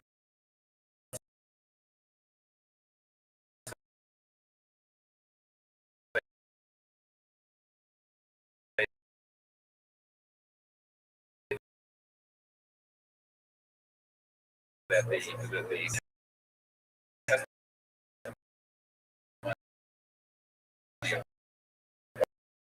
the witnesses we have, some of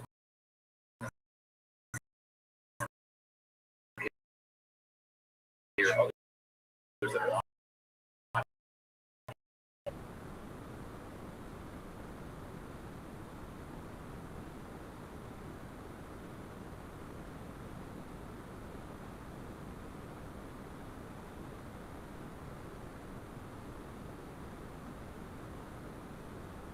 So that is exactly what we were calling for.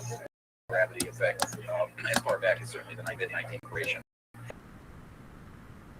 Decent more money than that's the totality of the Manhattan Project. So yes, we can establish the elements. Other questions?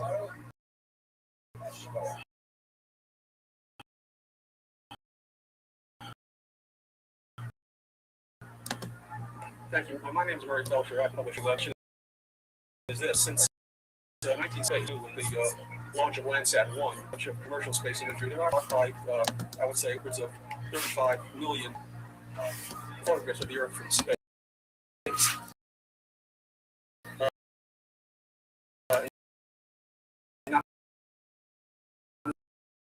One of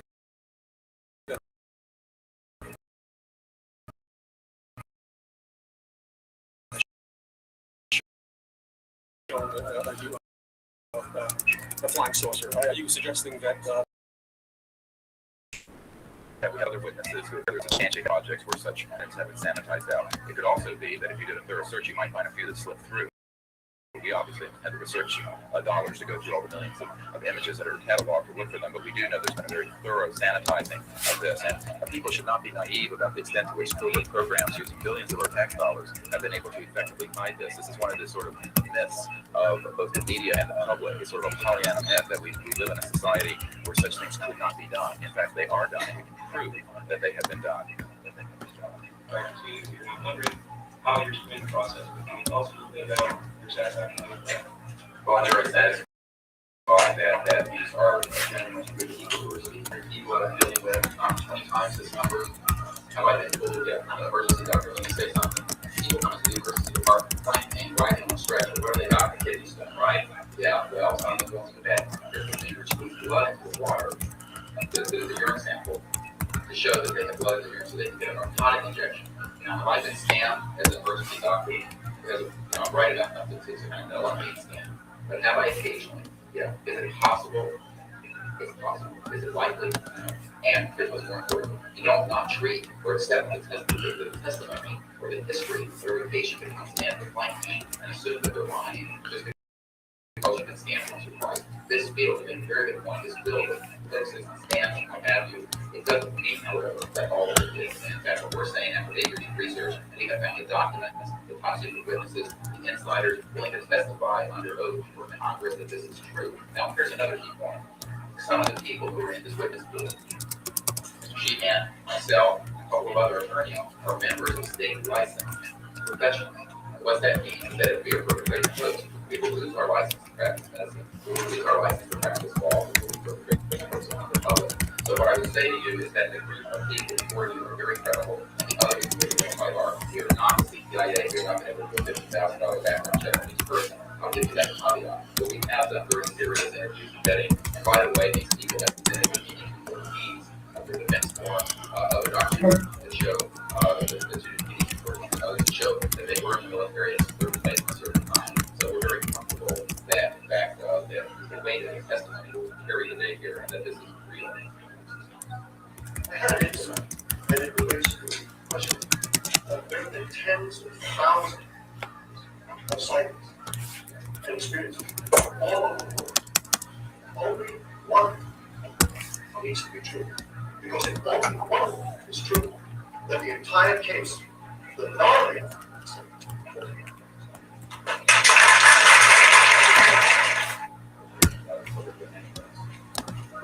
A priori, all signed agreements and oaths that have flowed from such operations are null and void. What that means is, any other in legal theory is that it's an illegal enterprise. The agreements that are entered into as a result of that illegal enterprise have no legal standing. So one of the things I would like to announce today is all of the men and women listening to this need to know they are free to speak. We are declaring all national security oaths on this subject null, void. They flowed from illegal operations that have no standing constitutionally.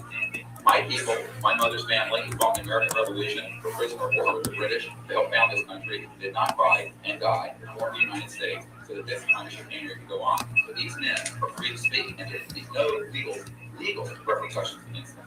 As legal counsel will also support this theory and will take this other constitutional scholars. It is time for that game to end. It is time for a new era in the union.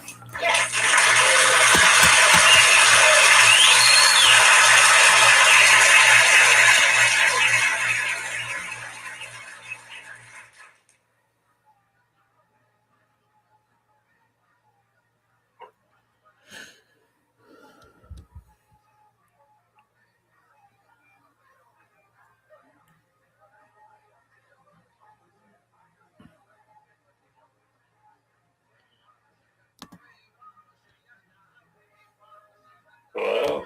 Yo, dog. Oh, your mic's way down. Hello? You gotta say something? What are your thoughts? Alright, I can hear you now. Yeah, that was pretty much like you said and at the start of it, like it's like a overwhelming amount of evidence from all those different witnesses. It's overwhelming. That's a perfect word for it. Yeah. And I mean, what has happened with the disclosure progress since then? Because that seemed like it was in like the 90s or something. It happened May 9th, 2001. And what would you think happened within 4 months of this happening? I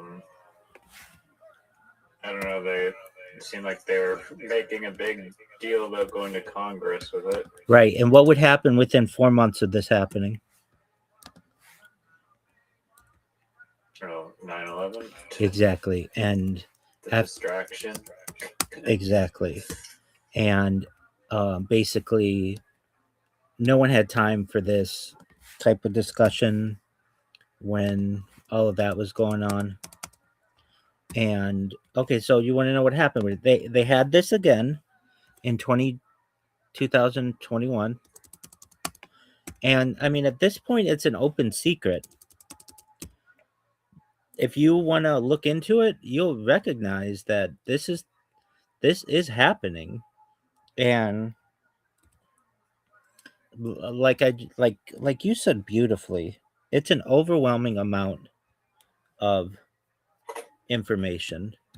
And for anyone out there who wants to just do a little bit of work, and they will find out that this is occurring. It's been occurring for many years, and then they have to realize that the people who are on their news perhaps are are not in charge, and or on the in the government, and that's very scary to some individuals.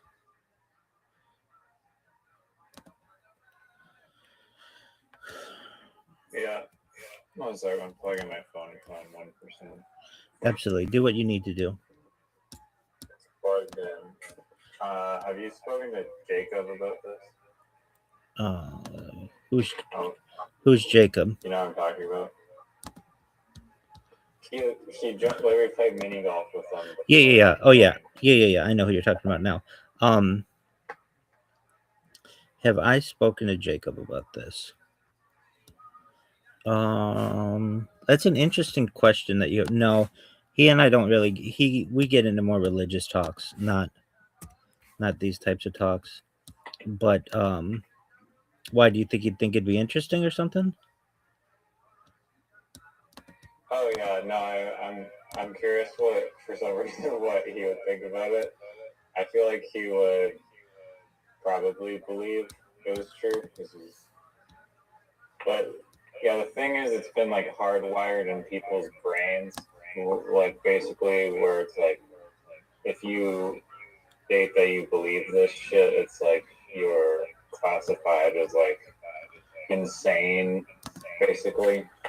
So there's just like a lot of stigma, like just coming out as a believer. That's exactly right. And that's why you just can't really care about what people think. And you've got to make up your mind for yourself. And if you're able to do that, you will be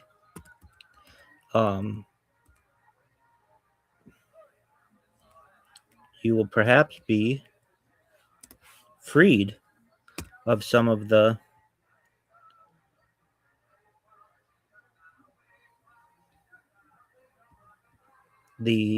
nonsense, like that people want to say that this isn't real, that this is it is real. I mean, that's the thing. Let's just get down to brass tacks. It is absolutely real. It's a real phenomenon. Anyone who says anything otherwise has not done enough research on it. And I'm talking to you and I'm saying this as once one of the great skeptics of this topic. I would publicly debate people on it. And I have become a believer. I'm absolutely a believer, and I'm an advocate for disclosure. The James Dean of ufology. Oh, that's way bigger than the James Dean of comedy, I can tell you that. So it seems like you're convinced. I mean, that it doesn't really. Well, I didn't. Here, just give me 1 second to blend my soup in the blender. Take your time. Come up with any additional points you want to talk about. Absolutely. Don't you want to? Don't you want to see an? Don't you want to see a craft?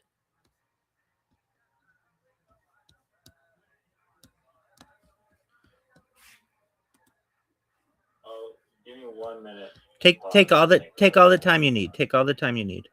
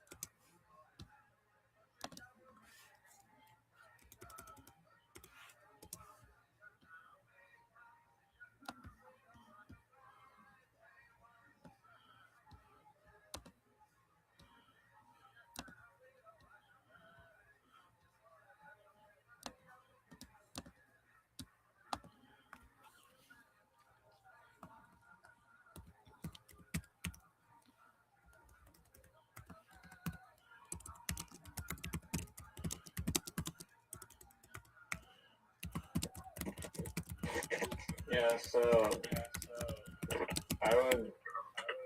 provided my safety isn't compromised, then I would like to see a UFO and ideally fly around in one at Mach 20 or above, and also fly to like Pluto or something. Saturn. Want to see Saturn. If the opportunity was available to get me to Saturn in like a day full field trip or something. Okay. Do you want to Would see? you? Oh fuck yeah! I jump at the chance.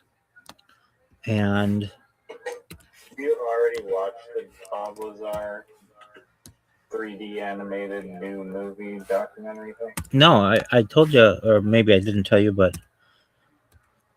I am waiting for you. You didn't watch the? Did you see the Joe Rogan podcast? Yeah, I've watched that like 5 times. Okay. So we're gonna watch the movie then?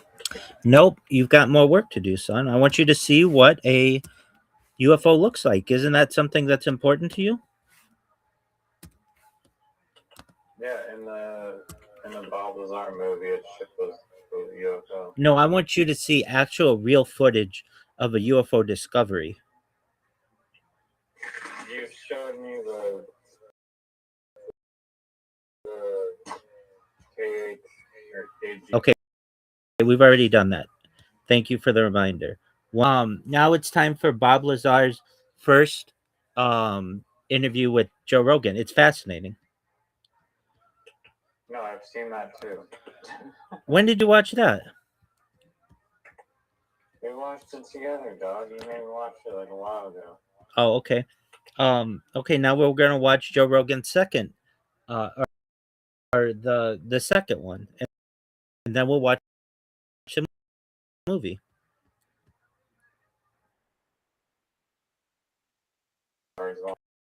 It's actually it's actually 4 hours long, so it looks like you've got another 5 hours of work to put in, son. All right, let's just do the movie. Fuck that. Joe Rogan. No. Got to do Bob Lazar. It's Bob Lazar night, so put on Joe Rogan, Bob Lazar.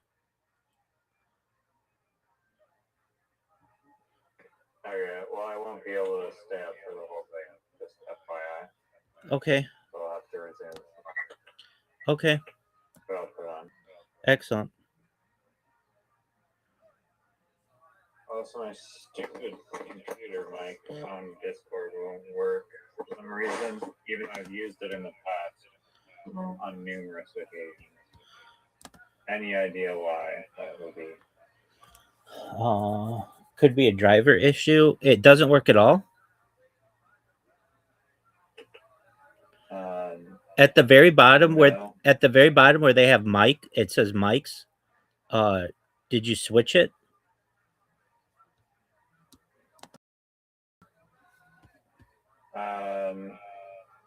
I've switched between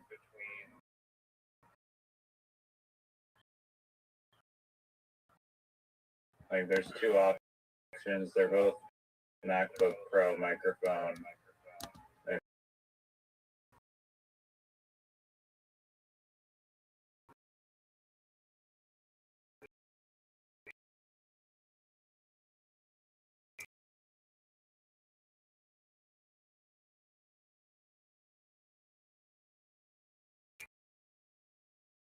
And built-in put devices, and I seems to just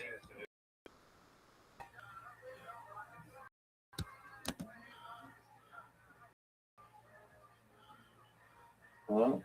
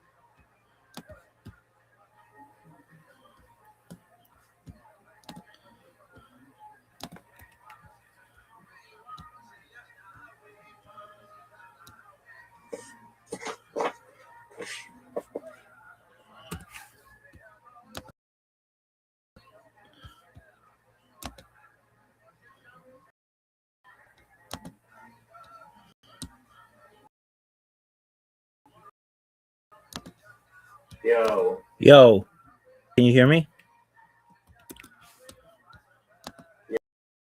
Yeah, I can hear you, but doesn't seem to be. What do you think's the issue? I mean, that's a stupid question, but like maybe we can figure it out. Yeah.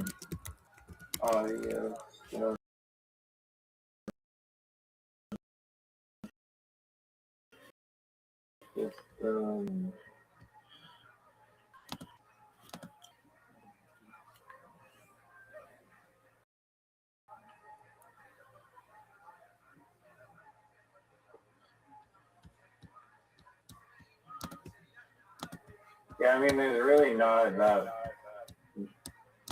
There's not a giant amount of settings to even adjust. Basically, the input. Oh, I think it might be a browser setting to allow the microphone. Yeah, in the upper left corner next to the bar.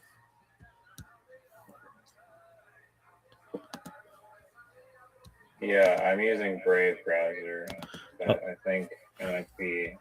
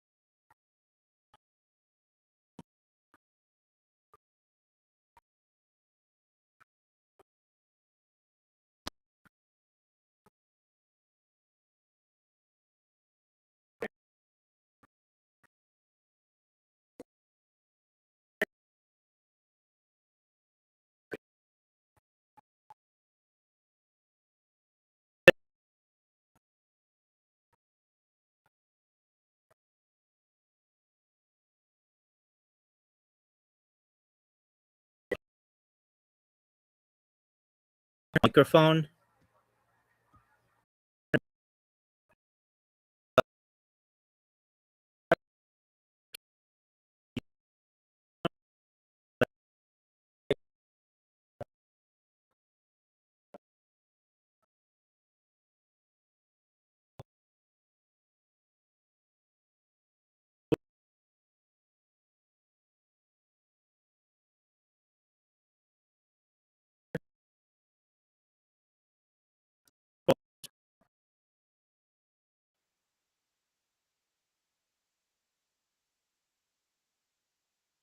microphone. Fail every time. They fail every time. Okay.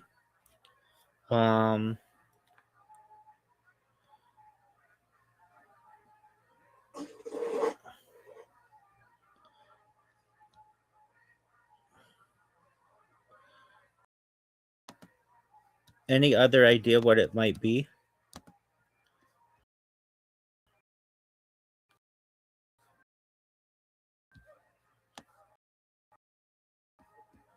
I'm just gonna.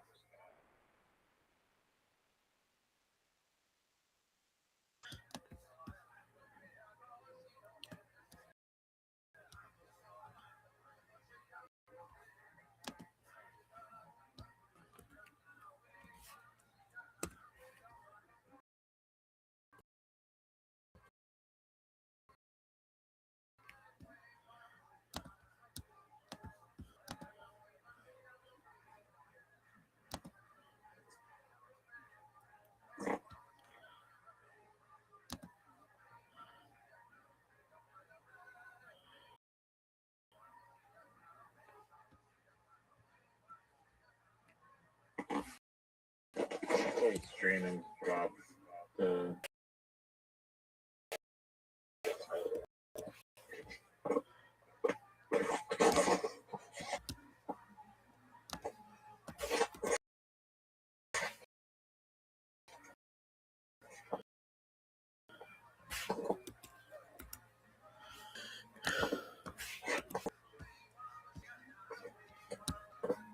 You can see my screen and hear me. I can.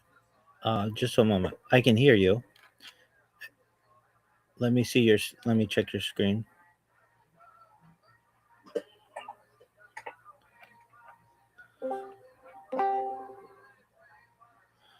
Greatness on your first day on the job. Yeah, dude. Why don't you have? Hold on. Stop. Download uBlock Lite. uBlock Origin Lite. I already have Orion, and it works. Then why did we just see? Stop. Then why did we just see an ad? Because I opened the YouTube app. Oh, okay. So Orion works. Yeah. Okay, cool.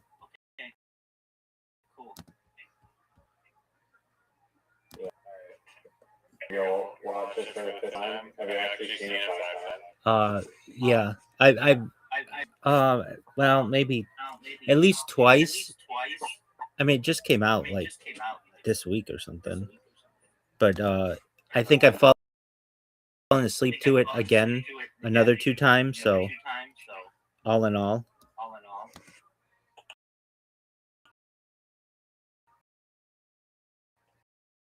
Well, you always pick up on new information every time you watch. So let's watch. Let's do it. And feel free to.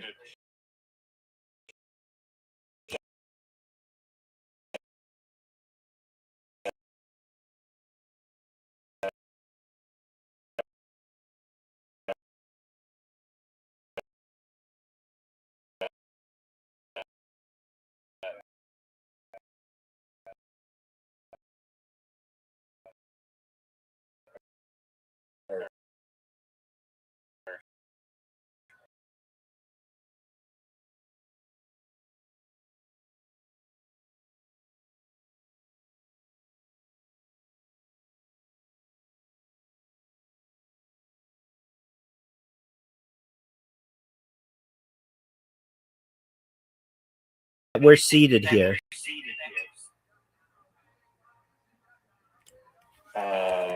Yeah, I mean, it's possible that alien DNA was mixed in a monkey and replaced here. Okay. Do you think aliens visit Earth every single day?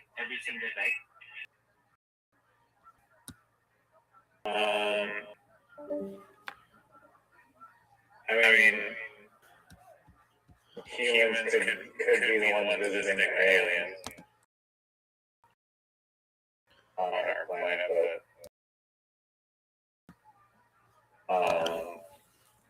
I'm trying to like They talk. I mean, I think it's possible. I know it's possible. Okay. And before you met me, were you a UFO skeptic? Seems like you were.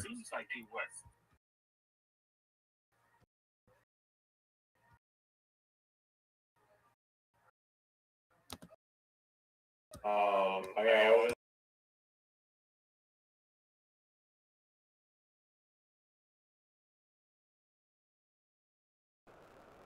I was very dope.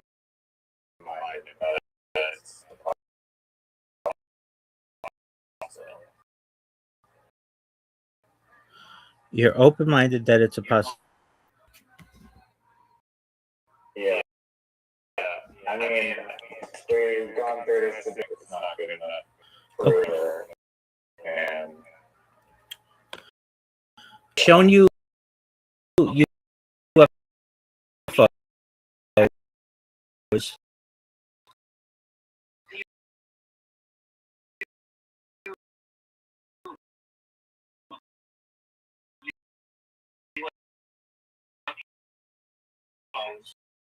I've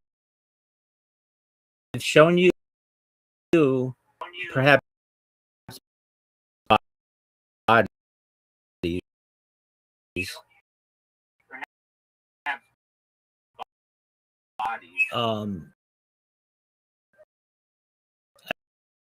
I've shown you evidence of like experts to talk about it. What more do you want?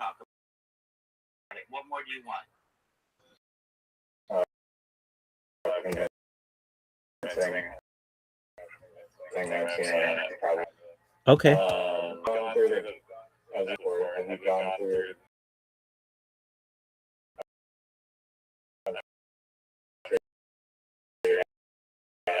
the Disclosure Project's website? I've at least done reviewed it.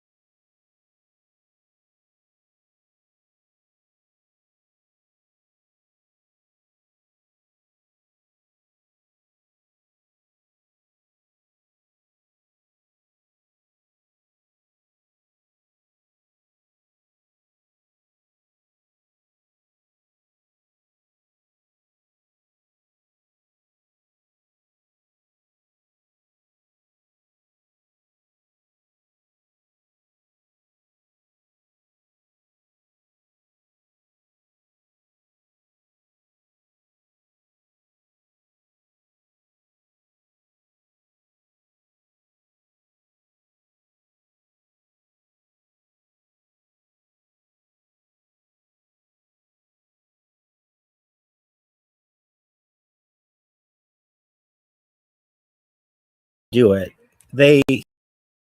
He talks about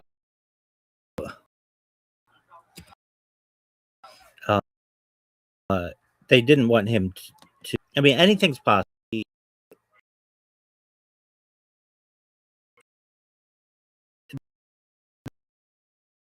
They shot at his life. If you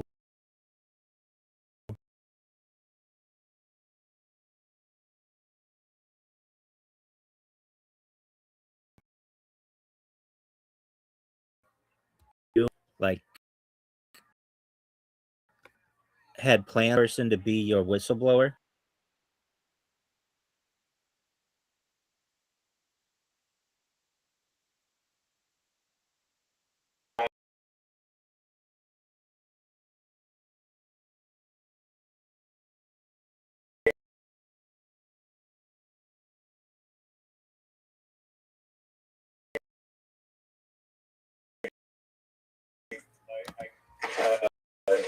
Not really though. I don't think she gave a great.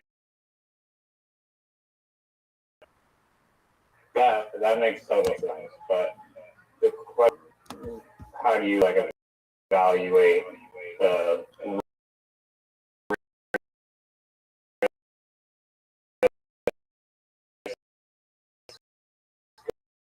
of like disclosing this to the public? Answer immediately.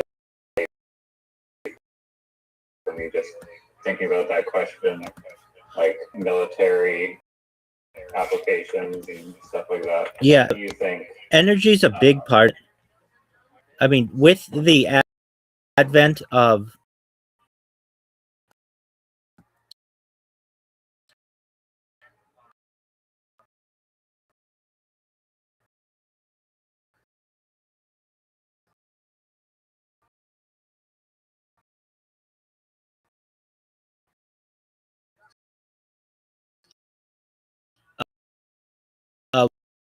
with the disclosure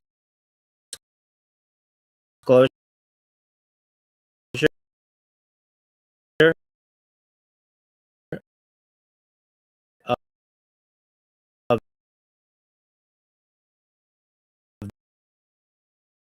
this type of technology,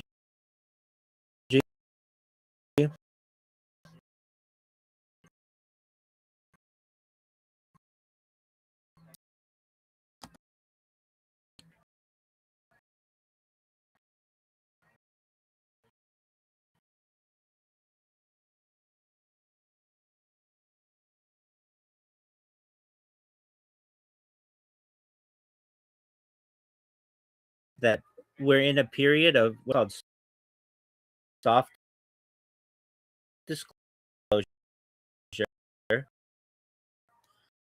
where all of this is eventually going to come to light.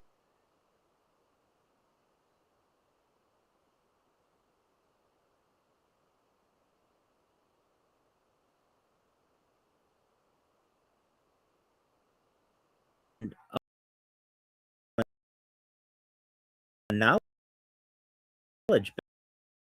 base of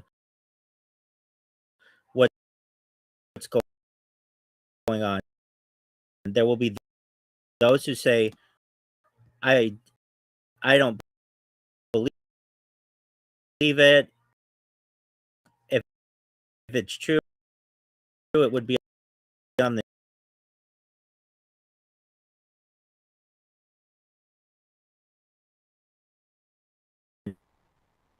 A lot of evidence on alternative magical source that could just like make feels completely Jetson. That's correct. So, and that was in 2000.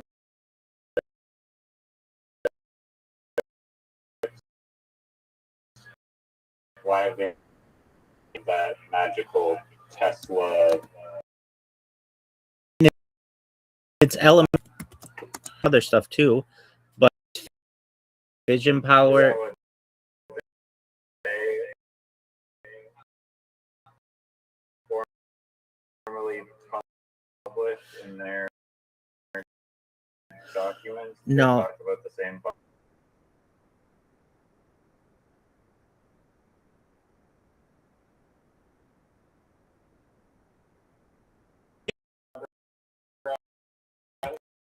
Or the disclosure proud and the proud made, and they're doing it disclosing, because it seems like they're not really doing a whole lot if in 20 years they wrote a letter to Congress.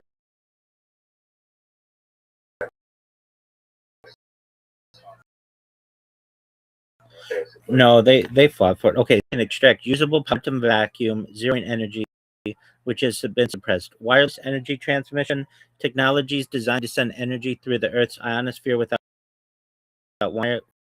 wires. Wardenclyffe systems often cite electricity wirelessly and freely. Suppression of innovation. Proponents allege that corporations have purchased and hidden these types of technologies, along with inventions like 100 miles per gallon carburetors, to prevent the release of free energy to the public.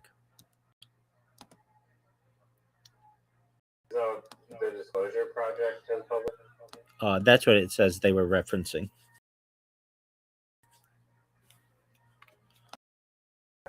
And there's actual like documents that detail. I can't say that I've seen it myself. I do recall, if you like Stephen Greer, he's still alive. He does interviews regularly. Now, he has been kind of. Do you think that piece of information would be like extremely cool and people would be wanting to unlock it as soon as possible if they knew? I mean, that's a big part of it, but a bigger part is that we're not alone in the universe. You have to like have people. That's a scary thought. It's scary from a governmental standpoint. Like, hey, the government's not really in charge. That a foreign entity could come and destroy cities whenever they want. I mean, that's a huge sense of fear. And then people could even but these things, they turn off our nuclear weapons. There's like many cases of these things flying, especially in like North Dakota, but other places where they'll fly over a nuclear bomb bunker and just shut it off. And they'll shut down all the power there. And it won't be explained. There'll just be this UFO hovering over the base. And like, if you want an example, like I believe it's in Minot, North Dakota, Minot, where this is taking place. But it happens a lot. And it happens across the globe where like these aliens have basically made us aware that we aren't as powerful as we think that we are.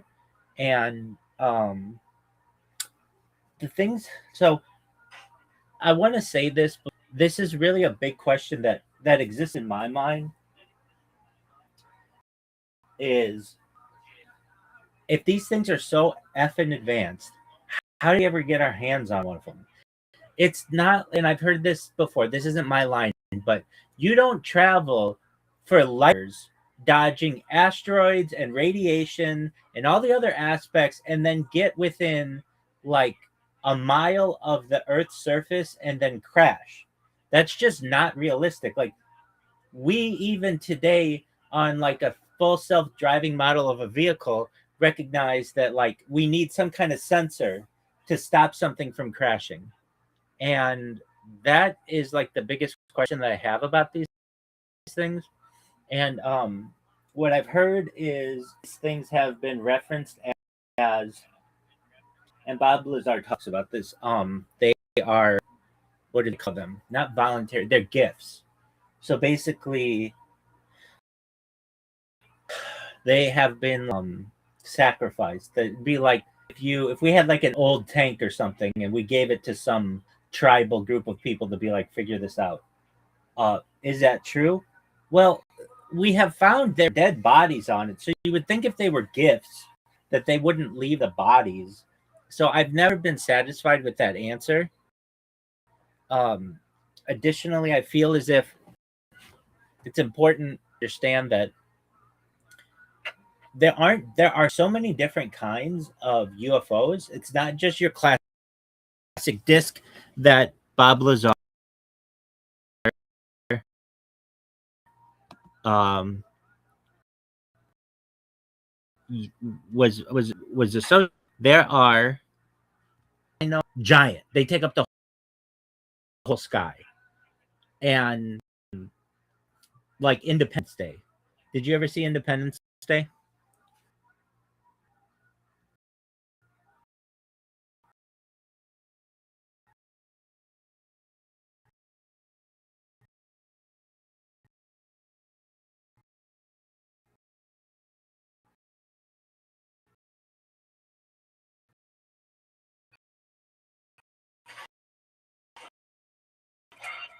Yo, dog, am I just talking to myself, jerking myself off?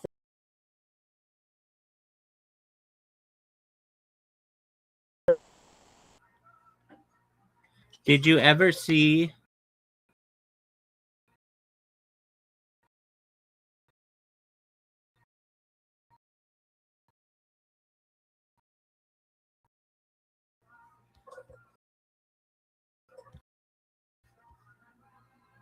Did you ever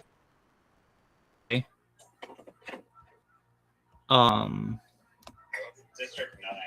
Probably District 9. what's the difference?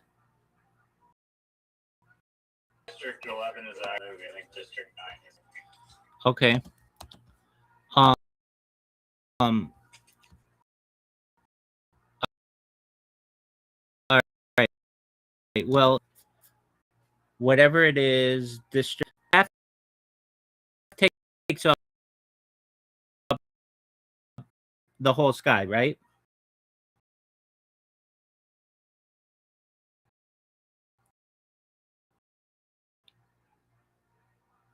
Yeah, those are giant spaceships. Yeah. So, but then they also have like rock and I've never known of one of those to crash. The only ones I've ever known to crash are the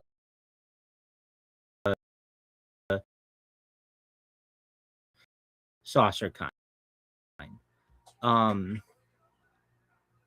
I have things like they have orbs. I don't know if those are UFOs. Did I tell you about the orb that I saw? And I'm sure. Was it the orbs that were like all over the news? Exactly. Yeah, like around 2013 or so. Not but not drone. It wasn't a drone. It was and really more called a plasma ball. It looked like plasma. And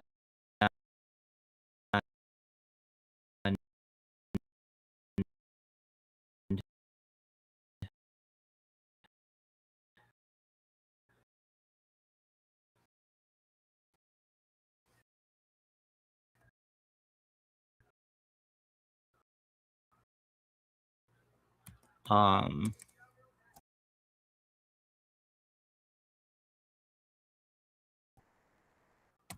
unidentified submersible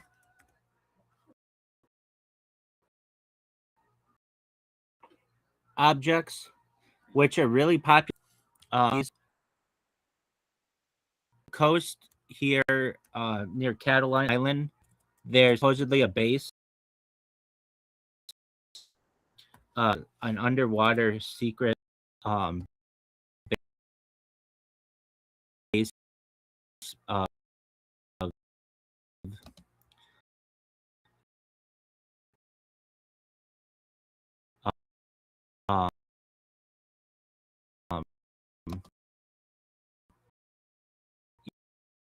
USOs.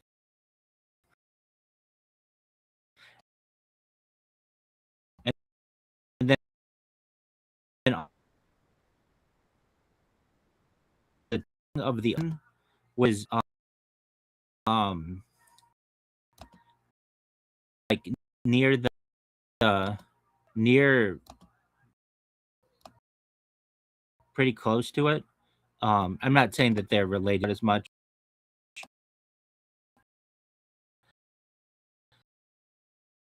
Um,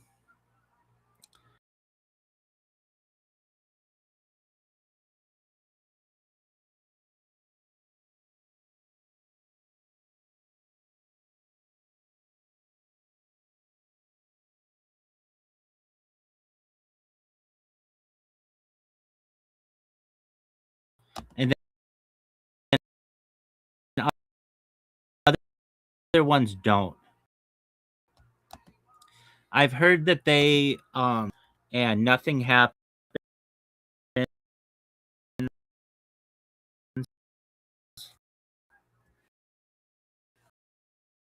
That's kind of what Bob was talking about, and he'll talk about it in this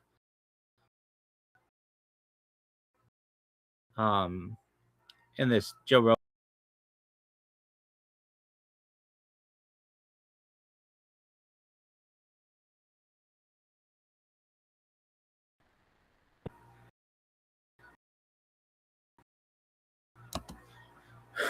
They couldn't scratch it. It's some kind of different kind of metal that humans don't really to which we don't have access. That's cool. Are you ready to watch?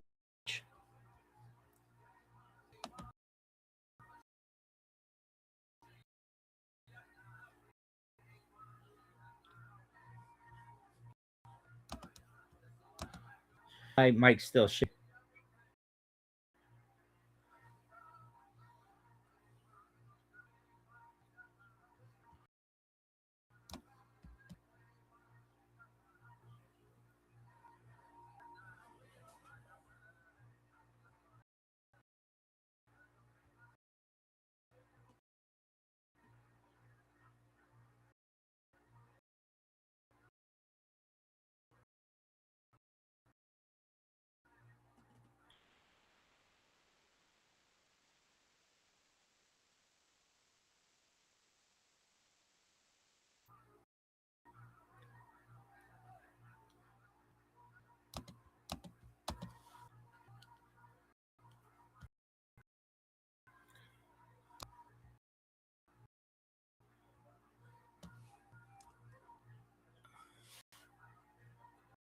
Riser.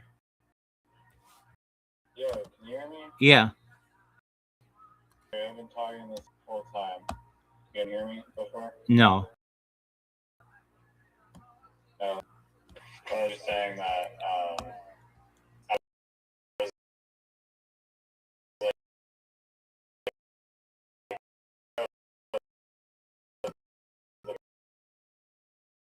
podcast is 3 hours. And you're like, no, the new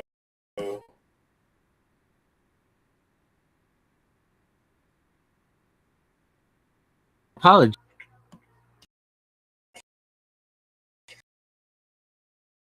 No, it's 3 hours. What, 2 hours and what?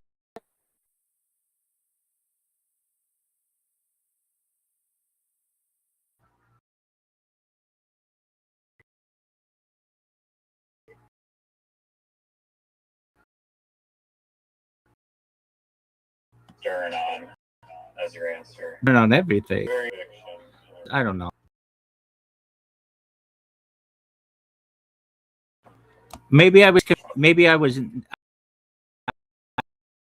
hadn't had it clarified that what one we were. No, you were wrong. You can rewind the tape. You said firmly corrected me that it was not 3 hours and insisted it was 4 hours.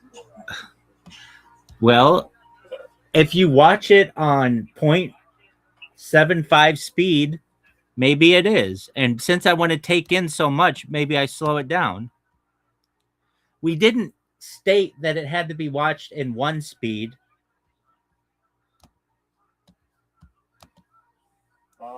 No, but that doesn't change the length of the actual video itself. That changes the amount of time it takes for you to consume the length, which is it was a nice attempted loophole. And I agree you could consume it at 4 hours long if you adjusted time is played back, but the length of the video, which is what we were discussing, was 3 hours, not 4. I mean, if you want to consider that being incorrect, you're fine. You're entitled to think whatever you want. Okay, well, in that case, there's no such thing as the time of any video. It's all so malleable for what anyone can take. Perhaps. So you were talking, though. What were you saying? I was saying that you were wrong about it being 4 hours. Oh, and that's what you were talking. What happened? Why couldn't I hear you? I don't know. I don't know. You can hear me now, though, so let's just watch the thing. Absolutely, my friend. Thank you for doing it. Bob Lazar and I wouldn't miss it for the world. Even your mom knew about Bob Lazar Night.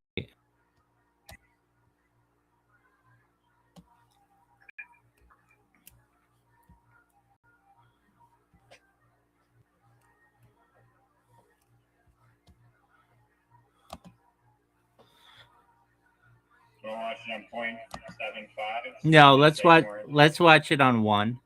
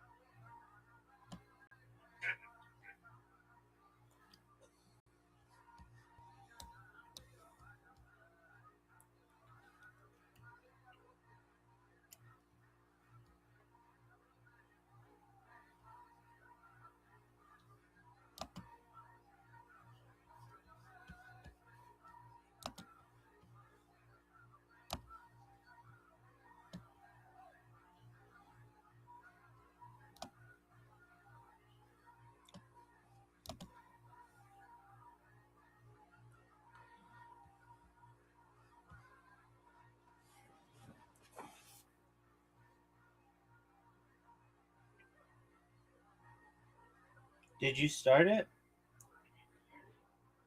Yeah, it's playing. Oh, wait. I may have to share my screen again. Because I left the chat. There's some producer guy that's talking at the start, right? Yeah, but we gotta start it over, dog. Alright, well, it just started, and it's just some producer saying that it was made in Blender, which is the program that I know. I know. That's why when I said it, I thought you would find that cool. Yeah, I know. I could have made the Bob Lazar documentary. Yes, you could have. And I bet you could have done it faster because it took them like 4 years. I was working on a 3D website because you can make most websites are just like 2D pages, but you can make websites where they're like 3D worlds using Blender and whatnot. And I was working on a crashed UFO 3D website at one point in Blender. What happened to it?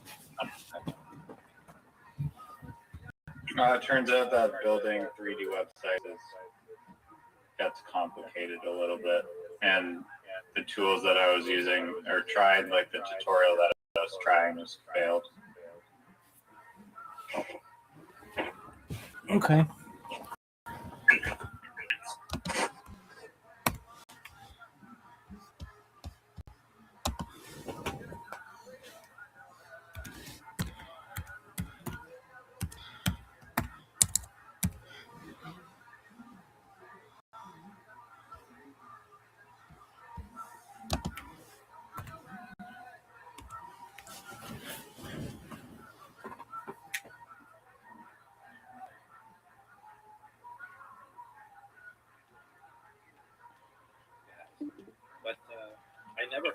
anybody after the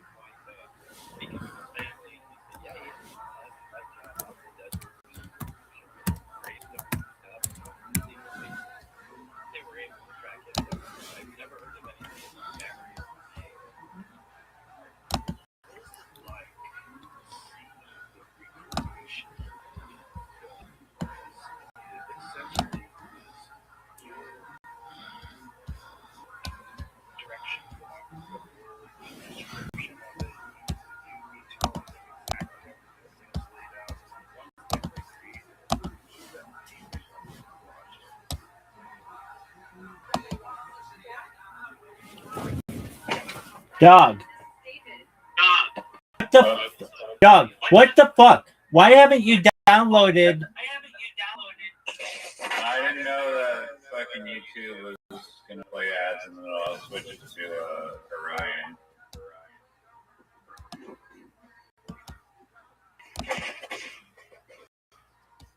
Calm down. All right. I just don't understand.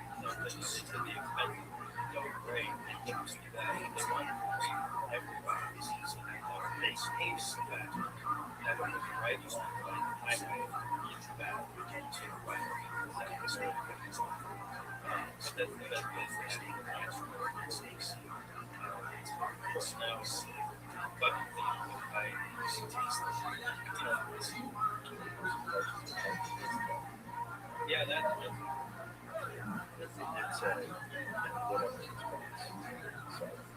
yeah, like the original Apollo thing, back in the Apollo program, if they needed parts, and if somebody had something ordered through UPS or whatever, they had the authority to stop that shipment and to have the person take their stuff that they needed. They had the money to like that. You could do it. And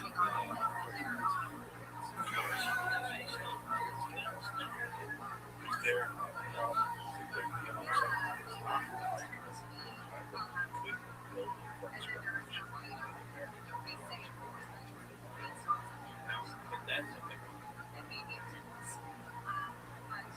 and really thinking about that, I'm not sure, I'm not exactly sure these guys should be allowed to do that. This is really hard. And the world is really changing. I mean, we have a lot of crazy people and nonsense trans population.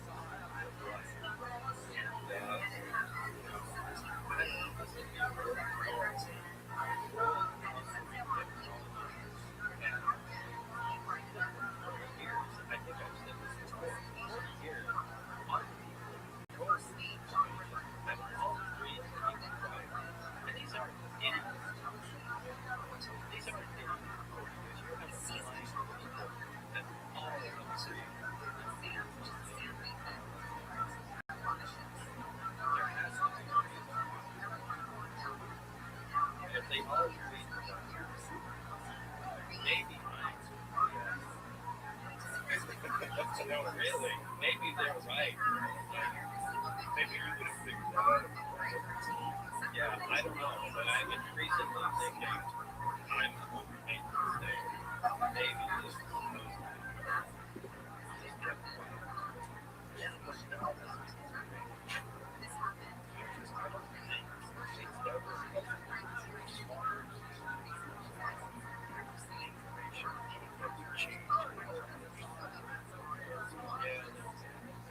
So I don't think they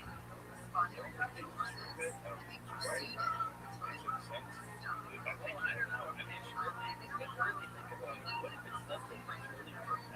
Like how so?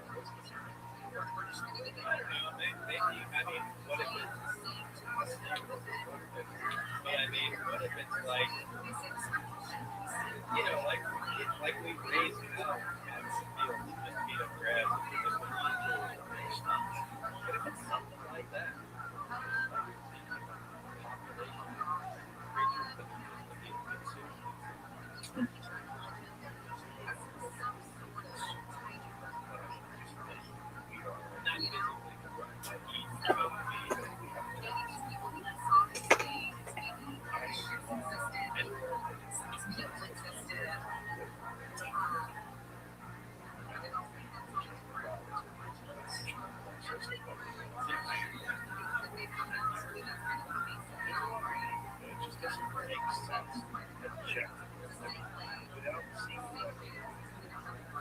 so many thousands of years ago, we just look at all their biology.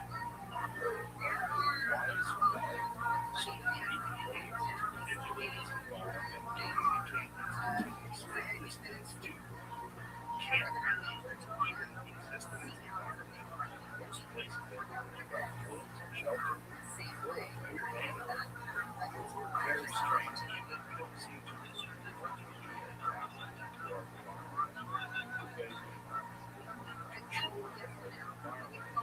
air conditioning, electricity, electronics, flight travels, there's so many everything that's wrong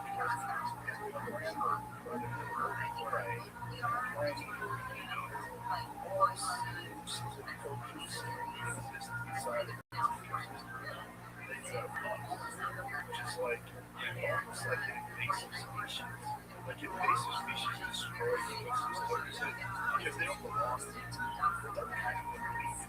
Like you see all the fish out in the ocean, the rivers with the technology, like mess up underground water systems, farming and drinking weed, like an invasive species. In a lot of ways.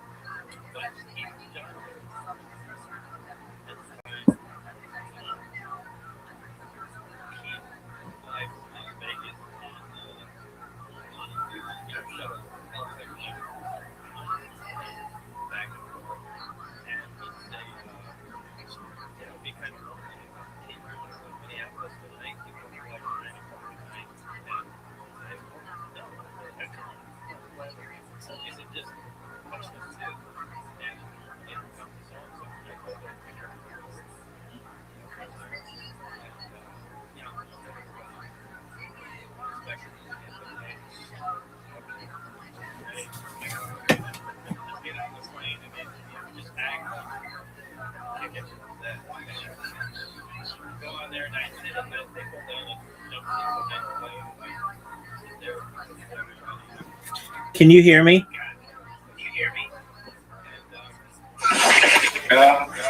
Can you pause it for a second?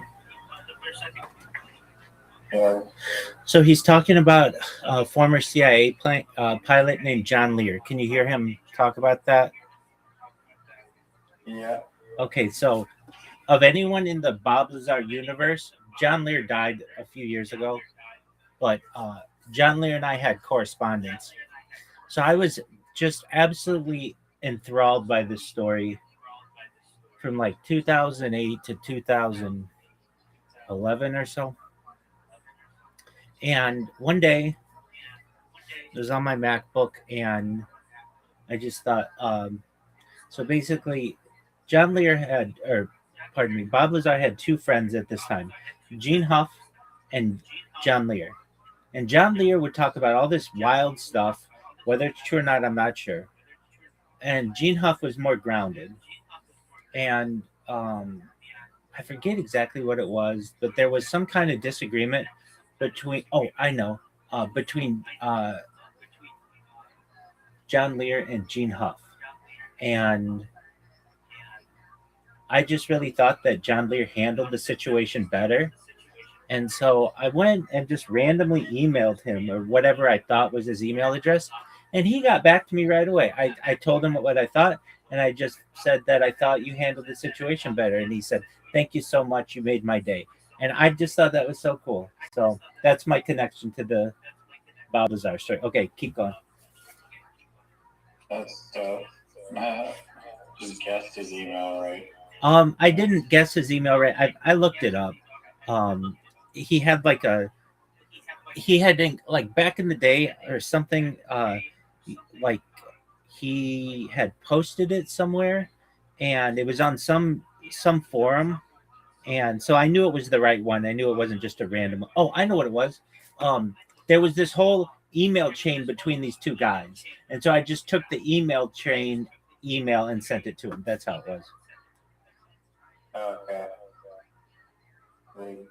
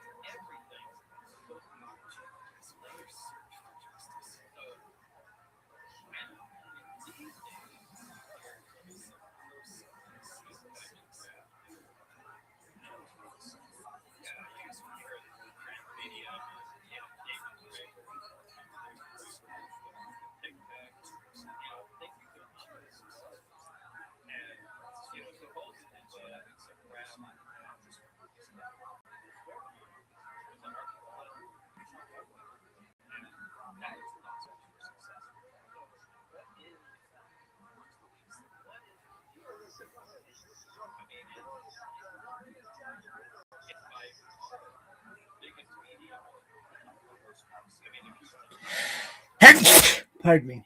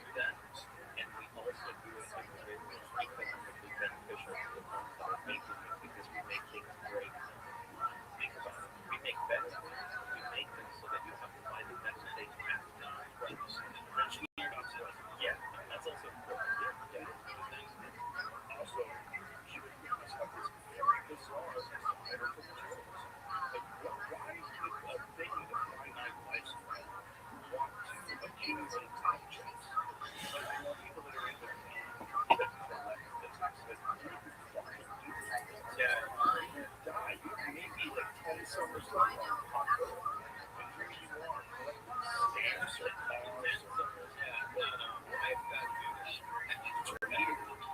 I mean, at this point, you have to bypass the accumulating private part of your life. Materialism ensures a constant of innovation.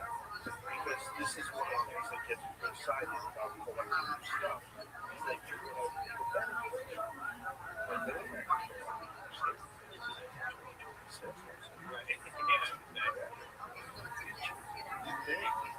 So it's like all built-in psychology and also to this thing that I said you could somewhere from somewhere else study this species makes better things.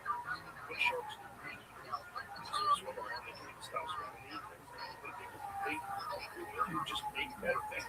They go to war, they go to war so they control resources. They have more money so they can make more money and better things. And also innovation and warfare, war weapons, war fighting. Yeah, that's actually to keep the system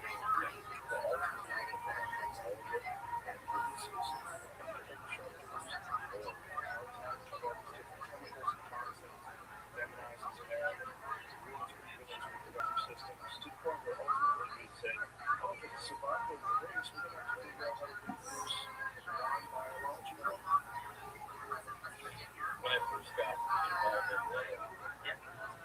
it's an right? But the reason why is because we're so wrapped up in who we are. We're so wrapped up in I love living in Texas. I love driving an American car. I love all those things. What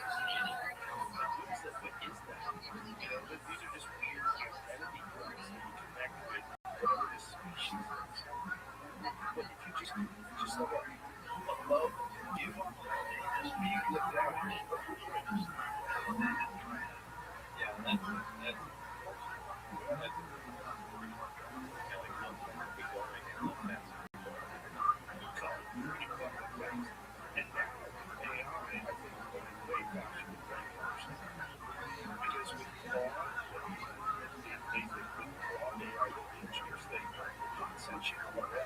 just doesn't have a physical body. Like AI is going to kill us. Everybody agrees. There's no question. It's going to kill us.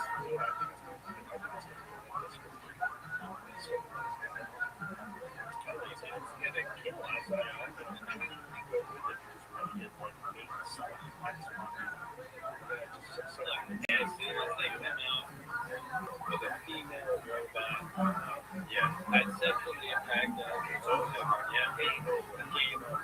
There's going to be more babies, and we're just going to so I think it's much more likely that's where you get the grades. I think what the grades are is artificial technology. And if we're chimp to caveman to gray, you go awesome. Chimp to caveman, modern human, gelatinous, soft, slow moving, weak, modern human. Like I've always believed that what Barry told me and the only had that the gravity of data language in the star system and again, it's just like a star they came over here and engineered story but that information needs to be put down that information I mean again if it has to do with like I think Georgians are making it for the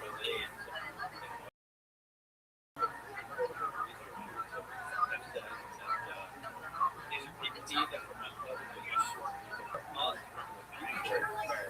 just coming back interact with them in some way. But it doesn't seem like they're doing a good job. Maybe fucking things up somewhere is also part of the problem. Maybe that actually has to take place. I mean, all I guess the way things are going right now, things are off. Totally off. Maybe that's part of it. Maybe part of it is like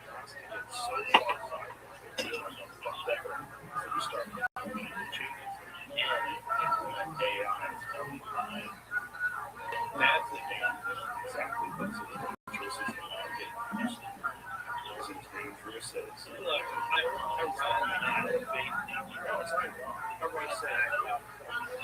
mean, look at the thing they ran. They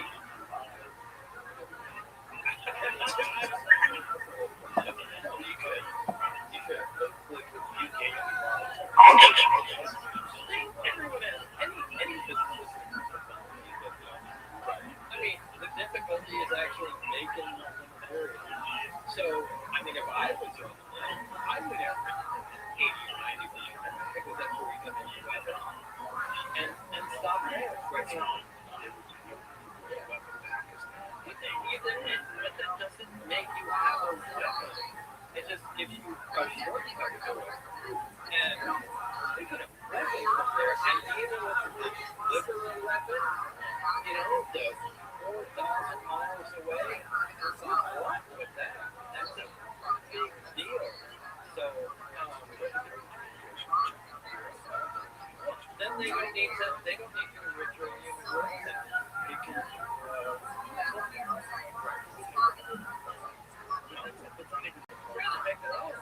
why would you do that? Would you rather make your own car or just somebody give it to you? Why would you do that? You gotta money something to do. You can always do that. Now you can always do that. You can always do that. I don't think they're ever gonna add to the now because we're as everyone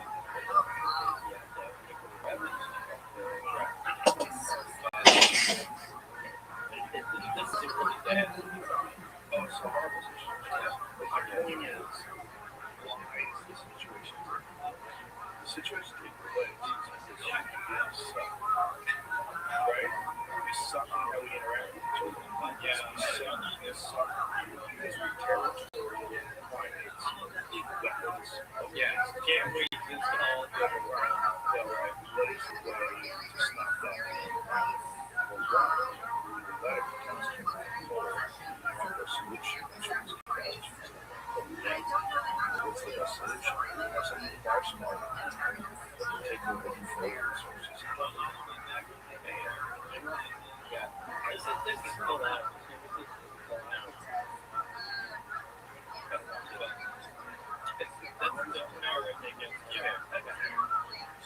It would be Colossus in the 60s or 70s. You know, the scientists make deep insight. A computer just think of it as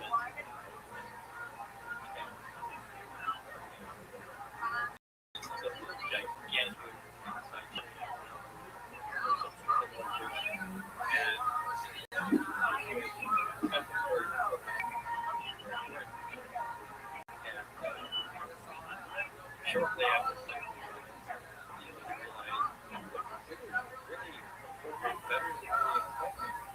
and as it turns out, Russia had done the same thing. They could get a communicate together. And, they start communicating. The United States goes, it might be given our secret to better. The computers break out.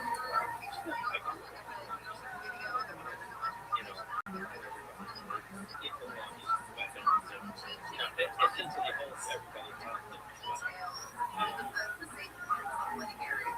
Kind of like a trap. It's kind of like a trap. Yeah, that way. It's exactly.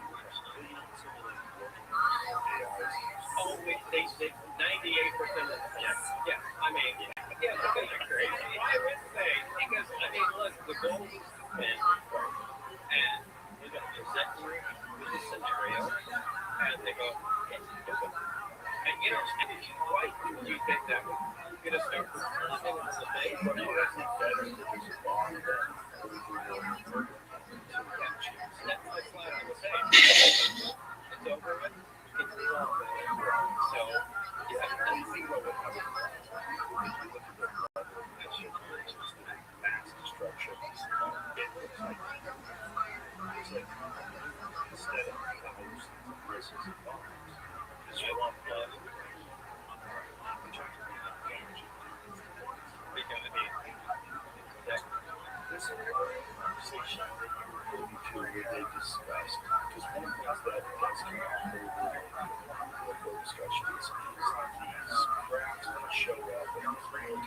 Most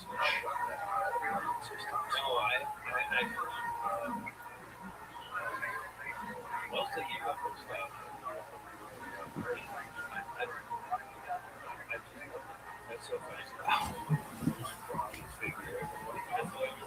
Yesterday. Yeah, I really like to talk about what I know about it.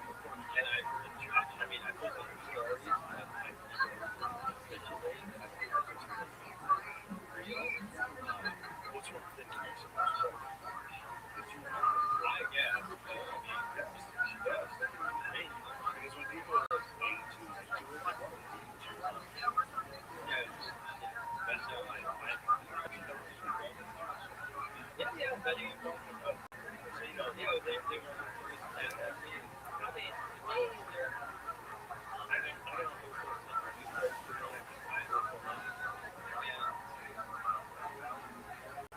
you know, people say you believe them, and I never believe them because look in the 1960s, right? The last thing you want to do is be recognized as a mixed race couple, right? I mean, yeah, I mean, holy cow, they would hate you. A black person with a white person, you know, in any kind of relationship, but yeah, is that yeah, and actually, I have a connection, yeah, because Barry said they're from the Zeta Reticuli star system, and Betty Hill drew a map of the Zeta Reticuli star system to get some part of their roots. Wait, did you know? You didn't know? Yeah. Okay, okay, but if you look up at Betty Hill, she said, I think, I'm going to get this stuff right. They showed her a map and they said, well, this is a map. She wanted to know why this was right? And they said, do you understand this? And she said, no. And they said, well, why should you tell you anymore? Maybe something like that. They showed her this song, you know, and she obviously they're in that. Yeah, this is what describes it now. There's a shit sketch. Heavy tree very space expedition following you the map. Seeing your map right was most New York designers. Mrs. Hill struck by the similarity between the artist's map and the sketch they had in the correspondence messages. And it ended up being like binary circle, which was really interesting. And I remember when I first heard about that story back in 1989, I just said that everybody laughed. Thinking, wow, that's what Betty Hill saw. So that made me also question, is that real? Is that documented? These guys really come from there? You know, because it was mentioned in 1968. So why would the government, the U.S. Navy, write that in there? That would correlate to something that we already had to deal with. I think that was purposeful disinformation and disinformation. I think maybe it's true.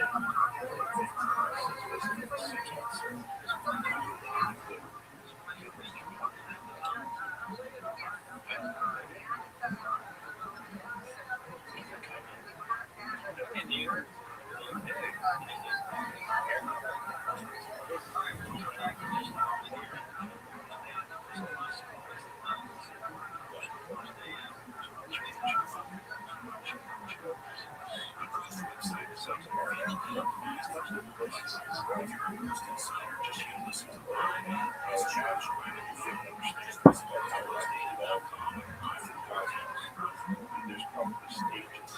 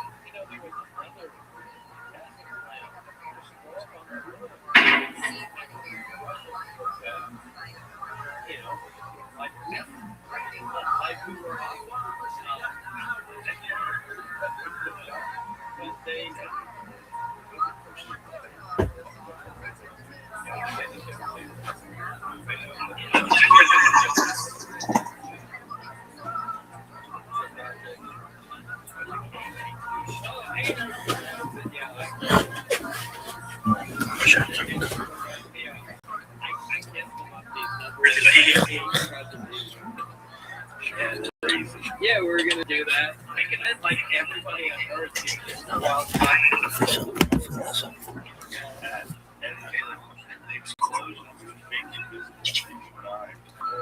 Yeah, I still think they should have done that. But put a jet engine in there. Like I honestly think they should have done that. That's just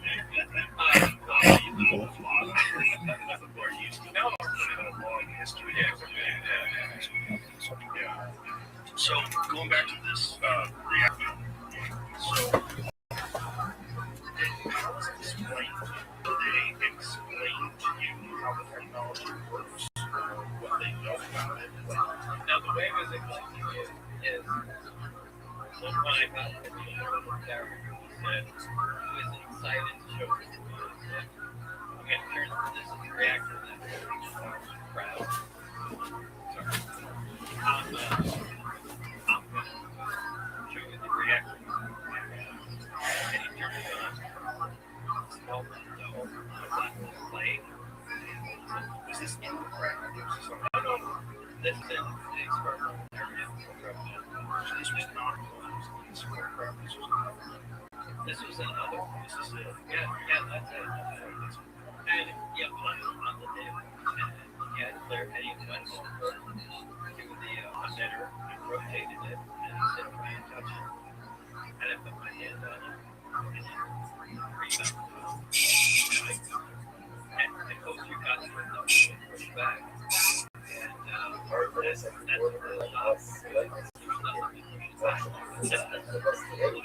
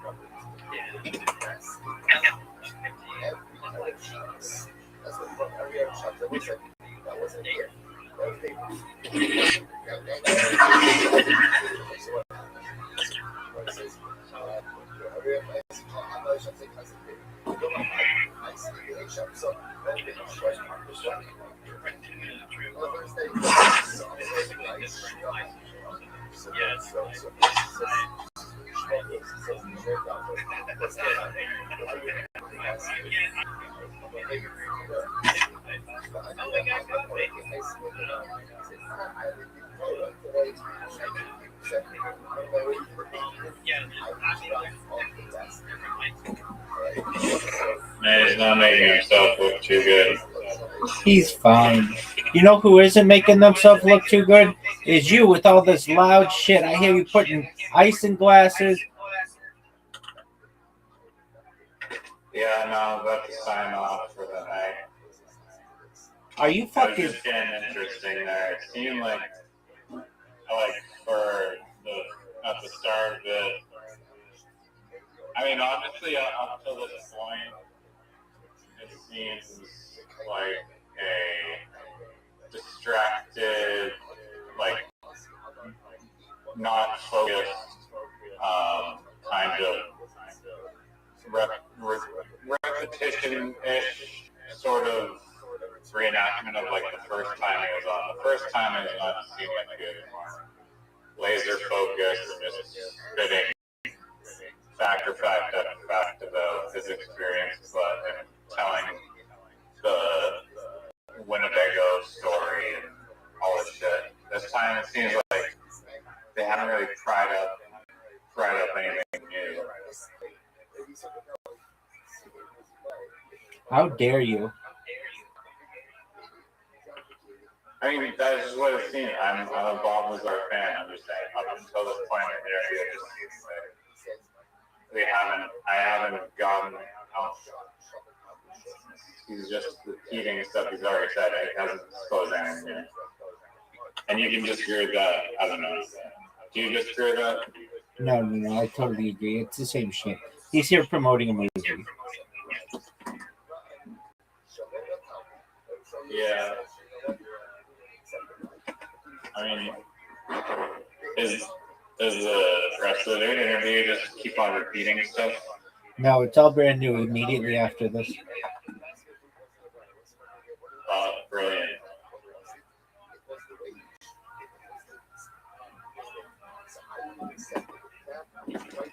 So, as a Bob Lazar fan, were you disappointed by this interview, satisfied, or more than satisfied? So, a few things. Joe Rogan went into it for 4 hours in their previous one, and that's a long time to go into something. And they discussed everything. They got Bob drunk, and here's the key about Bob, and even Joe Rogan talks about this. He's not going to make stuff up if he doesn't know. And so he's basically told everything. There are some elements of the story he doesn't want to get into, like his wife cheating on him. I mean, that's painful. Additionally, he got into some legal trouble. This is such a Bob Lazar thing. So there are brothels in Nevada, and there's what in Nevada? Brothels. And Bob Lazar was asked by one of these brothel owners years ago, like 25 years ago, maybe 30 years ago, to install the basically a network there, because they wanted to get the they wanted to have surveillance cameras and stuff. Not anything bad, but Bob Lazar, I'm gonna look up what actually happened. He got into some trouble. He doesn't want to talk about it, and I understand. He admitted to involvement with brothels, including owning a legal brothel in northern Nevada called the Honeysuckle Ranch with his first wife in the early 1980s. In 1990, shortly after the 1989 UFO disclosure, he pleaded guilty to felony pandering for aiding a prostitution ring in Las Vegas, which resulted in a sentence of 150 hours of community service, probation, and an order to undergo psychotherapy and stay away from brothels. Now, Lazar claimed that he helped a Las Vegas prostitute named Tony Bullock modernize her illegal operation by installing computer systems, security cameras, and monitors. While he initially admitted to doing computer work, prosecutors stated he had recruited the woman and encouraged her to solicit customers at an apartment complex. The case was resolved with probation rather than prison time, with authorities noting that there was no indication of forced coercion or drugs involved. Some sources dispute the existence of the Honeysuckle Ranch brothel, noting that there were no records of such a business. No records of such a business appear in Nevada directories or historical accounts of legal Nevada brothels. Conversely, supporters argue that Lazar's past criminal activity does not invalidate his claims regarding extraterrestrial technology, though the incident significantly damaged his credibility in the eyes of many journalists and investigators. This is the first I've ever learned that he owned.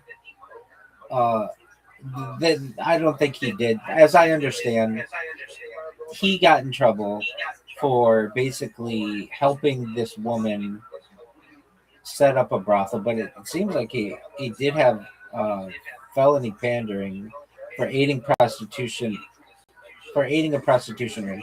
Okay, so as I understand, this would have been legal. I'm not exactly 100% sure on this, but this would have been legal in some cities in Nevada.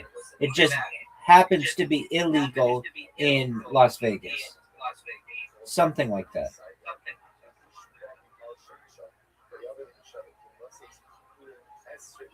So he was a pimp. Exactly. From one pimp to another. I mean, I feel like that does, assuming that's true, and sounds like it's pretty true, that does kind of take away from credibility. I mean, was he like 18 doing this before he went to become? Doug, shut the fuck up.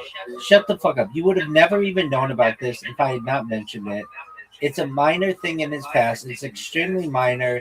It doesn't necessarily hurt his credibility. In fact, in my opinion, it helps his credibility because he's talked about it in a lot of different interviews. It's just he didn't talk about it on the biggest podcast in the world because it's in the past. He doesn't want to bring that up. He's addressed it before. It happened. No, how far was this before he became a physicist guru? It was all at the same time. Bob Lazar was into a whole bunch of things. Specifically, though, he was into. He owned a photography studio. Not, I shouldn't even say that because that sounds bad. He owned like a film. That sounds bad too. Like, do you know how you used to have to get your film developed, and they could do it in like 1 hour photo?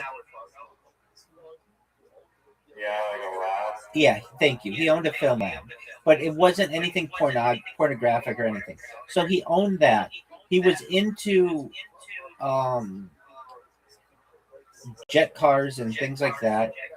He was a physicist, and he helped this woman basically set up her computers and her cameras and stuff. And he may have pleaded guilty for this just to get an easy sentence of like 150 hours community service. That's like extremely minor and isn't even a big deal. And as I understand, it would have been legal anywhere, like in a lot of other cities in Nevada. It just so happens that in Las Vegas it's not. And for them to be like he owned the place, I don't agree with that. I think that that's just that's like perhaps hallucination by AI. And as I understand, he didn't own it. He just set up the cameras and the network back in the 80s because nobody knew how to do this kind of stuff. And he was married at the time. No one ever said that he was cheating on his wife. There was none of that. And in fact, from the stories, he was faithful to his wife, and his wife is the one who cheated on him. So I think this is all blown out of proportion. He, in my opinion, if anything, it leads to his credibility because he's talked about it in the past. The fact that he didn't talk about it on the Joe Rogan Experience, so what? I'm sure that there's a lot of things that he has had. I'm sure he likes bimbo MILF porn too, like we all do. Does he talk about it on the Joe Rogan Experience? No.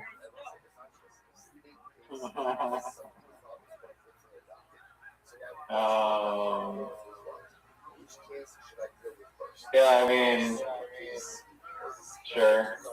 Yeah. And I think as well, he never made a lot of money from this, ever. Like he's doing okay. He's a business owner, but that's from his own hard work. It has nothing to do with. It's not like there are people who go out, like he could have gone out and been like, hey, I'm a motivational speaker and I charge X amount of money to speak at your corporate event. There's none of that. He owns a scientific company. It's called United Nuclear, and it sells science supplies to laboratories who need unique types of elements, periodic table elements. Like if you need like uranium, you can like go to him or something like that. If you need cadmium or you need boron or whatever, you can go to his company and they can have it shipped to you. That's what he does. And he's very quiet about this. You've got to admit, since the last Joe Rogan to this one, you haven't seen him do any other media, have you? No. He did one other podcast to my knowledge. I don't know why he did it, but he did this guy's last name's Jones or something, who actually does have a really good podcast. That's the only one I've seen him do in the last like 5 years, more than that. So I think that maybe 3 years, whatever it's been. Now, the people who would utilize this story for their own benefit would be like the Logan Pauls of the world, or the Jake Pauls of the world, or the Bonnie Blues of the world, or the Hawk Tua girl. Like he did not do that circuit. He didn't go on The Fighter and the Kid and the Tom Segura, Your Mom's House, and he didn't go on Theo Vaughn. He doesn't do that. When you and I both know, he easily could do that. In fact, he should. If he were smart, he would go on these big podcasts to talk about this movie to get more people to know about it. That's not his way. I've known about this man for a very long time, and his story, it's always remained consistent. He doesn't like to be in the press, and it's not because he's doing anything wrong.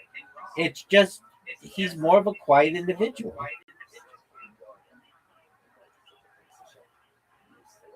No, that's true. I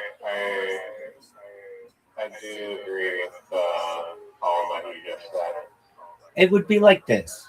And It would. I don't think, I retract that being a pimp according to the state of Nevada. No. He is a pimp for what he's done for the whistleblower community. That's amazing. And also, I don't think he had a very good attorney, because it seems like he had minimal involvement in this.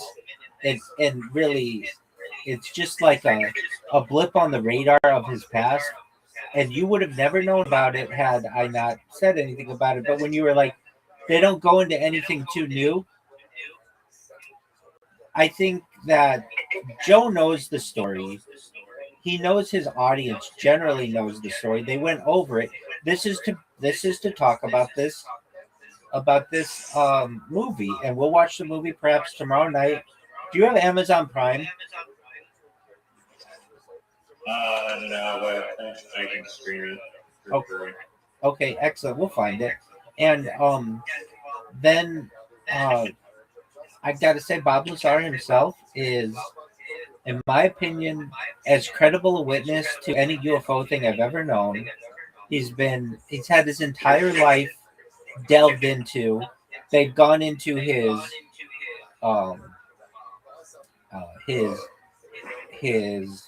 academic records, his employment records, his marriage. Like this guy's marriage was ruined because of this. Like, that's a sad thing. Yeah. Yo, Rabbi, I don't want to be rude, but I'm extremely tired. Take care, Riser. We talk about it more tomorrow. Tomorrow night. Tomorrow night. It's. Hold on. Before you go, we have a movie we have to watch tomorrow night, and it's not the new Bob Lazar. We have to watch the one that he promoted on the previous Joe Rogan. It's called something like Area 51 S4 and Bob Lazar or whatever. And then we have to watch the Bob Lazar movie. And then it's our complete back-to-back 48-hour Bob Lazar-a-thon.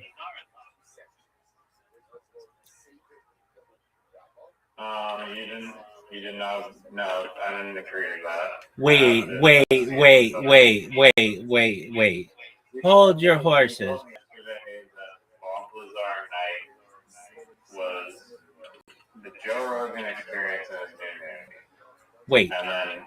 And you didn't even watch the Joe Rogan experience. Oh yeah, because he tucked in a whole 2.5 hour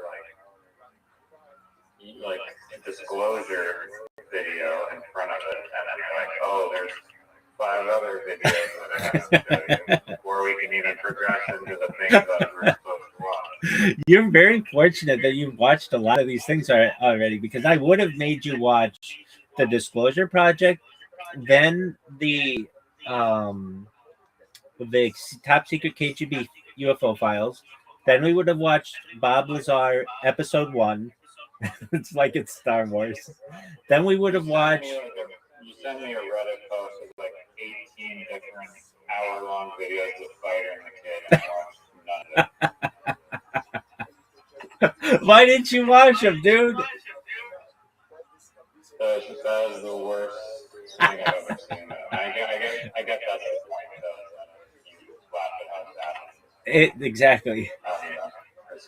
Before you go to bed, I have to tell you, Brian Callen is in California this weekend, and if I were ever to make perhaps a field trip to go see a comedian, it would probably be Brendan Schaub. But he is so successful. Brian Callen is so successful that they are giving away tickets to his show. So if you want to see him, you can check him out in Irvine. Didn't that guy get arrested for interacting with a minor in an inappropriate way? No, that's Brendan Schaub's other co-host. He's on a bunch of podcasts, and so that he didn't get arrested though. If they were normal people though and didn't have a lot of money, these guys would be in jail. One of them for solicitation with a minor probably, and the other one for rape. Oh yeah, but so whoever guy you just said that's going to Irvine, would he be in jail? Oh yeah. Or he might be out by now, but yeah, he's a creep. Okay, awesome. Well, thank you for bringing me that. That's my attention. You didn't watch any of those Fighter and the Kid videos?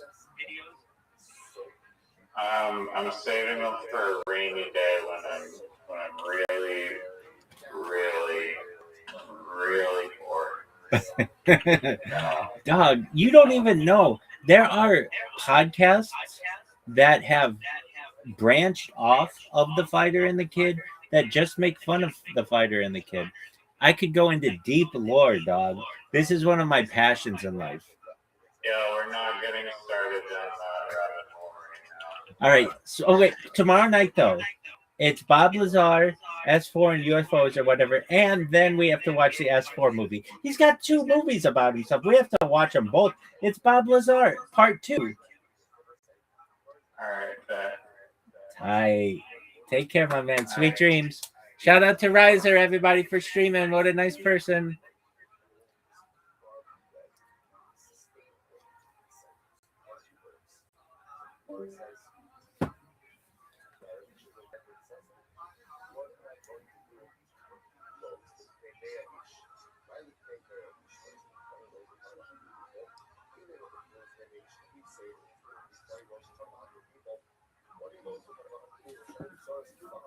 That's great. 20 rows from that's fantastic. I wrote the whole time. So whether it was 20 rows or like 20 rows, They're not hiring topless maids, right? No one's buying topless maids during this corona shit. Topless maid? No one's spending money on that shit. You're better off getting a job as a belly butler. A topless B-cup maid is like a No voice, no glasses, no lisp, no accent. What's going on back there, Mrs. Claus? I'm starting to think I married a man.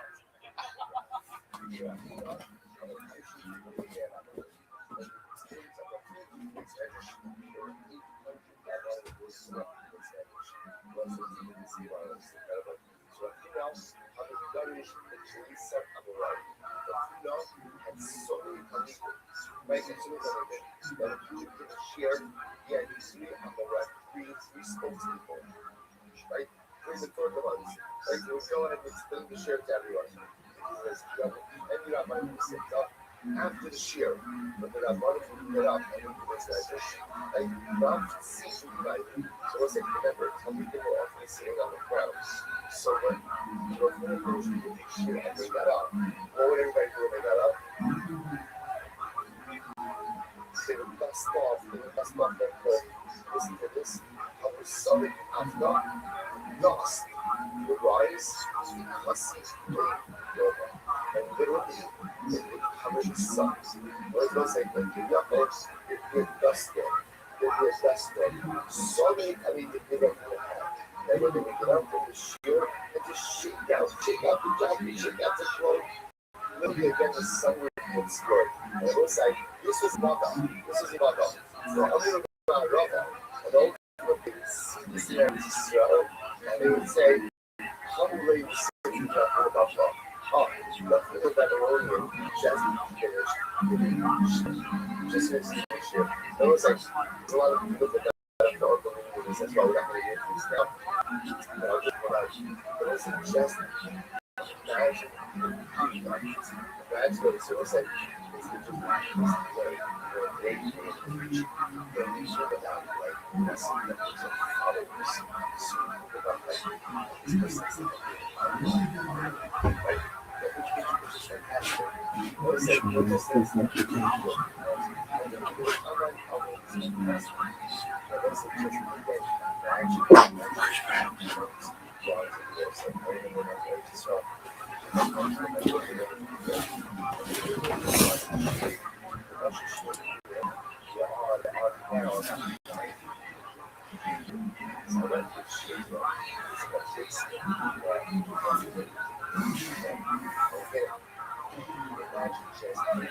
Alright, so Brandon, how long ago did she tell you that she's going to be a topless maid?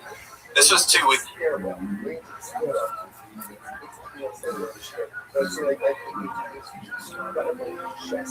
This was 2 weeks ago. Have you followed up with her since then? She's since told me that she's looked at other jobs, but I kind of thought it was like a convenient, like, breaking. So she was bluffing. I'm telling you that if stripping was a thing right now, no, she's not fucking bluffing. We're all right that she's not going to strip. How old is she? There's no 25. 25, just going to jump right into the stripping business. Like I'm saying, she's kind of been doing it. Like before quarantine started. What do you mean she's kind of been escorting it? She works at, she calls it karaoke. Uh-huh. What does she do at karaoke? Karaoke, wayward sons. Thank you, Santa Claus. Yeah, what's karaoke? I'm under the impression that she's wearing provocative outfits and semi-lap dancing, but like it's a different setup where you and your buddies like sit in a private karaoke room. Oh, she's a stripper. No. What do they call it? They call it a. They have a name for that.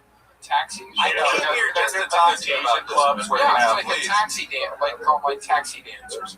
Yeah, she lip syncs with the vagina. We call that Carry on my wayward son. Zabiner stat. What was the sex like with this girl? It's pretty good. She got one of those copper IUDs, and it has led to like the smelliest sex. Oh, I love it. all right. I got one of those for Christmas one year. Give it up for Mrs. Claus. Oh my God. I don't blame her. Like I'm saying, before the copper IUD, it smelled So like what normal. exactly does it smell like? Just like bad vagina? Or? Yeah, have you heard of vaginosis? It's a doctor's fucking term for horrible smelling. Right. Are you sure she's just got doesn't have some cum left in there from some other guy? Okay, there you go. She was very honest. That's how it works, really, man. No, seriously, I know like a girl that she was just a fucking slut. She always had the stinkiest pussy because she had, fucked another guy previous that day, and you get some old cum in there. It's like salmon, like a piece of salmon left in your mouth. These are the girls that you're hooking up with. Girls Scientifically, if another man comes inside another woman and there's leftover remnants, then it will be smelly like the salmon of a southern Red Man strikes again, famously. Oh my God. How many times do you think you had sex with this girl after she had sex with other guys?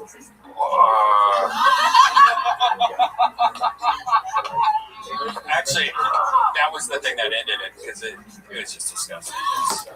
Let's just say every time I put my penis inside her, it was very squishy. Oh, God. Yeah. No, that's the thing. It's like it's the same thing with me. The stripping kind of sucks. The smelly vagina. I was looking for a way out. Why is it made of copper? Like, are they all copper? Copper kills sperm on contact. Yeah, it's kind of like germs, like where you have those things that open the doors so you don't get Oh, okay. Okay. copper rings or whatever. All right. Yes, I've used pennies as contraception before. There you go. All right. Well, Brandon Peterson, we always learn so much about science and stuff when you're on the show. And, I always say, out of all the male comedians with the belly button ring, you are without a doubt one of the top 20 or 30. Fun times, really great jokes tonight. How long have you been on stand-up again? I'm at 2.5 years. And, really, really good. Really great premises, especially. Jokes are great. You're doing it, man. Congratulations. Writing during this pandemic isn't easy, and you're doing it. Brandon B. Comedy. Thanks, guys. Around the clock. Don't forget the what you got. Hey. That's the jingle bell roll. Wow. All right. Excitingly, that is the end of the music portion of the show. Yeah. It's time now for your final comedian of the night. Ladies and gentlemen, this guy, an absolute god, an absolute legend, truly one of my favorite human beings on the planet, a guy that I love, a guy that I look up to, a guy that I love working with. It's the great Michael Lair. Here he is. Everybody, come on, make some noise for Michael Lair. He's here. Live. I don't want your noise. I don't want your noise. Tony, you disrespecting me by bringing corn on. What is this? A super fox competition?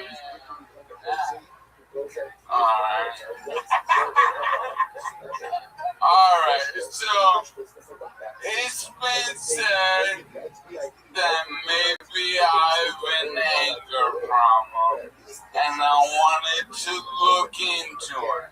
And I looked into it, and it's not because of my disease, and it's not because of my personal or professional life. I discovered by looking inside myself that my anger comes from one source: bad customer service.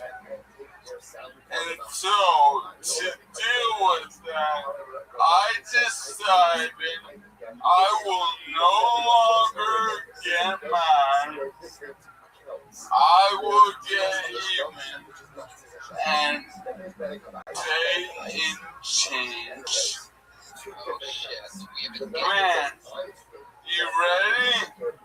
been handed scripts, and here we go. You guys ready to rock this the fuck?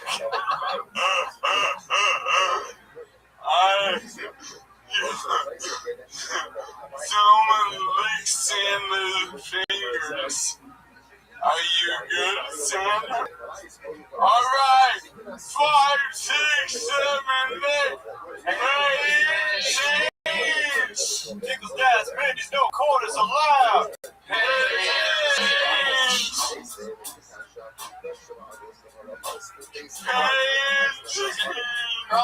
Rude to me, rude to you. Rude to me, rude to you. I hope you brought your calculator. You want my 2 cents? Here's 92 cents. I don't lie, here comes the head. Coins got you stuck like you screwed McDuck. Pennies from heaven, more like hell. See Abraham Lincoln and 40 of his friends. Drop dime on your ass. Drop nickels on your tube. 3 coins and fountain. A roll of dimes up your ass. I hope you miss your bus because you're counting my change. How long is this thing? Hey, why don't we get any fun lines? Oh, is there a line for it? I'll do some dogs for me. Well, now he's just rhyming forming with forming. Hey!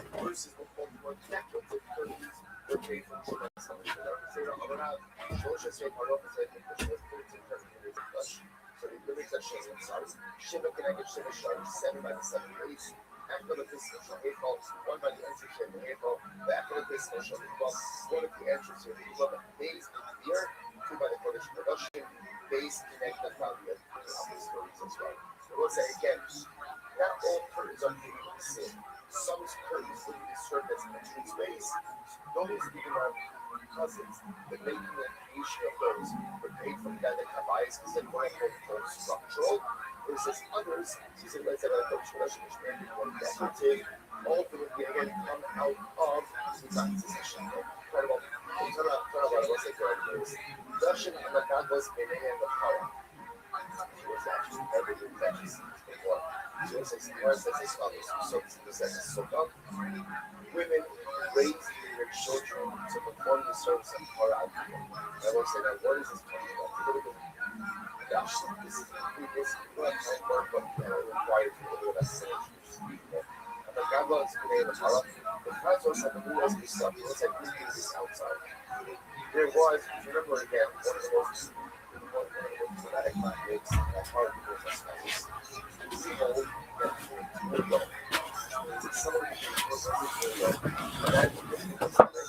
and then most of the fun, but still requires lots of shadows. $1 fee, second week, You ain't friendly, here's a wee penny. I like smoking nurses better. Que paso? 100 pesos. Shouldn't that have been Joel's line? Coins are minted in 1792. Now here's 1792 coin to you. Even the one about Helen Keller was better than this. I hope you like Vice President because here's some pens.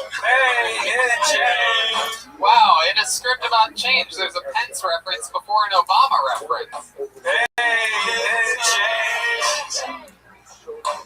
Copper is the color of your energy, and here's 311 pennies.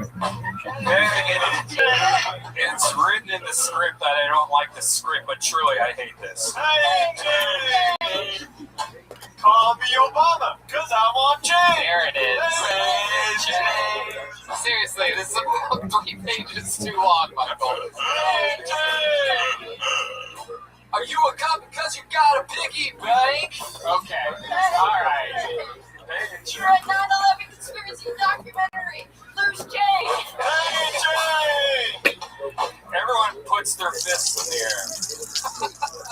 No, I think that's the stage direction. Well, I'm not doing it.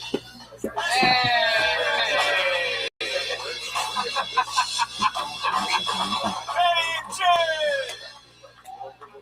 Wow! Absolutely fresh. Half of that was the Christmas tree. She wrote it. Wow, incredible writing. Clearly a lot of work put into it. That was a lot of pages. This is the biggest script we've ever been. Yeah, I know that I was like I was supposed to act like I didn't like it, but I really did not like that at all. Yeah.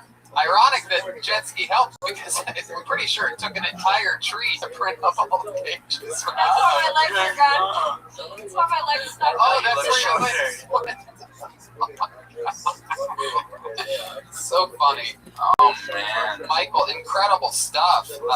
Thank you. Another very fun production that you put on. I love that you're taking advantage of the wide parameters that you are afforded in your No doubt. I mean, it's in the playground. Yeah. You know, absolutely. I'm loving every minute. You're goddamn right. What's up with Corey? One look like Barbara Streisand ex-husband. Which ex-husband? I don't know everyone. But two, what are you, 85 and look 30? I mean, you're talking about doing bumps in the 70s? I mean, how fucking old? I remember you, like 74. We were gacking out somewhere in El Reno, Oklahoma, fucking having a good time. I thought I had enough yak and I took too much yak and I OD'd the guy. Yakety gack, can't go back. So what else has been going on, Michael Lair? I had some observations about tonight. Okay. The strip club stuff's interesting. Because Brian and I are very similar, almost in the Stephen King way. Like, we look like each other through different years. I've been to hundreds of strip clubs in over 30 states. And we're both the oldest, besides Cordu, made a deal with the devil or something. Like in 2008, going to strip clubs was different than 05, different than 2 years ago. So, and then you learn recently what the strip clubs are different, and you have your favorites around the country. I was really fixing on Texas all the way. What are some of your favorites that you've been to off the top? Sam's Brown, East LA, no doubt. East Chicago, Indiana, Industrial Strip. You go in there and a very kind Indian gentleman. And let me preface this by saying I'm from Chicago, and before the financial collapse of 2008, you go to Chicago and it was like some daily, like hardcore shit. And a strip club would be $100 for an air dance and a $10 Budweiser. And you go 30 minutes to Indiana, and the nicest grandpa ever would greet you at the door, and he'd be like, "Oh, what we have here are freaks."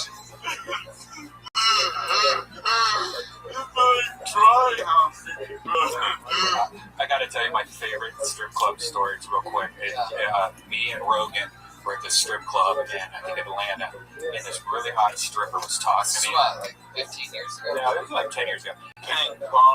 And she was like massaging me, and I thought she liked me, one of those things. And then she went away, and this old woman that worked there, I think she was like the manager, was standing next to me, and she was wasted. She starts tapping me, and she's like playing with my hair or something. I thought it was the other stripper.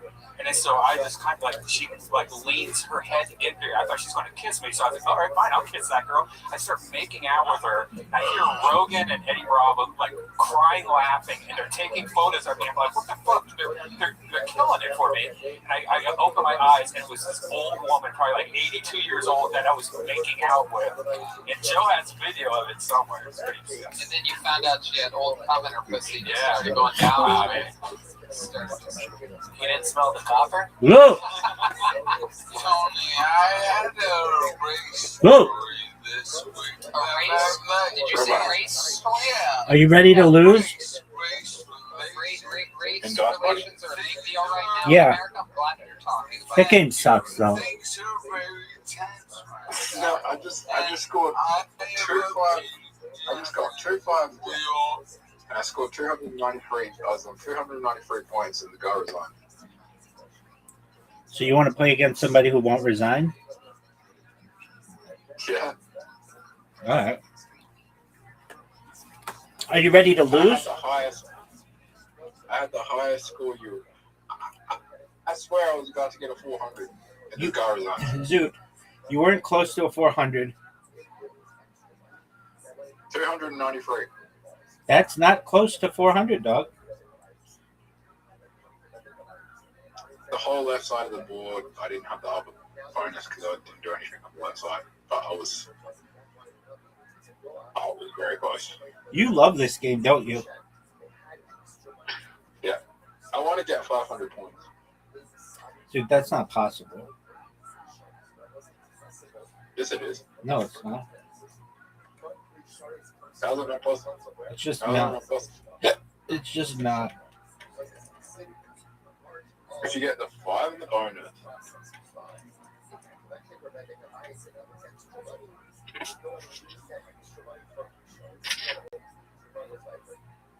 Bravo. What up, baby? My screen might be lagging a bit.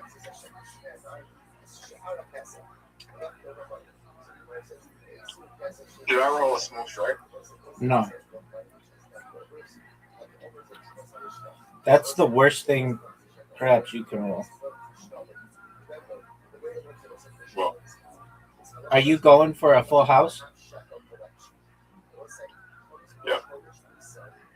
Oh, fuck. Sorry, my screen's fucked. I mean, what do you want me to do about it, Zoot? Hang on, give me a second.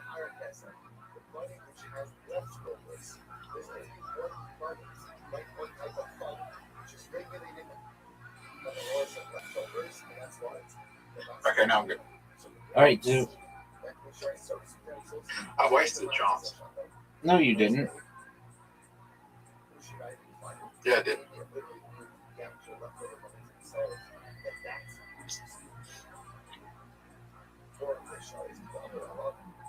Remember, I'm playing both.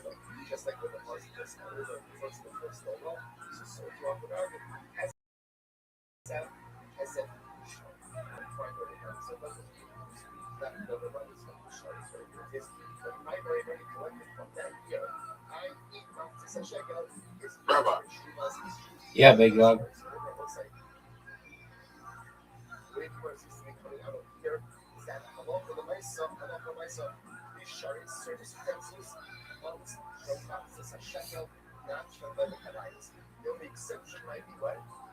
Imagine you travel and you go to the spot and you travel to a place you died in your past life. What did you say? Somebody just tweeted me. Imagine you travel and you go to the place where you died in your past life. Okay. Do you believe in past lives? Perhaps. Dude, are you happy with your full house? Should I be? I would.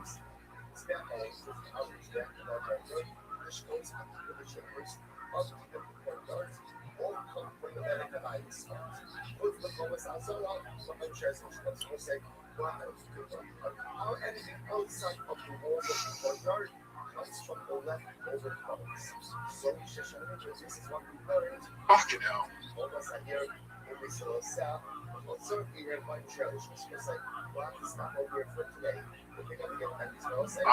Rabbi, What up, pimp? I got the highest triple free you can get.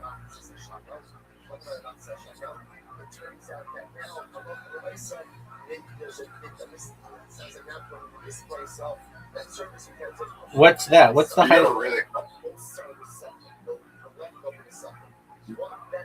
you got a really high triple free. What was your triple three? 3 6s and 2 5s. Oh, and you get more for that? Yeah, because the 5s are higher numbers. That's bullshit. No. Yeah. Fuck. That roll is bullshit though. 1, 2, 3, 5, 6. That's the worst roll you can get.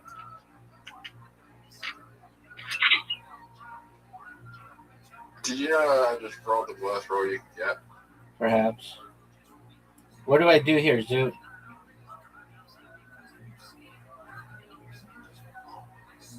I almost just want to roll again. 2, 3, 4, 5. I missed a turn. You didn't miss a turn. Yeah, I did. I didn't play anything. No, you didn't. Well, that could be true, but On a small strip. yes, sir.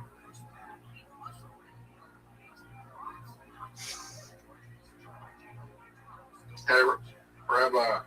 Oh, Zoot, this is big time. Zoot. The kid that I suspected to be gay in school that always denied that he was gay, I looked him up and he turns out he was gay. I wasn't that surprised. Did you see him in the mirror? But I was just a little bit mad that he kept on lying to me about it. All right. Did you see him in the mirror?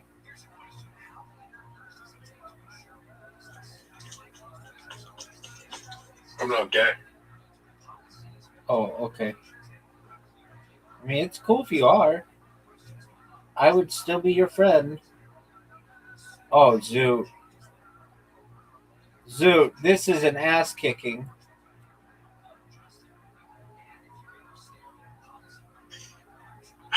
Fucking hell. Now Dice Party is a good game when you start winning, eh? No, this game sucks. Okay? This game sucks. No, you're just not good at it.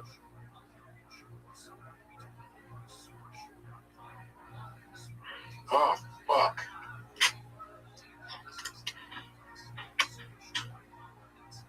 Dude, I might have the best roll of the best. Like, I'm doing really well. You're destroyed. It's over for you, You don't have the best rolls. dog. This is like the best round ever. I'm playing like shit, that's why. I don't even need these sixes.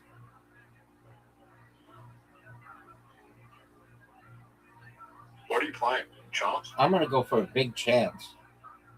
Or 4 in a row. You just got 20. You got the second biggest highest chance you could get.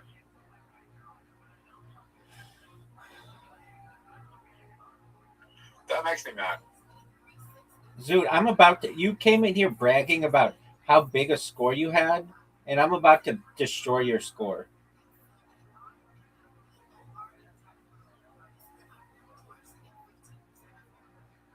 It'd mean if I resign, but I'm not going to because I want you to go for 400.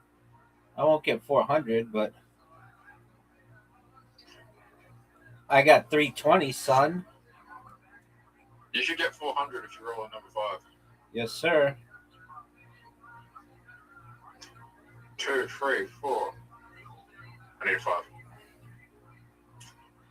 Oh, that sucks.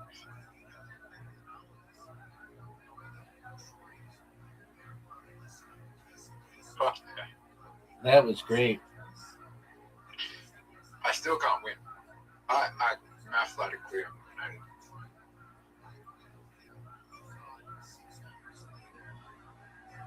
Rabbi wins.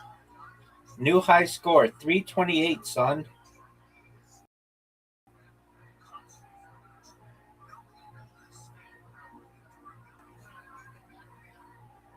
Hey, Rabbi, do you think it's fair that South Australia only gets one state farmless and Victoria and New South Wales get 3 state farmless? Oh, wait. You didn't tell me that. Yeah. Why is that? Sorry, national farmless, not state farmless. I get what you're I saying. think there's more people competing in those states.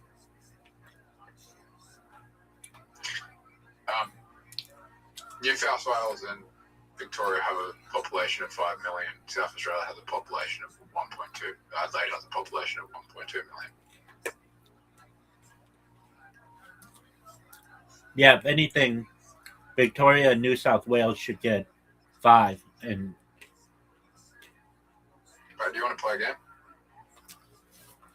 Dog, I'm better than you at that game.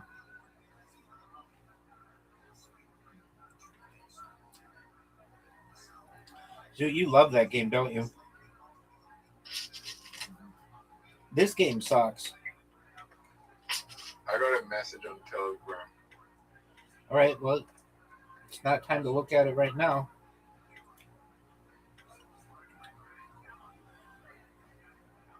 So you have 5 seconds to play something, 4 seconds to play something, 3 seconds to play something, 2 seconds to play something, 1 second to play something. Nope, we're done. What did you allow me to? so you have an invite to a dice party. Got it.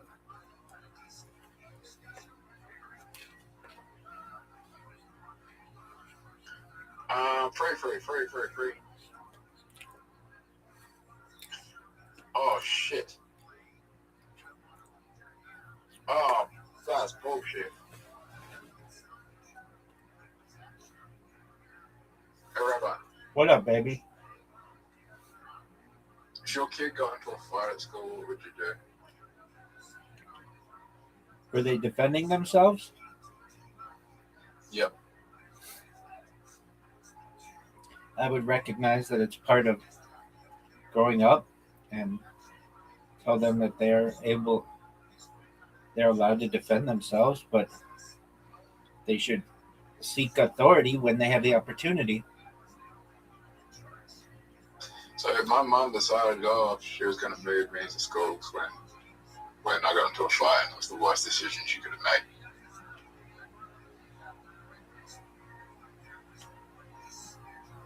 I think that's like the worst decision you can do. Like moving your kid's school, it's like fucking fights happen at school. But it's hard for my mom's a woman. She doesn't see things from like a boy's perspective. Right, and she was a single. Doesn't realize that She was a single mom. She didn't have like all that much support. she doesn't realize that boys just do that and that they don't hold grudges like girls do. Well, boys do hold grudges. Boys do hold grudges. They do. Dog, you've been holding grudges against these assholes from high school from like a long time. I don't hold grudges. I just hold grudges on how it was handled.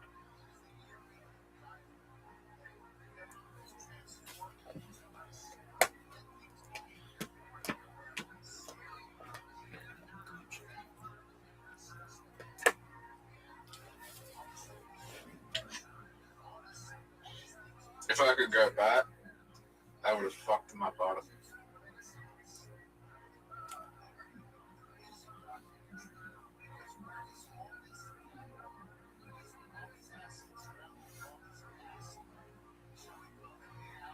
should. Oh no! I'm gonna give this review a 6 out of 10. Alright, that roll is a 6 out of 10. Oh fuck, Rabbi, I fucked up. Do you know how I fucked up? How? I thought I had the small straight. You do. I thought I still had the small straight. You do. 3, 4, 5, 6. Oh, you thought Yeah, you I had thought it available. So just chance it. Oh, you can't. So just put it with the 4s. You still get 8 for 4s. That's not good though.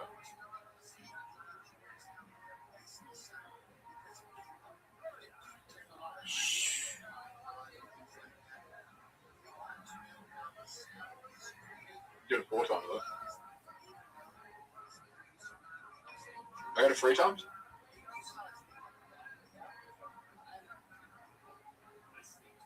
Full house.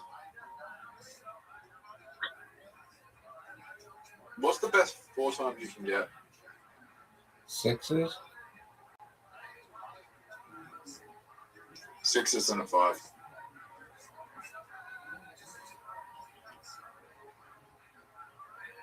Four 6s and a 5. Did you know it was a really close game?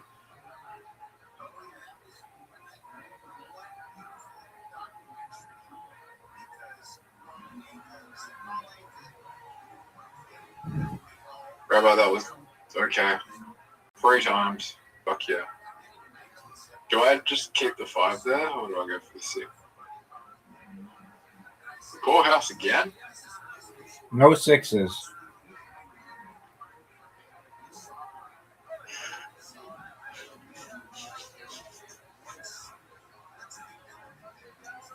Rabbi. What up, pimp? Give me a 4. Where you get? Give me a 4. Strategic move.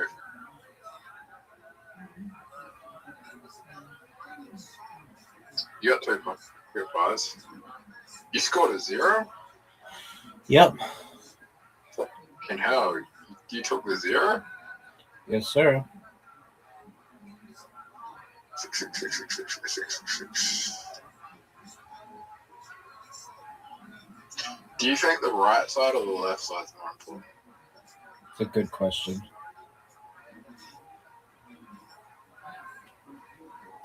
Probably the right side.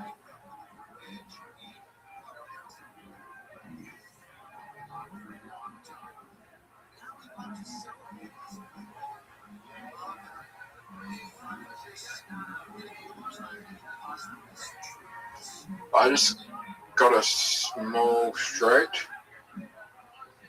No. Bro, what have I not played yet? Oh, you haven't played a large, a 5, and a 3. It's 5 6s and the 5 straights. 5 of a kind and the 5s. Bro, buddy, hey.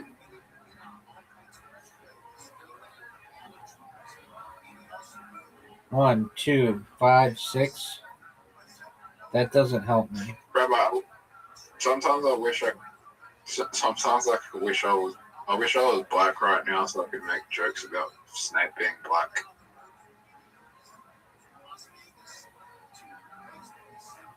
Without being racist. That doesn't make any sense, but cool.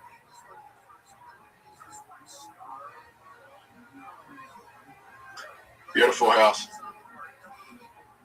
I already have played it, though.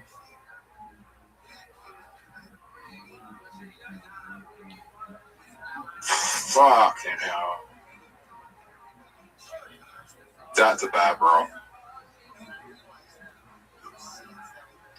I just hit a free.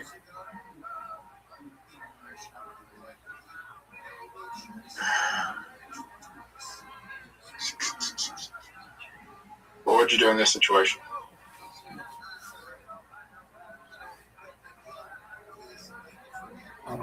It doesn't really. I play the 6s, I guess. Come on, give me some I fours. missed the bonus. Give me a 4. Give me a Did you get the 4. bonus? I got the bonus. How much you get for bonus?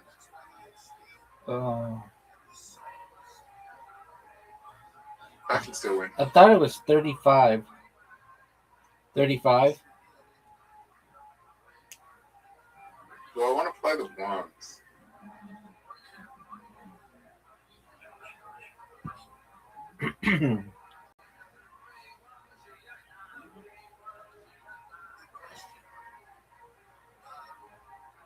Do I want to go chase for the ones? How about you just choose something?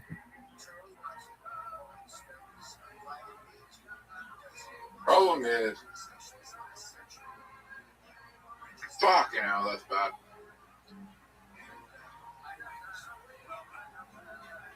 Do I play the 5 times here? Bro, what's the best option here? Just put something down, dude.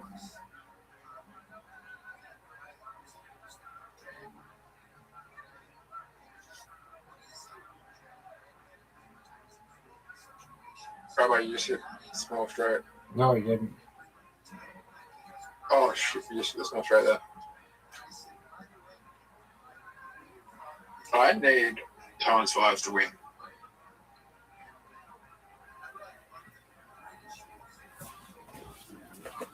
The only way I can come back is get a times 5.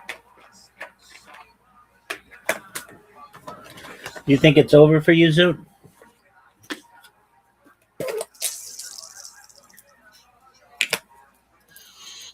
Yep. Oh, I can't win now. Why were you so good at this game and now you suck dick? I went to a glory hole. How was the glory hole? Nah, the penises were kind of small.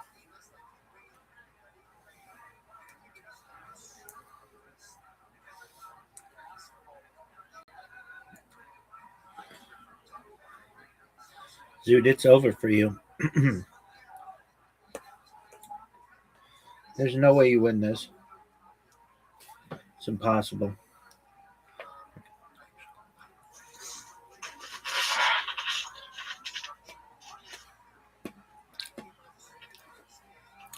Zoot, are you ready to lose in Karam? I hate Karen. Why is that? Step bowling. No, Why not? you're terrible. Step bowling. Gotten better. You're so bad it's not even fun. I've gotten better. I figured out a strategy to make it better. Zoot, you are the worst person I've ever seen in this game.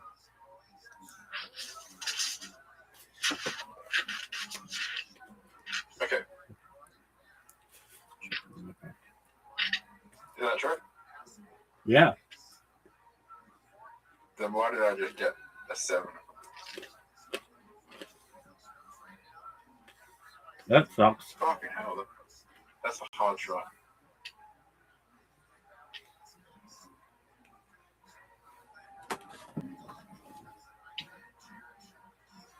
Bravo, why was your shot terrible?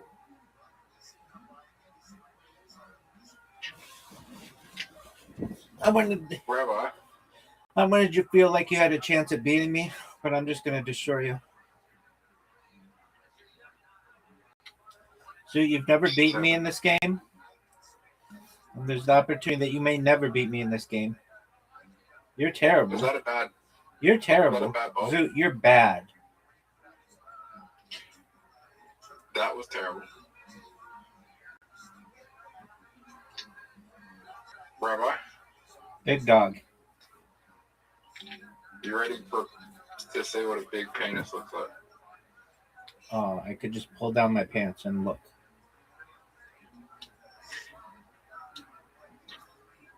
The whole world's saying your penis. Yeah, and the whole world can understand that my penis is larger than more than half of the world. That's big.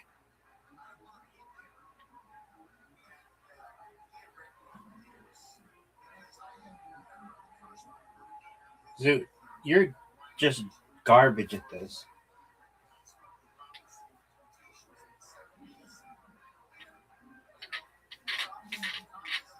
Dude, you need to practice a lot. Nice strike. You need to practice a lot before I play with you again.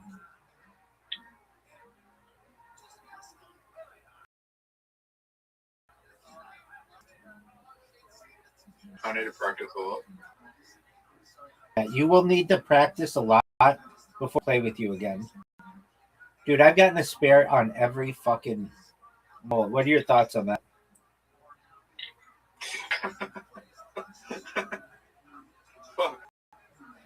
Dude, you're dog shit. What are your thoughts on that?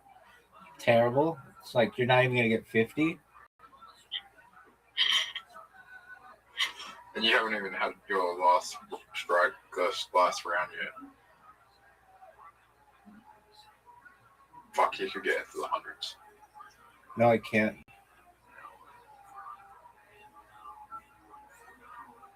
Yeah, you can. No, I can't. Dude, you're dog shit. What? Why didn't you get a bonus on the last bet? That's not how the scoring works.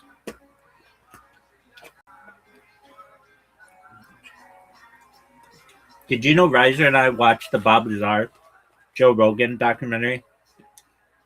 I shouldn't say that. We're watching that tomorrow night. We watched the Bob Lazar, Joe Rogan podcast. Did you know that? Yeah. Do you think it's fair that only one person from SA gets to go to state finals? No. Oh, wait. Yeah. It is. It should be one person from South Australia and 5 people from Melbourne and 5 people from Sydney or whatever, their states.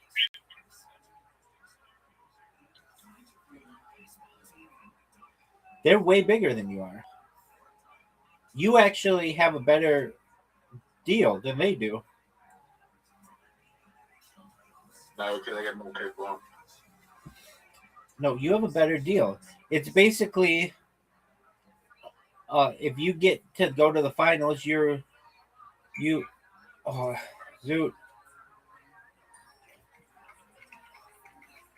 So there's no way you do well.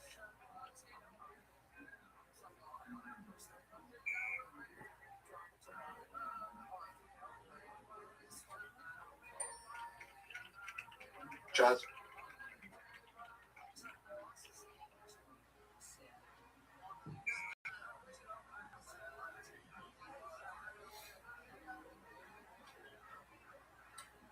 Fuck off!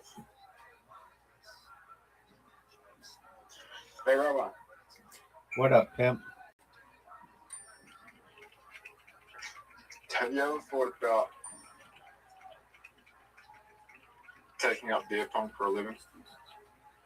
I already have. I already lived that life, my friend.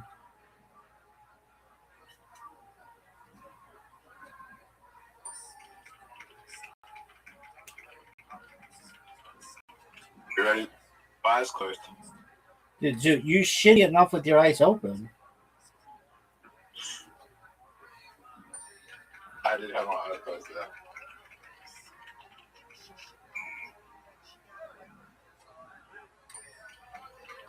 I saw you do that shot with your eyes closed. I'm impressed. Thanks, baby. My God.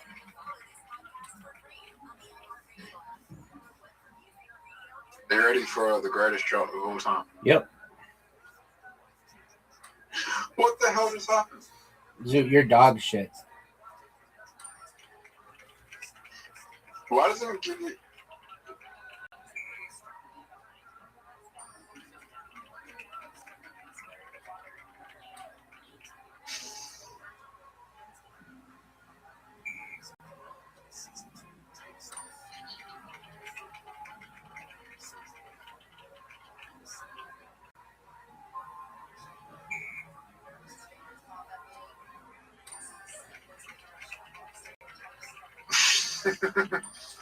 Zoot, it's over.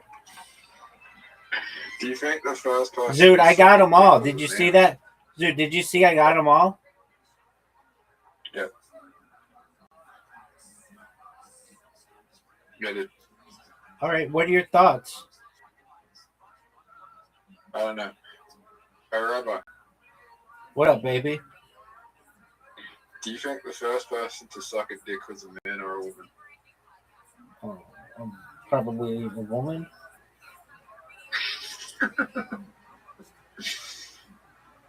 You're going to hope so.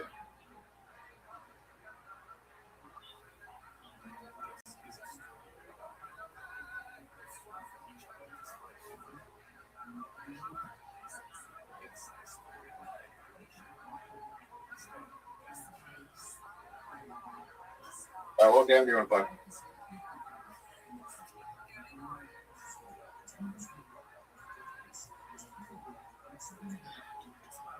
Rabbi. Zoot, I've beaten you in everything. Soccer.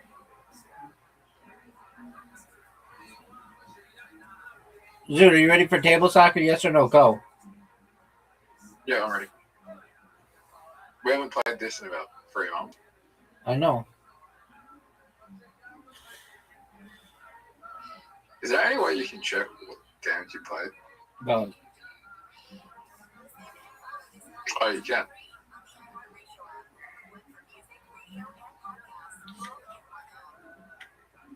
Zoot, you're up. Everybody's waiting on you. I'm going to take Australia. I've got Australia. I've got Australia. I've got Australia. I've got Australia. They should have New Zealand as well because your flags are so similar. Dude, are you going to go?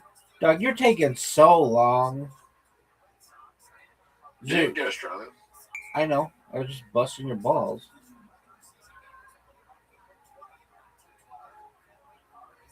Rabbi, did you know that you have a really bad defense?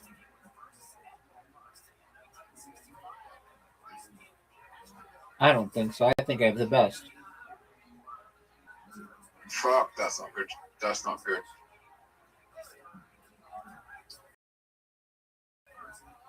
I think I have a really good defense.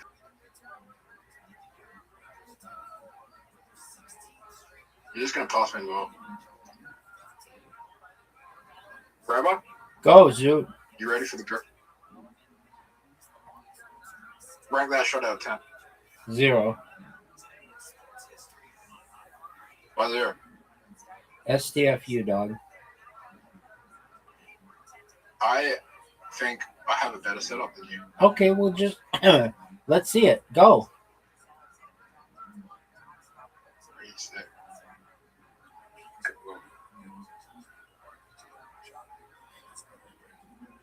I actually am happy with that shot. I'm actually really happy with that shot. Okay, well, that's a wonderful story, Zoot, and everybody liked it. How about you go?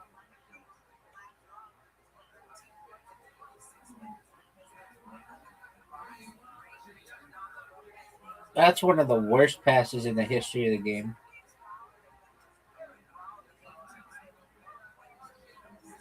Terrible shot. Terrible. Terrible.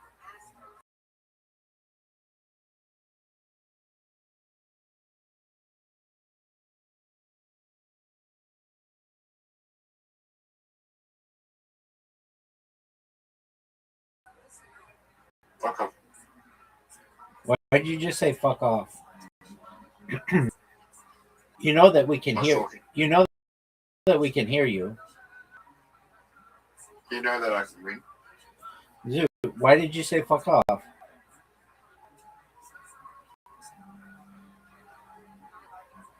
I'm gonna win. Zoot, I asked you a question. I don't know. I just say things. Okay. Are you ready for a win? Angry, man. Are you serious? Open goal.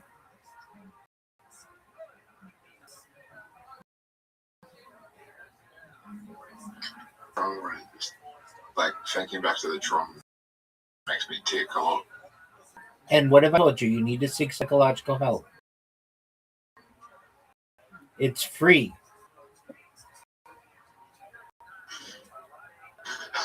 You can seek psychological help, but you can get rid of the trauma. Well, you can at least try to get it addressed.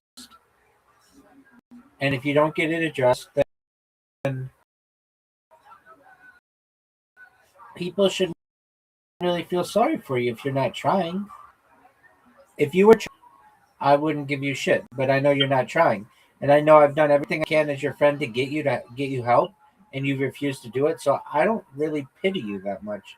I basically say that you enjoy looking like an asshole because you don't want to seek assistance for it. It would be, again, a different story if you were like, see a fucking therapist once a month for this issue. It sucks. I'd be like, dude, I know you're trying. You're doing everything you can. I get that. But you're not. You're lazy about it. You'd rather go to a fucking glory hole than go talk to someone about issues that you have. And there are medications that are available that are free to you that you don't want to take and you don't even know anything about them. So I don't want to hear they have bad side effects. I don't want any of that shit because you didn't even know they existed. Now, how about you kick the fuck out of you?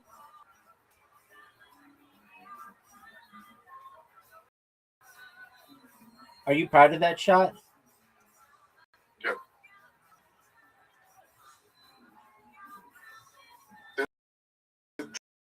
Drugs out there that make you think about killing people.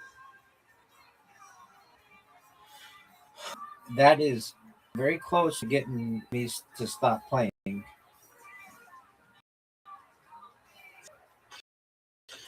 Okay.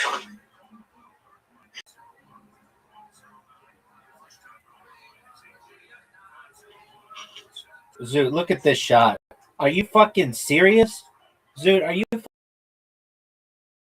fucking serious? You have the easy world.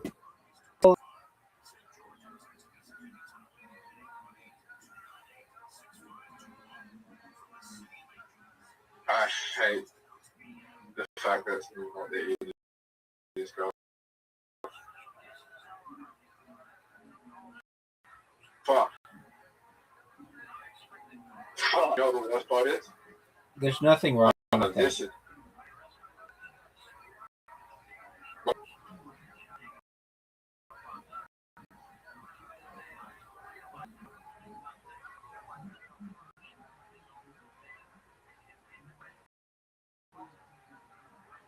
that's annoying. What's annoying? Emojis. I agree. I don't like it. Why are you doing it? Piss. Zoot, why's your guy in the way? Oh, dude, what a box out. Zoot, did you see that box out? Look at the shot I'm about to take. Your shot sucks, son. I just blocked you multiple times.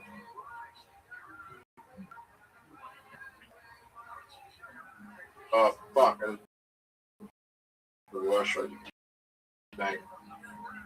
You had that. What? Strategy. Oh, no.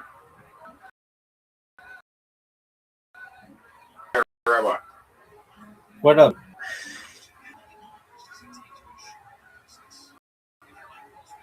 So, how certain are you that grants are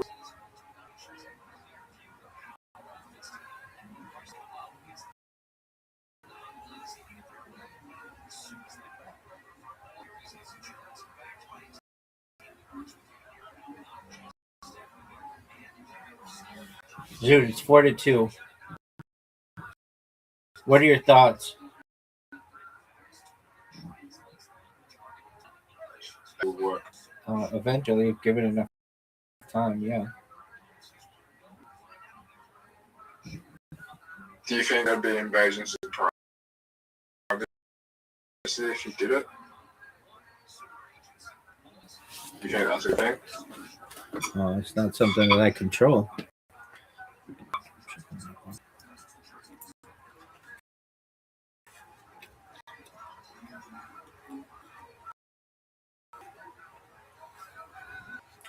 Dude, are you proud of the way that you just played?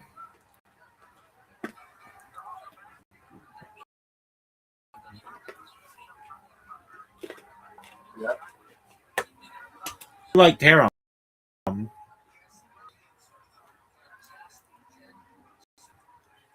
Around like Tiger. Yeah.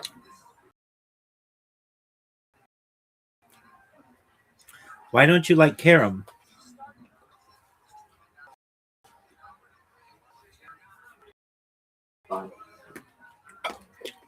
What?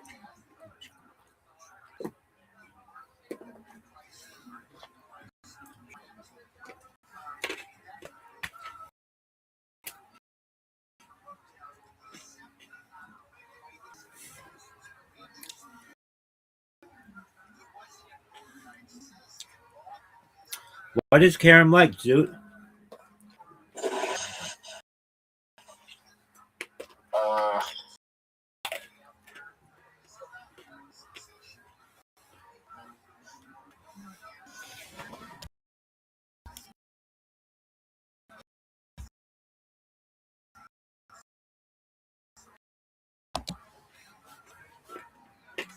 I've got no idea.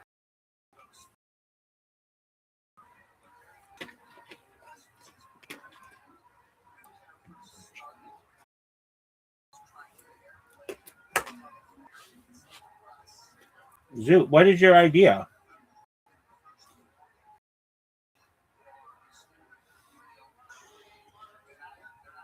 NFTs are about to come back. Oh, okay. What makes you sad? Twitter saying. Who on Twitter saying it? Multiple people.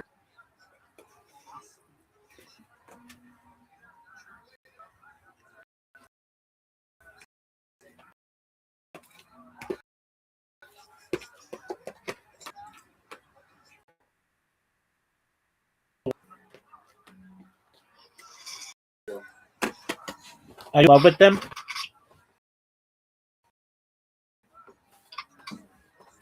Yeah, I want to do porn. Does he do porn? You try it. Did you watch it? Yep.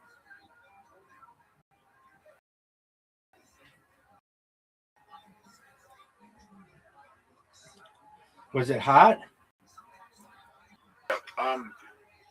Okay. With whom did he have sex? A midget. Really? Yep. Boy or girl? Boy. Oh, his friend? Yeah. Yeah.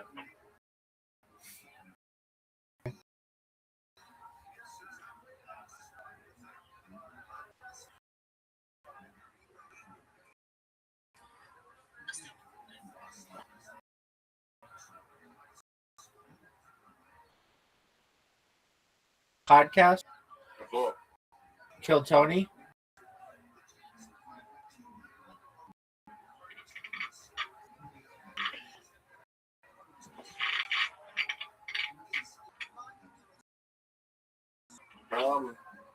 I'm looking at something right now. What are you watching?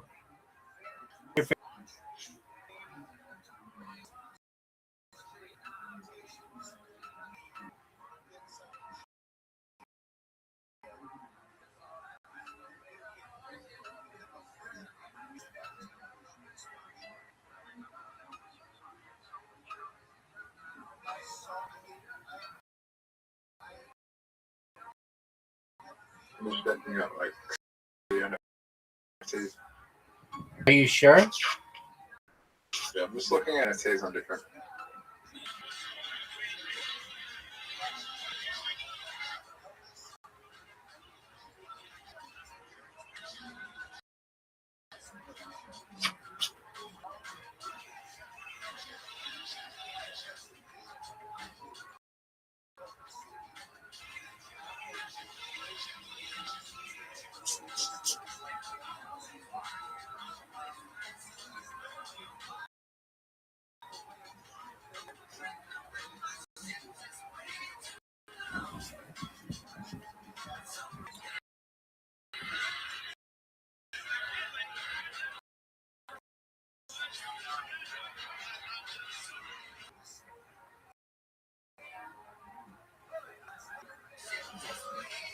Zoo.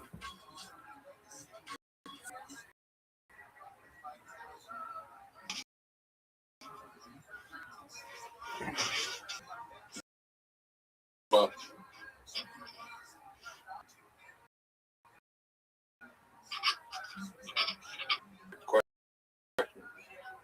My question is,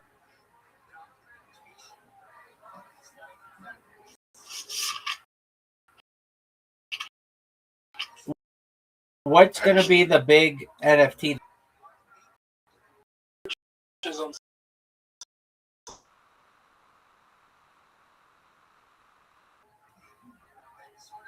the first.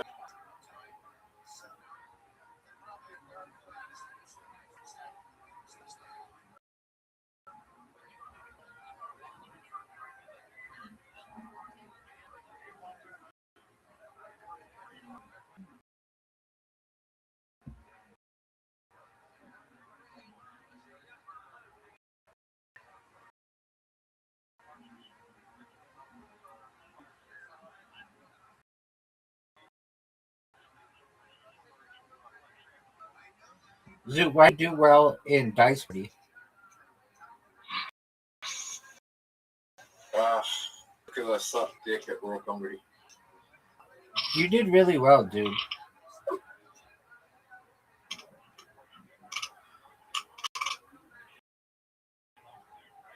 Nah,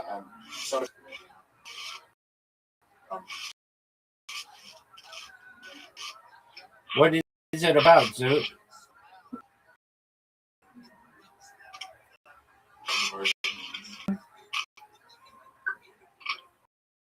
Promoting the best. It's about finding the best.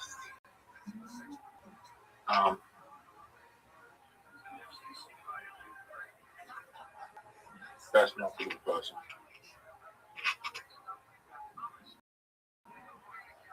What's the girl's name who won? Tilly Harrison. Does she have a chance to win?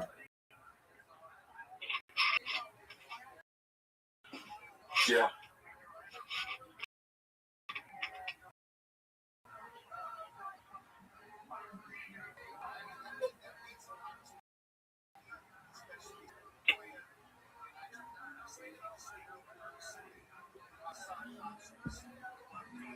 And if she wins, you could basically say that you got second in the entire country.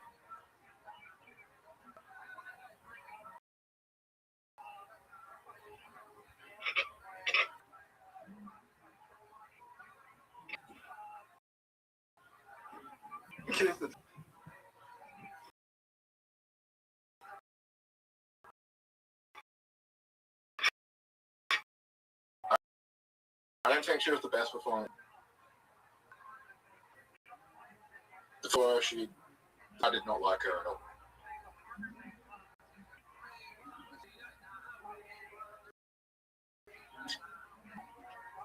But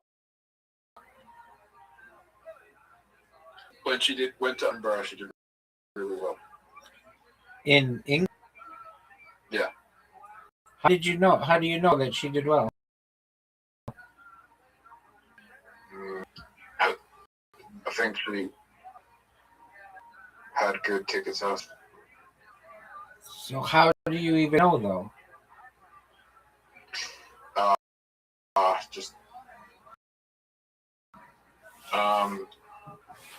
basically they're going toward, like, I talked to the guy who mentored James McCann and Amla Skill. Basically,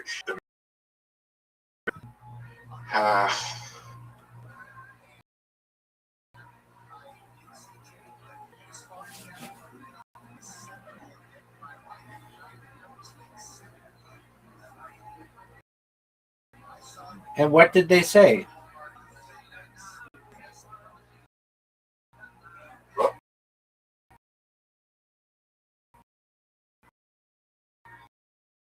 What did they say?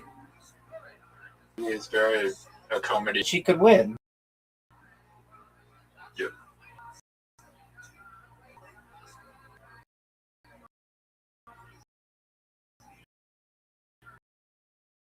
Do you think she's gonna win today? This against the whole thing.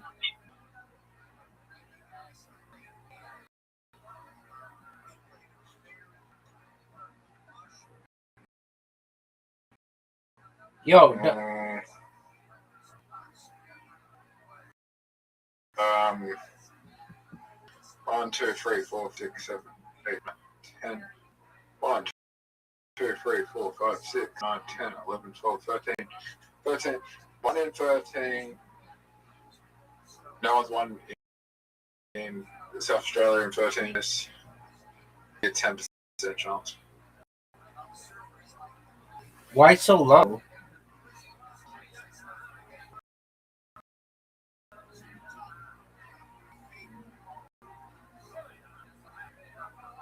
Because there's no, from what I saw, there's no, it's 100%. It's not 0. I wouldn't be, And if she wins, if she wins, I wouldn't be surprised if she won, but I don't. What I saw, it's probably not good.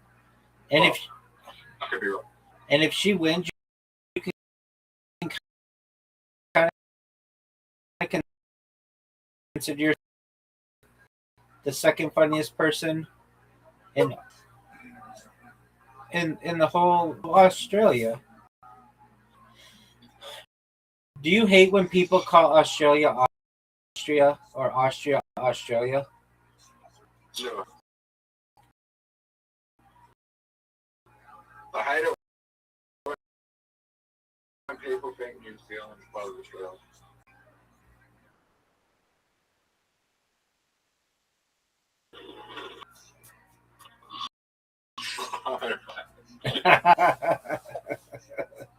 Zoo, why don't you like Fire and Kid? What you told me. It's the worst. It's the worst, dog. It is the worst.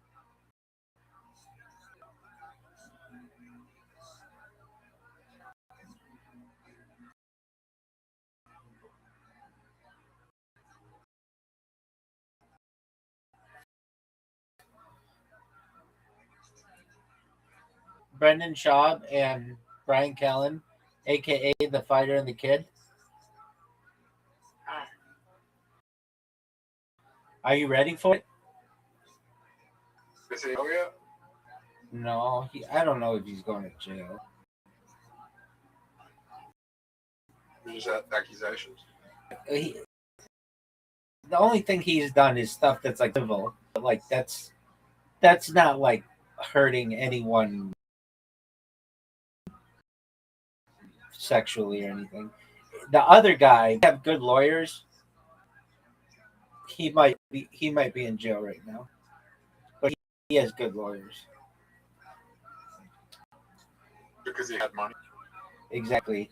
And the other guy, who Brendan Callen or Brian, who Brendan Schaub does a podcast with, that guy went after minors, and if he wasn't wealthy, would have he'd be in jail.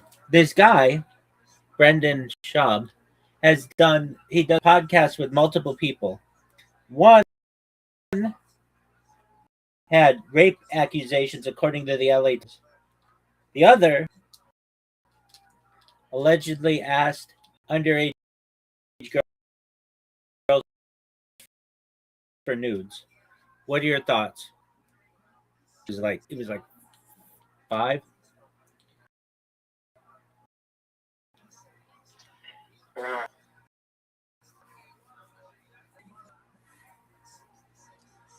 Don't you think you would say, hey, that we've done this podcast, but these accusations are just absolutely done.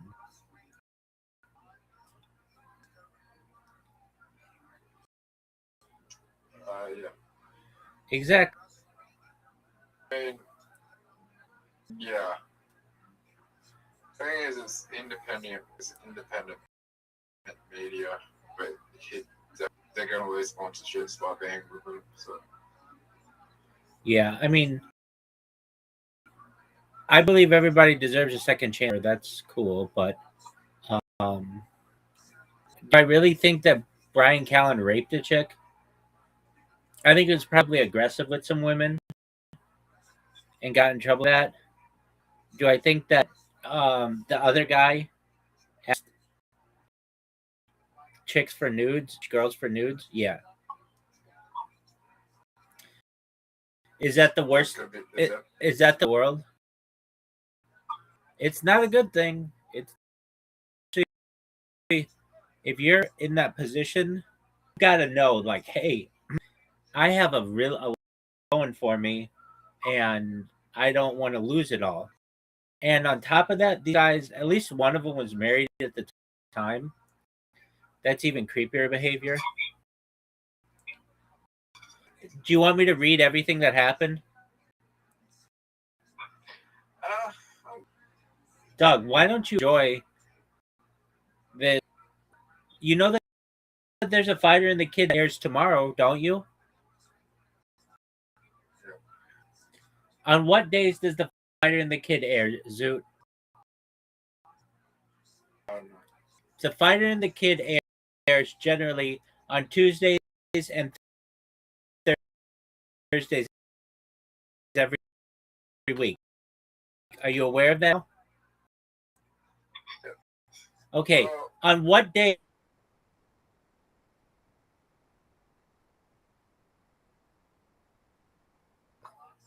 Now, it used to be put out on Monday, but that went to twice a week, and now it also comes out on like Tuesday and Friday. Okay. Now, when said, and what day does the golden hour is tape generally on Mondays, comes out on Fridays. So it's always like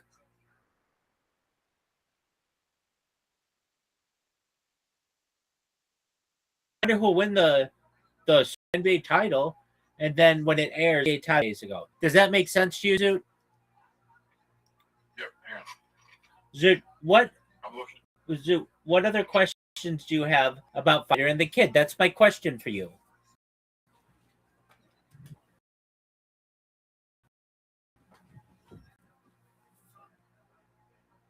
I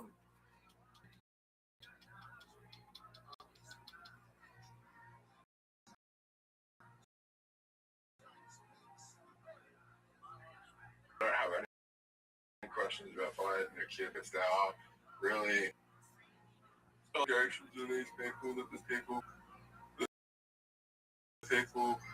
the victims get help and continue to have, yeah, good luck. Do you know who Whitney Cummings is, Zoot?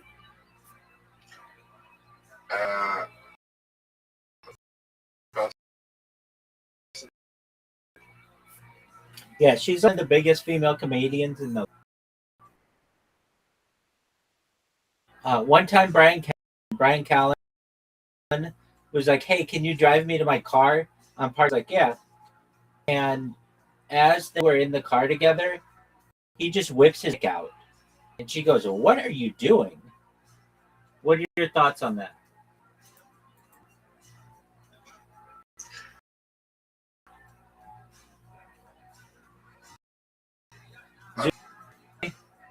Here's another one. One time at the comedy store. Do you know who Bobby Lee is?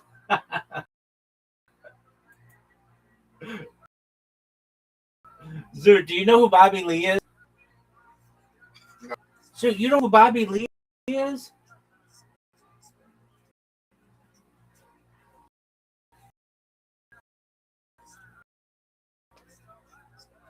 He's the same special. Did you not know that? All right, so Zoo, I'm going to teach you everything you need to know about Bobby Lee. This is ridiculous. Remember that time I sent you that big long list of Reddit posts? Yeah. All right, so many of them had to do with this situation. So Bobby Lee had a girlfriend slash fiance slash girl he called his wife. Her name is Kalila. All right. Do you understand that?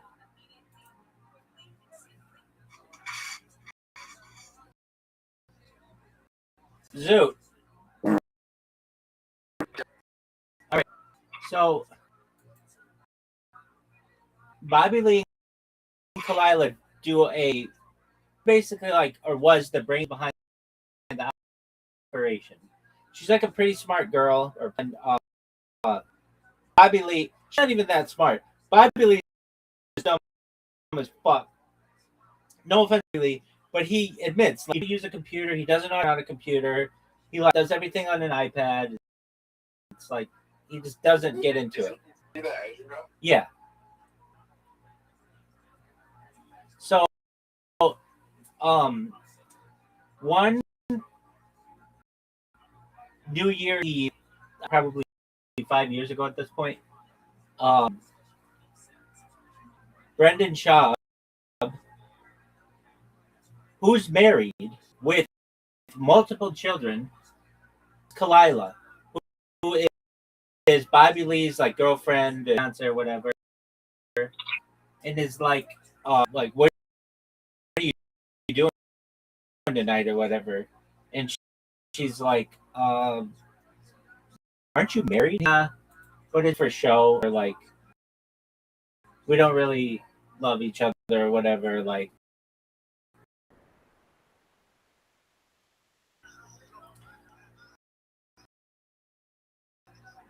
This is so funny. You don't care. I want the world to know about this. I'm not the only person who cares about this story. They're all they call themselves, and we call ourselves in the Fighter and the Kid Reddit, who care deeply about this lore. Oh. So,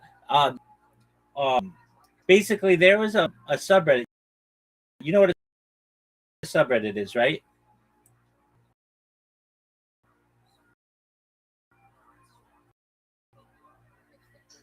Yeah. Hey, Rob. Yeah, I do. So there are like anywhere between 100 and 200,000 people who hate these guys with a passion because they're just like, at one time they were seemingly okay people, but they're just big dick and they're kind of bullies to people. Anyway, the New Year's Eve proposal of Brendan Schaub to Kalila gets shot down. 2 like months go by or whatever, maybe more than that. And Brendan Schaub distant, like, hey, whoever is behind this subreddit, because it's really starting to like whenever they do anything on the podcast blows up, and they don't embrace the subreddit at all. They pretend it doesn't exist, and it's just like stoking a fire. It's like every time they ignore it, it gets bigger and bigger. They don't read the comments. They do read the comments, but they say they don't read the comments. Anyway, so Brendan Schaub. Yeah. You love Brendan Schaub? Okay, so he said the allegations.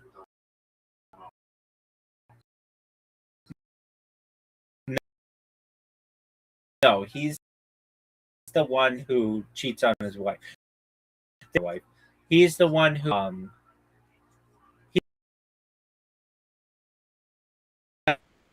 only 24 minutes.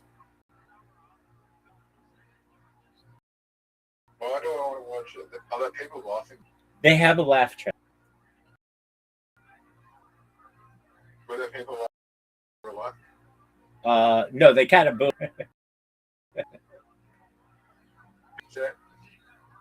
Okay, it's on YouTube. It's on YouTube. Specials. Okay, what about Black Israelite? I was there in the like specials. Okay, you want to watch them right now? Yeah, why not? Okay, so watch them with you. I'm not good at streaming. Neither am I. Get Rosary. He's good at it. I don't like to stream because I like using my phone for other shit. Yeah, like what? James McCann. How about James McCann? Okay, so let's watch it. Rabbi. What up, pimp? Who's the best comedian you've seen in Adelaide? Honestly, you're all dog shit. Nothing. Like everybody. And I include my girl Chelsea, man. I include the girl who's going to Melbourne. I include but actually Jan is the best, no doubt. He's the best. Is that magic guy, the magic hour guy?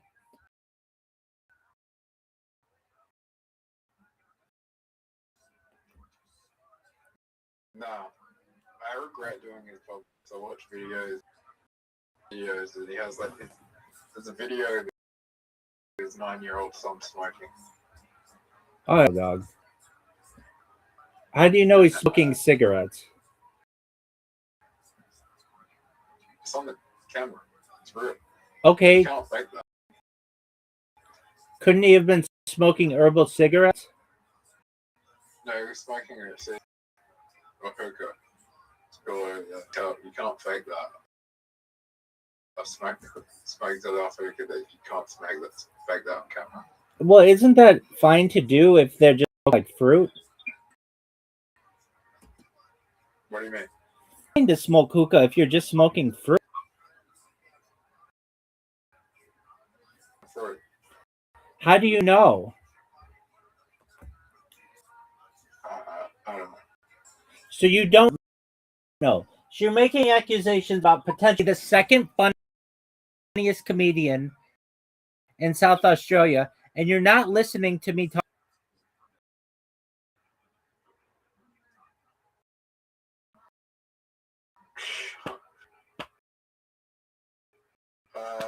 Yeah, sure. Wait.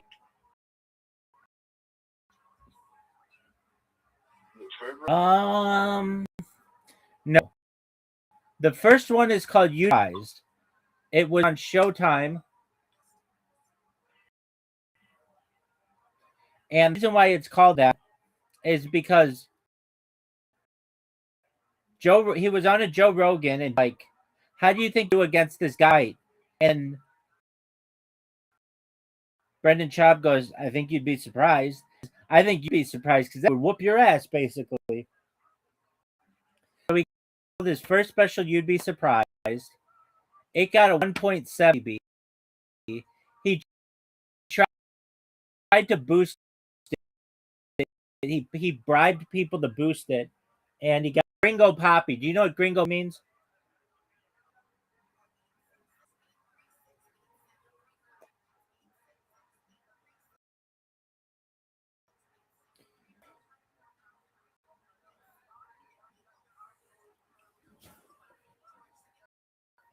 Zoot talking is like talking to a wall.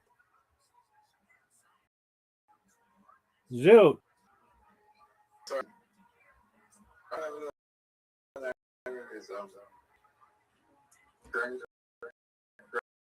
I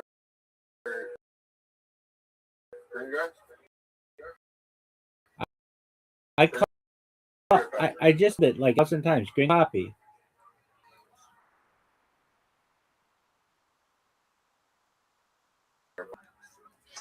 Didn't Drake accuse of stealing drugs from her copy as well? Yeah, he did. Isn't that hilarious?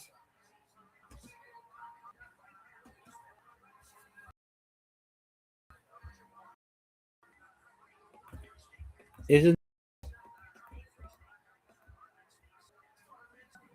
like all the people like Joe Rogan, the ultimate guy who's like so and so stole a joke, which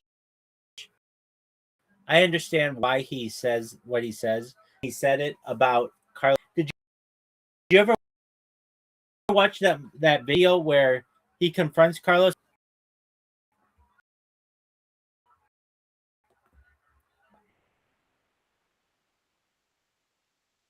No. Dog. You are an idiot. I don't care who are the Adelaide, Australia finalists, which you are, and is amazing. But you've got to watch that. That's comedy, son.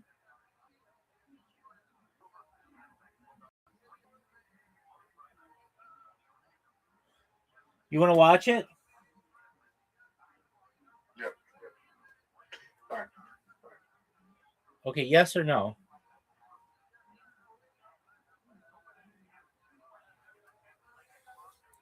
So you don't even know what you're doing right now, do you? I'm studying. You're studying for what?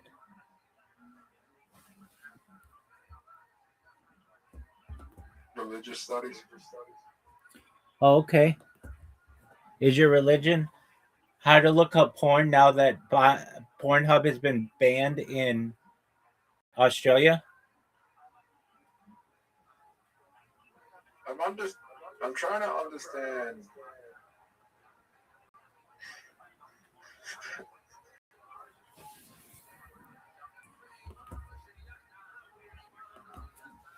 Zoot, do you speak sentences?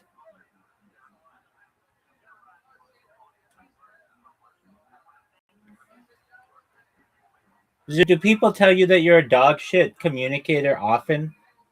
Yeah. Okay.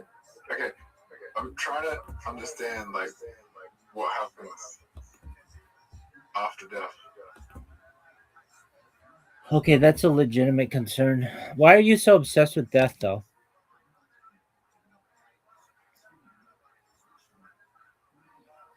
My dad passed away when I was 1.